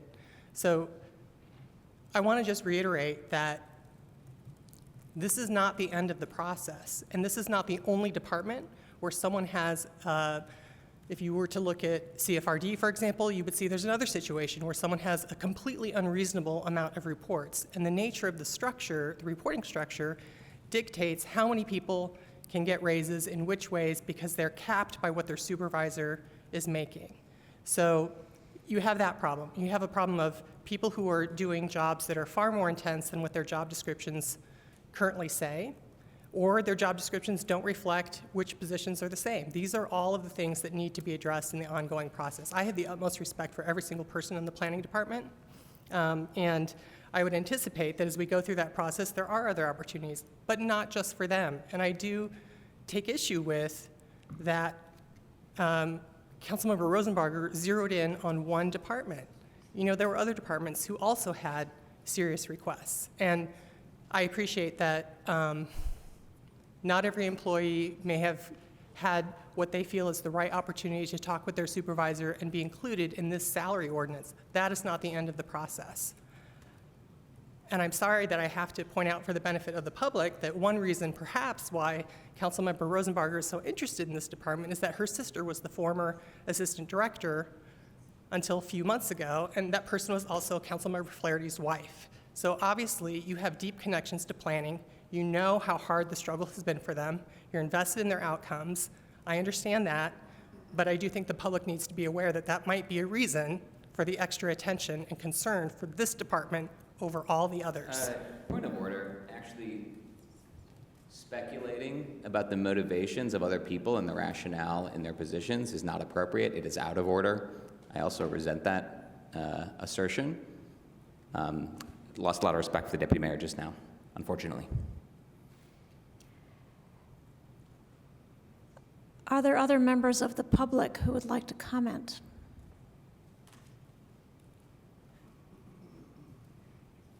Sorry, I just need to make it clear that I have been advised by council. And go ahead and state your name. We know who you are. I'm Carrie Thompson, Mayor. Just need to make it clear that it appears that if this ordinance is passed with an amendment, that it will be in violation of the code, and there will be no way for me to sign the salary ordinance without signing an amendment which is in violation of the code, which will mean that we will have to revert back to the 2024 salary ordinance for the entire staff, because we will have no functioning approved 2025 salary ordinance. So if this is approved together, and it is our council's interpretation that this amendment is not legal, I will have nothing that I can sign legally. And so I just highlight that as a point of order. And I will reiterate, we're still in the middle of this process, and we're happy to continue this process as was intended, but it does put us in a bit of a bind if you approve this together at this point. Is there anybody on Zoom who wanted to comment? There were a couple of comments that came in the chat by the same person resident who chose not to share their name. Their comment is the following. Why is 6 months acceptable for correcting blatantly wrong and consistent job grades? Do you ask for external information for job data for all positions or only some? Why are certain positions being seen as worthy of an increase for up to 6 months, but all positions cannot be corrected? This is inequitable, but the word equity continues to be used when convenient. Positions are being intentionally not elevated, but administrators and department heads are being paid higher now and in the future of the new 2025 system. That is the comment. Thank you. Any other comments in council chambers? All right, coming back to council, I ask you to please keep your comments short so that we can vote on this amendment and move on to a possible third amendment in due time. Madam President, I actually have a clarifying question that's relevant to this amendment. Yes, and the next. We Councilmember just heard, Flaherty. the mayor's assertion about what her legal counsel, Corporate Counsel Rice, has advised. Does our legal counsel, Council Attorney Lehner, have the same interpretation, feel otherwise? So yeah, we've heard, I don't have confidence in what was shared, basically. It's unclear to me what the actual answer is. So saying you can't legally sign an ordinance strikes me as incorrect. I would think by signing it, you are assenting. We kind of went through this earlier with the clerk's salary. The clerk herself did not bring the amendment. A council member did. But the clerk ultimately agreed to it. Would not signing the salary ordinance as amended signal agreement, for instance? I don't know. Like, these are the questions that are running through my head about, like, what we just heard about the legal advice. Thank you. Is there a question for me? Yes. Do you share Corporate Counsel Rice's interpretation that it is not legally permissible for the mayor to sign an amended salary ordinance when the amendment is brought by the council, such as Amendments 3 and 1 are tonight? That's what we just heard. I'm not sure, honestly, that I understand what the advice is to the administration. However, I think particularly in the interest of moving legislation along and establishing progress, the issue is the grade levels. And no, I can't point my finger to a case or to a statute that specifically refers to grade levels. However, yes, I mean, grade levels are connected with compensation. And it's clear under the Indiana Code that the executive body has the ability to fix compensation. It sounds like as a legal matter, you're not certain. You don't necessarily With share. respect to grade levels, no. Okay. But, this is a salary ordinance. Mhm. It's been presented by the administration. And I think, as I've mentioned, you have different options. You've been told, regardless of anything, by the administration that they're not in favor of the amendment. So regardless of what the law says, and, there is the veto power. I mean, those are realities. Not taking action on the legislation or failing to approve it has its own consequences. Mm-hmm. Passing the legislation as presented, you've been told, provides the opportunity to come back in 2025 and then address some of the concerns that you have. I understand. Thank you. All right, let's move on to council comment on the amendment. Please. Madam President, I had a question. Oh. Quick question. Yes, Councilmember Rallo, you have a question. I'll make this quick, brief, but I would like a response from the administration, because a staff member of the Planning and Transportation Department, apart from overall compensation problems, asserted that there was gender and race discrimination, and that the disparity in pay, in compensation, was in part due to that. Can I have a response from the administration as to whether they feel this is the case? May I respond? Yes. I absolutely do not feel that that is the case, because when we approached this project, we looked at the positions, and we have always advised the directors to approach this process by looking at the position, not by looking at the person. And even when you think about the fact that we have an external consultant, how would she know the demographics of the positions that she evaluated? She would not know that. I'm a new director. I don't even know a lot of the people yet in the planning department. So even as I participated in this process, there was no unconscious bias because we simply just don't know enough of the employees to be able for that to be the case. So I disagree with that. And also, we have not had an opportunity to even look at equity across the system, which is something that we would like to do once we get an opportunity to move forward in implementing this salary study and also having an opportunity to, again, look at equity across the city. We haven't even had an opportunity to do that yet, but I would like to, and that is on our agenda. Thank you for that clarification. Are there any other clarifying questions before we go to comments? Councilmember Rosenbarger. There, of course, is, there's some wishy-washy area here on whether this is setting compensation or if it's just salary grades, and that maybe council can't bring this amendment. So would the administration put their name on this amendment? Would the administration sponsor this amendment? So we don't have that problem. Can you come to the microphone?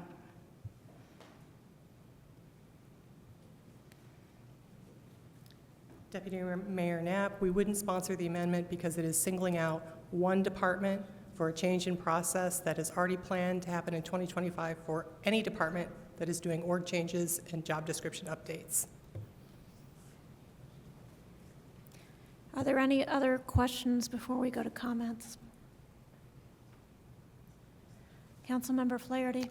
Yeah, just briefly, I think there's, it's very clear that there's a unique scenario with this department based on Councilmember Rosenbarger's conversations with other department heads, as well as the sheer percentage of appeals that came from this department alone. I think the factual record reflected in the and arguments laid out in the 4-page memo from Director Hiddle, I find relatively compelling. I think it actually is imperfect. I think there are other opportunities to make improvements. But the lack of seriousness, I guess, that it seems to be taken, the sort of glaring handful of inequities, including downgraded positions on a misunderstanding of process that the administration refuses to correct, is just very, very concerning. I don't know where we go from here. I plan to vote in favor of the amendment because I think there's some legal ambiguity here, and I think the mayor signing the ordinance would be the legal clarity that she's in fact fixing and supportive of these salaries.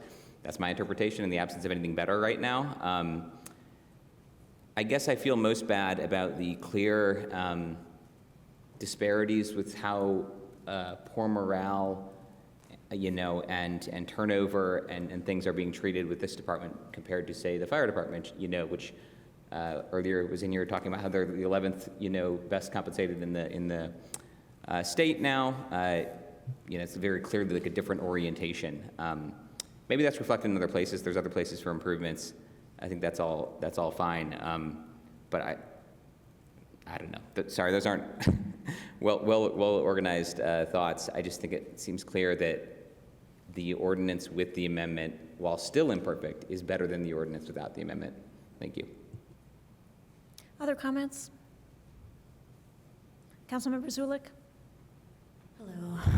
Hello. I will be voting no on this amendment purely just because I don't want to put all of our city employees in the position where they have to revert back to their 2024 salaries. But this is super discouraging, and I really hope that we can do better next year. And to everyone who feels like they got screwed with this salary study, I'm really sorry, and I wish I could help. Councilmember Asare. Just 3 very brief comments. The first one to Councilmember Rosenbarger and Stassberg, but just genuinely, I admire, particularly Councilmember Rosenbarger, I really admire the fact that you're willing to stick out your neck for things and for people that you care about, and I'm really grateful that you've introduced this amendment. To the planning staff, I think it's really important to know, I mean, I don't think any one of our employees should ever have to stand here and openly have discussions about, their disgruntledness with salary. I just think, as we think about all the things, and I really appreciate what Councilmember Flaherty just said, when we think about, the ways that we're trying to become a better place to be employed, like that's just the type of experience that I hope that nobody ever has to have again. And so also appreciate Director Scanlon for being willing to have that conversation. I know how difficult that is. I think similarly, like as I said before, just I don't think that we should be doing this way. I get that. I would like to trust the process that even though it's delayed, that within the time that we're giving this, that everybody will be made whole.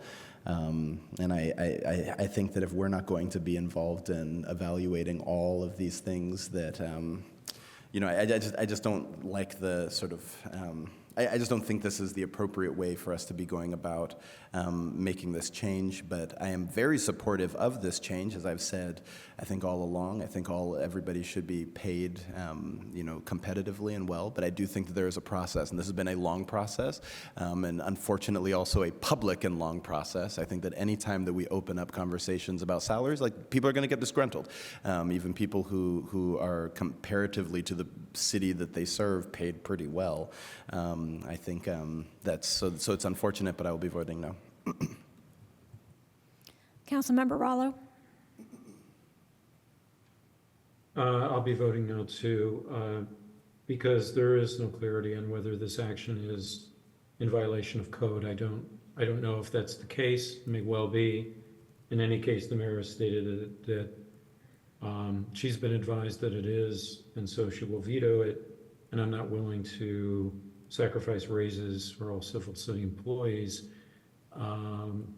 in this gambit. So I'll be voting no, but I do think that there is something obviously to work on here in terms of compensation. Thank you. Any other council comments? Councilmember Strasburg. I want to mention a couple of things. First of all, in terms of that, like whether or not this is legal and whether this is setting salaries as opposed to setting grades, as far as I can tell in this ordinance, the grade sets a salary range. And I don't think anywhere, and I know that HR has a very specific idea about how that range is going to be utilized, connected to longevity and connected to all of these other pieces that they're looking at. But in terms of the ordinance, I don't think it has any of that information in there. And for each of these changes that are being proposed in this amendment, there is an overlap between all of these grades. And so technically, I don't think that it is setting a salary. It's setting a grade, and it's changing a grade, but the new grade does have some period of overlap with the original grade. And so I think that, this is certainly a legal gray area, and I appreciate the council members who don't want to risk that legal gray area, because I don't really want to risk that legal gray area either, but I just want to point out that the ordinance doesn't prescribe exactly how the administration is expected to use the range, and that is still something that is up to the HR department, it is up to staff, it is up to all of those other pieces that are, not before us on the stage. And then the other thing, I really appreciate Councilmember Rallo bringing up what Mr. Robley mentioned about potential of race or gender coming into play with this at all. And I understand that, of course, you're looking at this stuff on paper, you're looking at positions, you're not looking at people. But when we think about the appeals process that came later, you have to consider who is it that is going to be more likely to appeal something? Who has more of who is going to use their power. And you can say that everybody had an equal power to appeal, but who is going to realize that they have that power in the first place and that that is an element of privilege? And it's not just an element of white male privilege. There's a lot of other pieces of privilege that go along with that. There's a privilege of different education. There's a privilege of just how you were ever taught to use your own voice. And some people were taught to use their own voice in a very assertive, strong way, and others were taught that they need to keep their voice quiet and to themselves and accept what they get. And that we need to think about that when we think about, like, oh, how are these processes equitable or are they not equitable? Because are we inviting those appeals from everybody in a way that people are going to hear and respond to that? So I just wanted to bring that up. I think that that's all. Thank you. Councilmember Daley?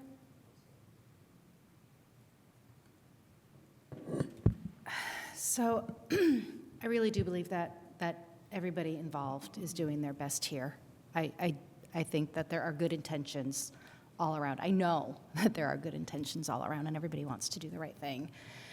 And yes, mistakes get made, and there have been mistakes along the way. And so I want to thank HR, I want to thank the city, I want to thank Councilmember Rosenbarger and Councilmember Stossberg. I know particularly Councilmember Rosenbarger has probably spent the past 36 hours or so on the phone and putting a ton of work and care into this and doing research beyond belief. Hearing the struggles about keeping a full staff from the planning department is demoralizing. I know that they feel demoralized, and this puts us at a disadvantage.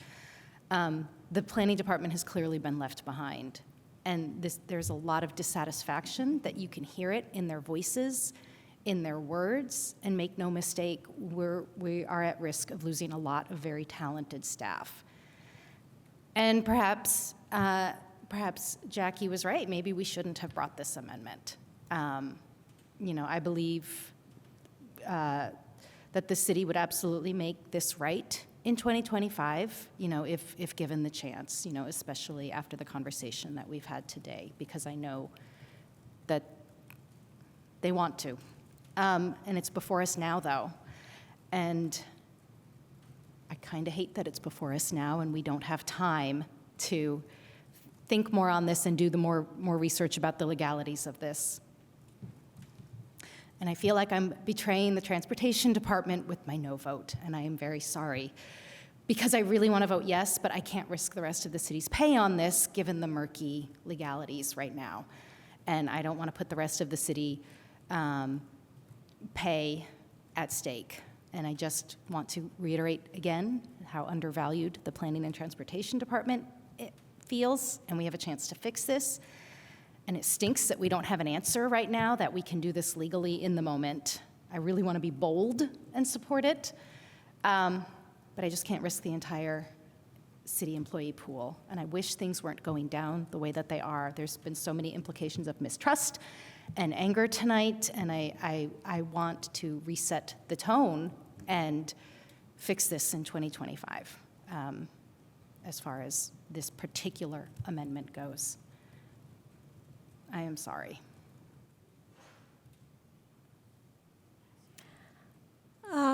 Any other comments? Councilmember Rosenbarger?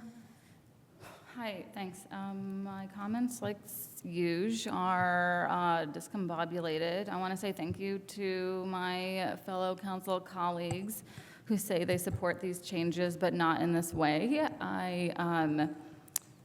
I can't say I disagree with you. I think I do agree with Councilmember Stossberg that this isn't setting compensation, so I think it's okay. But I agree it's a gray area, so you can't say one way or the other. This was at the time the only mechanism in place to further discuss this, and we, Councilmember Stossberg and I, thought it was incredibly important to bring this in front of the public and have the discussion with the council members. So Thank you for that. I do want to comment on Councilmember Zulik saying, you know, going to vote no because we don't want 2024 salaries. I don't think any of us want that. I do want to say this could have been done differently. This was, I think everyone agrees, incredibly rushed to get this done. We could have given salary increases this year, and we could have worked to adjust pay grades through the end of the year, and then the administration could have brought this at the beginning of 2025 when it was really ready. Also, if the administration had sponsored this amendment, it could have been decided tonight. So many folks up here want these changes, but potentially we're procedurally not able to do that. And so it's kind of a loss based on procedure, and I find that to be really unfortunate. I want to say I have some apologies here. I'm sorry to Ms. Scanlon that she feels she has to tell people that planning is a profession. My dad was a planner for the city of New Albany, Indiana for 47 years, and I understand the lack of respect and poor pay is real. Sorry, it is hard to talk about. Planning and transportation staff, I do also want to apologize and say, like, I've been in your position in the workplace where it feels incredibly, I want to say a cuss word, but bad to be paid substantially less than your counterparts in other cities and in other departments, especially when Bloomington has such a high cost of living. I think it sucks. I didn't comment on what the deputy mayor said, but I would say I do hope that no one else in this professional setting is treated as nasty as that. I don't think that was okay. It's absolutely no secret that my sister worked for planning and transportation here for 10 years through the last 2 mayors, and she did incredible work. And I would say I don't want it to be a secret. I am so incredibly proud of her work, and she is working her, she's doing great work now for other communities throughout Indiana, and she is a badass, and it is so sad that we lost her, actually. I think everyone already knows that, but that's my sister. So thank you, everyone, for tonight. I know that this has been really hard, and just thank you for having the conversation. Oh, also, I would withdraw this amendment, but I do want to ask if President Piedmont-Smith, I think you're the only person who hasn't commented. I don't know if you want to beforehand. Can an amendment be withdrawn at this late point in the process? Yes, I think that it can be withdrawn by Councilmember Rosenbarger. All right, well then let me just make my comment. The job grades are messed up in planning and transportation. I think that's clear. I think it's also clear that having this meeting and this discussion on October 30th, when this is due November 1st, is not good, and I really wish the administration had I guess, plan better to have more time for these kind of good discussions. I also think that it's not, I mean, some of the details that we got into in the last hour, we are not experts. The experts are sitting out there. We have HR experts that have looked at these things. I think they've made some mistakes, but I don't think that we should be micromanaging from here and focusing on only one department. So I think that, the nail in the coffin for me for this amendment is that we might not, the whole salary ordinance might not be legal if we adopt this amendment. That's decisive for me. But even aside from that, I think it was problematic that due to various circumstances, it was the Planning and Transportation Department that was came to our attention, and just the sheer number of appeals in that department, was obviously a reason for us to pay attention. But that there are also appeals in other departments that we're not subjecting to this public sausage making in trying to fix. So for those reasons, I would not support this amendment. Okay, I would like to move to, what do I, remove? Oh, I would like to remove this amendment from consideration. Do I need a second, or is that it? The co-sponsor agrees? I'm okay with that. All right. I just want to say that I'm really glad that we had this discussion, and I hope that part of what this means is that this will be considered very early in 2025 to correct this issue in the planning department so that our planners feel valued, and that within that department and throughout the city that there is some acknowledgement of their professionalism, because it really is like they're invaluable in terms of my work on the Plan Commission and the number of times I've gone into that department and the number of conversations that I've had with them this year. And if they didn't know what they were doing and didn't have a ton of experience, and I'm going to call out Ms. Scanlon right now because the knowledge that she brings to this position, because she has been in it for so long, is so key. It is so key that she can look back and go, yeah, 5 years ago when we did X, Y, Z, this was why. And when we're thinking about the big picture plans, we need that consistency is just so important. And so I really hope that this gets looked at early next year. Thank you. Okay, but we're withdrawing. Yes. So therefore, discussion is over now, as far as I'm concerned. We now have, there is another amendment in our packet. Does somebody want to move that amendment? Do you want to ask? We're going to Before we move to bring it up? No. You move to introduce, and then we can, well, yeah, and then you can ask them to sponsor it. I move Okay. to introduce Amendment 1 to Ordinance 2024-20. Second. All right, it's been moved and seconded. Amendment 1. Councilmember Daley, do you want to describe this amendment? I think just ask. Well, describe and then ask. What? I think you should describe it and then ask. So this amendment is in the similar vein of what we brought forward with the Planning and Transportation Department. Sorry, I'm trying to pull it up now because I wasn't prepared. Wrong one. But to delete the job grades for the Common Council staff department and replacing them with higher job grades. But I'm going to follow in Councilmember Rosenbarger's shoes because we kind of see which way the wind is blowing, and considering how, I was going to vote on the last amendment, I'm just going to follow her lead with what she did for the last time. Would the administration want to sponsor this amendment to help try to make it take it out of the legal gray area? That's the question. Is there a That looks response like a from no. the administration? Question Knapp, Deputy Mayor, no thank you.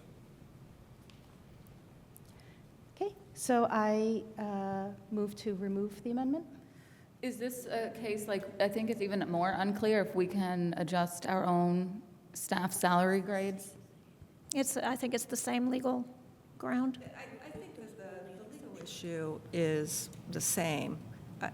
I'm not aware of any statutory authority that enables council to fix compensation of city employees, whether the employee is located in council's office or in planning and transportation.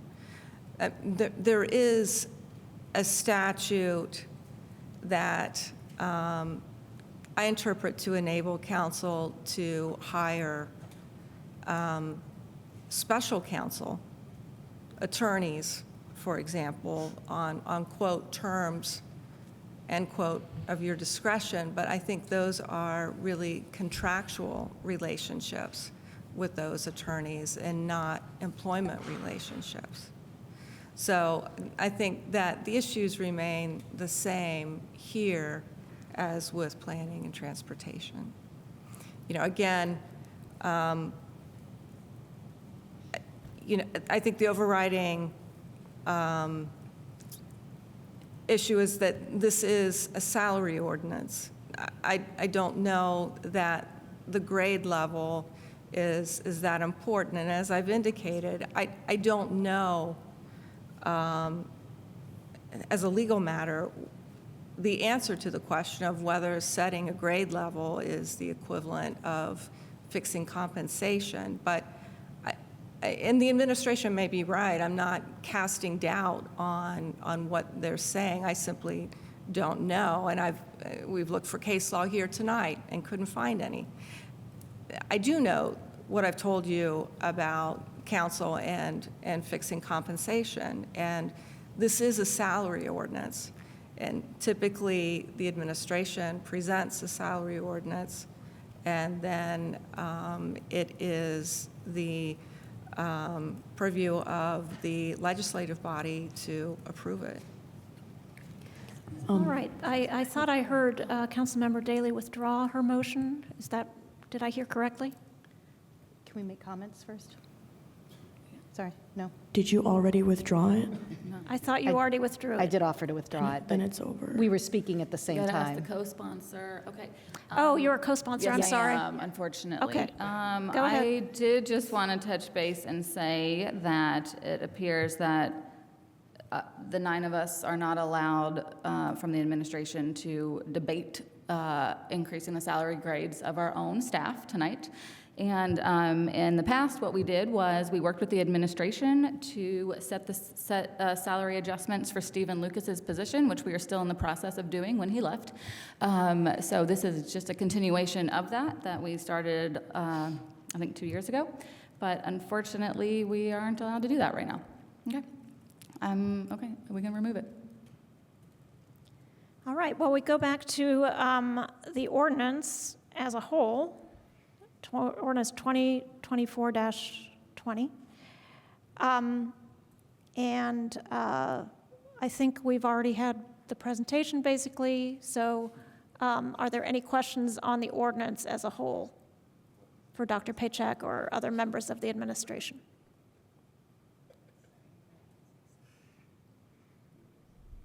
Seeing none, we will go to the public. Is there any member of the public who would like to comment on ordinance 2024-20 to fix the salaries of appointed officers, non-union, and AFSCME employees for all departments for 2025? I don't see anybody in council chambers getting up. Nicole Bolden, City Clerk, would you like to say something about this ordinance? Yes, and I'm speaking as a resident of Bloomington, and I'd like to offer some public comment on this. Overall, I think this process has been messy, but I think you all knew that going in, that it was going to be messy. The administration said, we'll get it done, it just won't be super clean. It'll be much better next year, and I'm grateful for it. As a side note, I'm glad there's an appeals process. At least one department, which was the clerk's office, was not notified about the appeals process or given the opportunity to avail themselves of it. I'm very disappointed in that. I would have used it. And last, as a personal matter, as somebody who's both sitting here and working, but also watching, I have been horribly disappointed by the dog whistles, the impugning of people's motives, characters, capacity, competence, intelligence that have happened this evening and other evenings by members of the administration, by members of council. I think we can all do better. And we all started this year with such hope and excitement, looking at what we could do with the new administration and new council members. Sorry you still got stuck with the same old clerk, but we still have the opportunity to do better, and I would really hope that moving forward we can at least trust in each other's good motives and skill sets enough to disagree without making it personal. Thank you. Thank you. Are there any other comments on the amendment as a whole? I mean, the ordinance as a whole, I'm sorry. And has it been amended? Oh, yes, it has been amended. The ordinance as amended. Is there anybody on Zoom who has indicated a desire to speak? I actually just got a chat from someone. I'll read their comment in the record. They're listed as anonymous.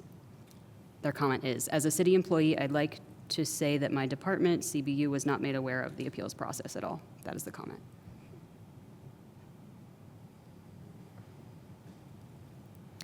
Any other hands raised on Zoom? No hands on Zoom. I did have my own thoughts on one of the code sections that was referenced, but I know it's late, but I wanted to make sure you all knew that you could hire or contract with competent attorneys and legal research assistants on terms you consider appropriate. That is how you hired me on an interim basis. That's how you hired Lisa Lehner in general. I think this amendment would be amending a salary ordinance, so I think the different form would be kind of, what Clerk Bolden did, which is have a separate item of legislation that is not part of the salary ordinance setting the salaries for appointed employees. I think that makes sense to my brain at 11:35 p.m. However, I think you are entitled to hire or contract with attorneys and legal research assistants on the terms you consider appropriate. That is very much permissible under statute. Thank you for that, Deputy Attorney Kulak. I see no other public comment, and that was not really a public comment anyway, but I appreciate it. We'll come back to council for final comments prior to a vote on ordinance 2024-20 as amended.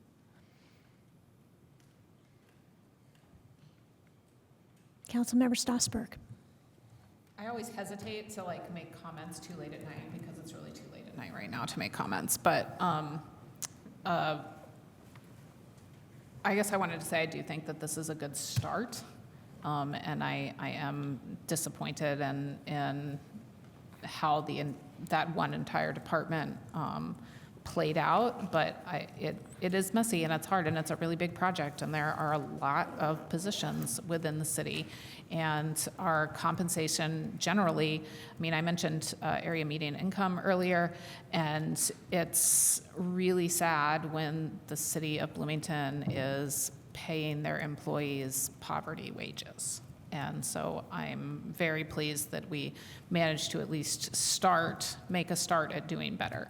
And then one of the things that I emailed earlier and that actually got mentioned earlier by Ms. Gregory as well was that office manager position, which is a title that has quite a range of grade between 5 and 7. And so what I emailed about it earlier in the week and did get a response about was just that idea of kind of nailing down those office manager categories a little bit more so that it's a little bit more obvious to people looking at this ordinance, for example, that an office manager making a 5 is like an office manager level A, and there's an office manager level B and level C, and whatever might be appropriate in terms of those positions and those grades related to their responsibilities and the what they have to do in each of those departments, because of course an office manager in a large department might be different than a small department, might be different in a forward facing versus rear facing. There's just a lot of options for those kinds of administrative positions. So in thinking about this moving forward, that's one of my hopes, is that we can define that particular role at least a whole lot better, so that it is more obvious why there's a difference in some of these grades. But I also want to say that I know that the Human Resources Department and Director Paycheck has worked really, really hard on this, and I hope that none of the comments coming from me tonight came off as this criticism of, oh my gosh, you guys have done a terrible job. No, you've done a good job with a very complicated thing, and I think somebody said earlier, of course that there were mistakes that were going to be made. That might have been Councilmember Piedmont Smith, whose last name I just forgot for just a second.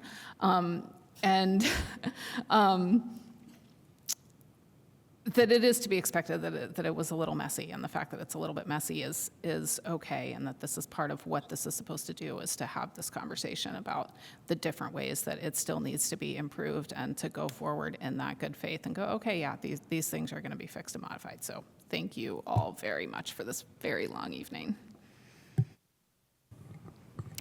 Councilmember Asare. Comment.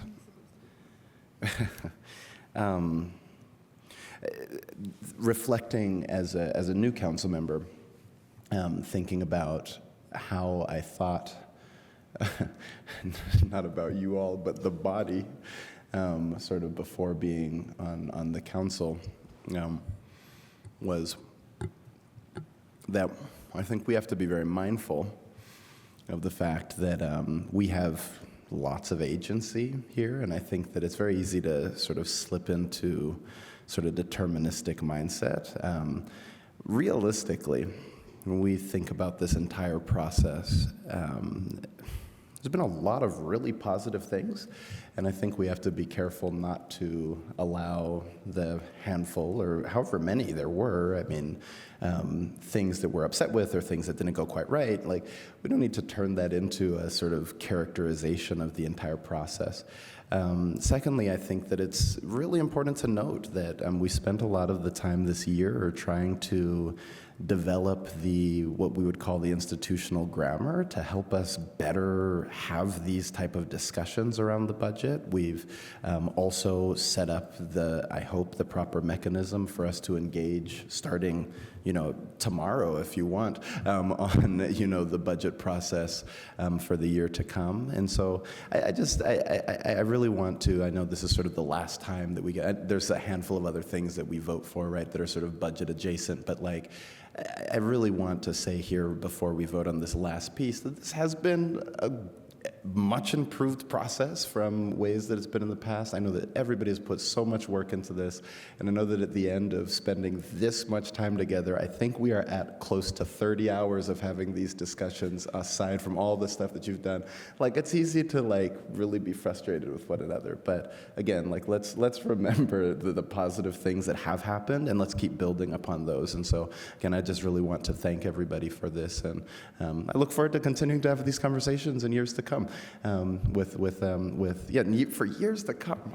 I can't quit yet. All right. So with that, I will stop.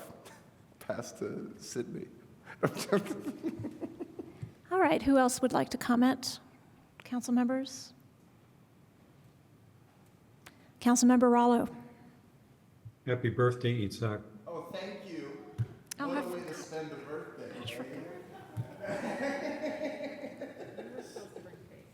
You were, thank you, and I'm offended. Was that your only comment, Councilmember Rollo? Yes, it occurred to me that it was his birthday. It's a difficult birthday, being up this late and on council business, but I'll be supporting the ordinance, and I appreciate my colleagues' work and also the administration's. It is difficult, but it's definitely an improvement. Thanks. Any other council member comments?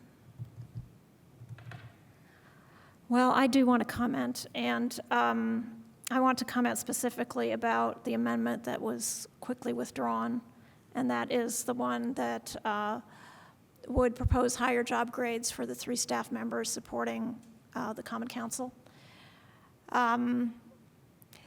The job grade implementing the new system came at a time when we did not have our council attorney administrator, who's our department head, in place.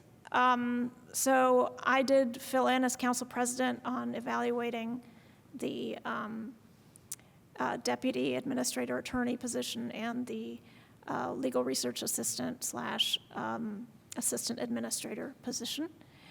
Our administrator attorney position, I believe, was evaluated by Corporation Counsel Margie Rice. So I was in some of these conversations with HR, and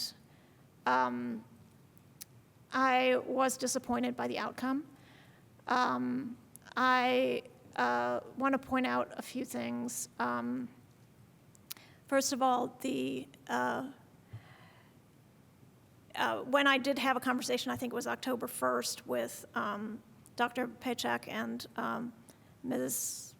Gregory and Ms. DeSantis, we talked about the deputy attorney administrator position and the attorney administrator position in comparison with positions in the legal department.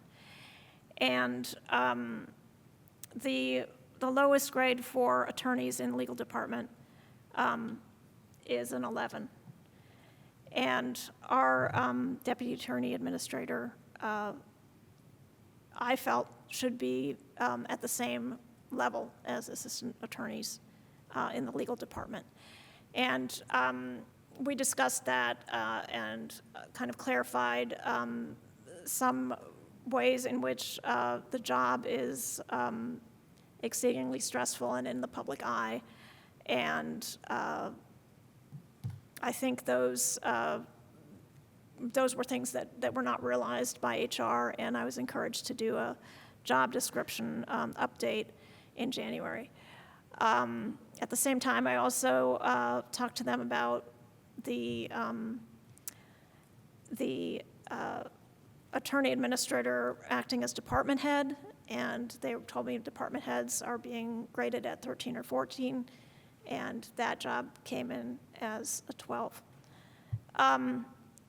As far as the third position, our legal research assistant and assistant administrator, that job, as through the work process and the questionnaire I filled out for it, came back a 7. In the ordinance, it's a 5.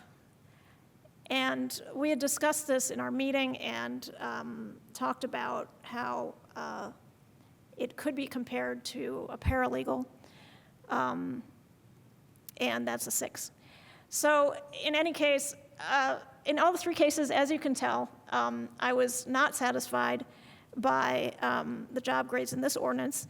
I'd put in an appeal for the legal research assistant position, and comparing with many other positions in the city, and that appeal was denied. So I do not feel like these positions are at an accurate level, and I will continue to fight to get these upgraded. In our department, it may be a small department as far as staff, but there are 9 of us, and we all have legislative priorities that need legal research and legal assistance and drafting legislation. And I really feel like our staff have been undervalued, and we may very well be looking at losing a staff member or 2. And so we will be working hard on that, and I hope that the administration will also come to see it that way. Same for planning and transportation. It's not my department. I'm not, as plugged in there, but I think just that they had 15 appeals tells you that there were problems there. So I'm trusting the administration that these will be looked at very carefully and equitably and adjusted accordingly as soon as possible. Any final comments before we vote? All right, seeing none. Clerk Bolden, will you please call the roll on ordinance 2024-20 as amended? Yes. Councilmember Asari. Yes. Rosenbarger. Yes. Daley. Yes. Flaherty. Yes. Zulik. Yes. Rallo. Yes. Piedmont Smith. Yes. And Stossberg. Yes. All right, that is adopted. And the only other thing on our agenda is matters of council schedule. And I think I can just remind everybody that we have a regular session next Wednesday at 6:30. Do we have any other upcoming meetings? I'm looking at our attorneys. There's the consensus building activity? We have a deliberation session coming up on November 13th, and of course, a regular session November 6th. And with that, I think we can adjourn. Thank you.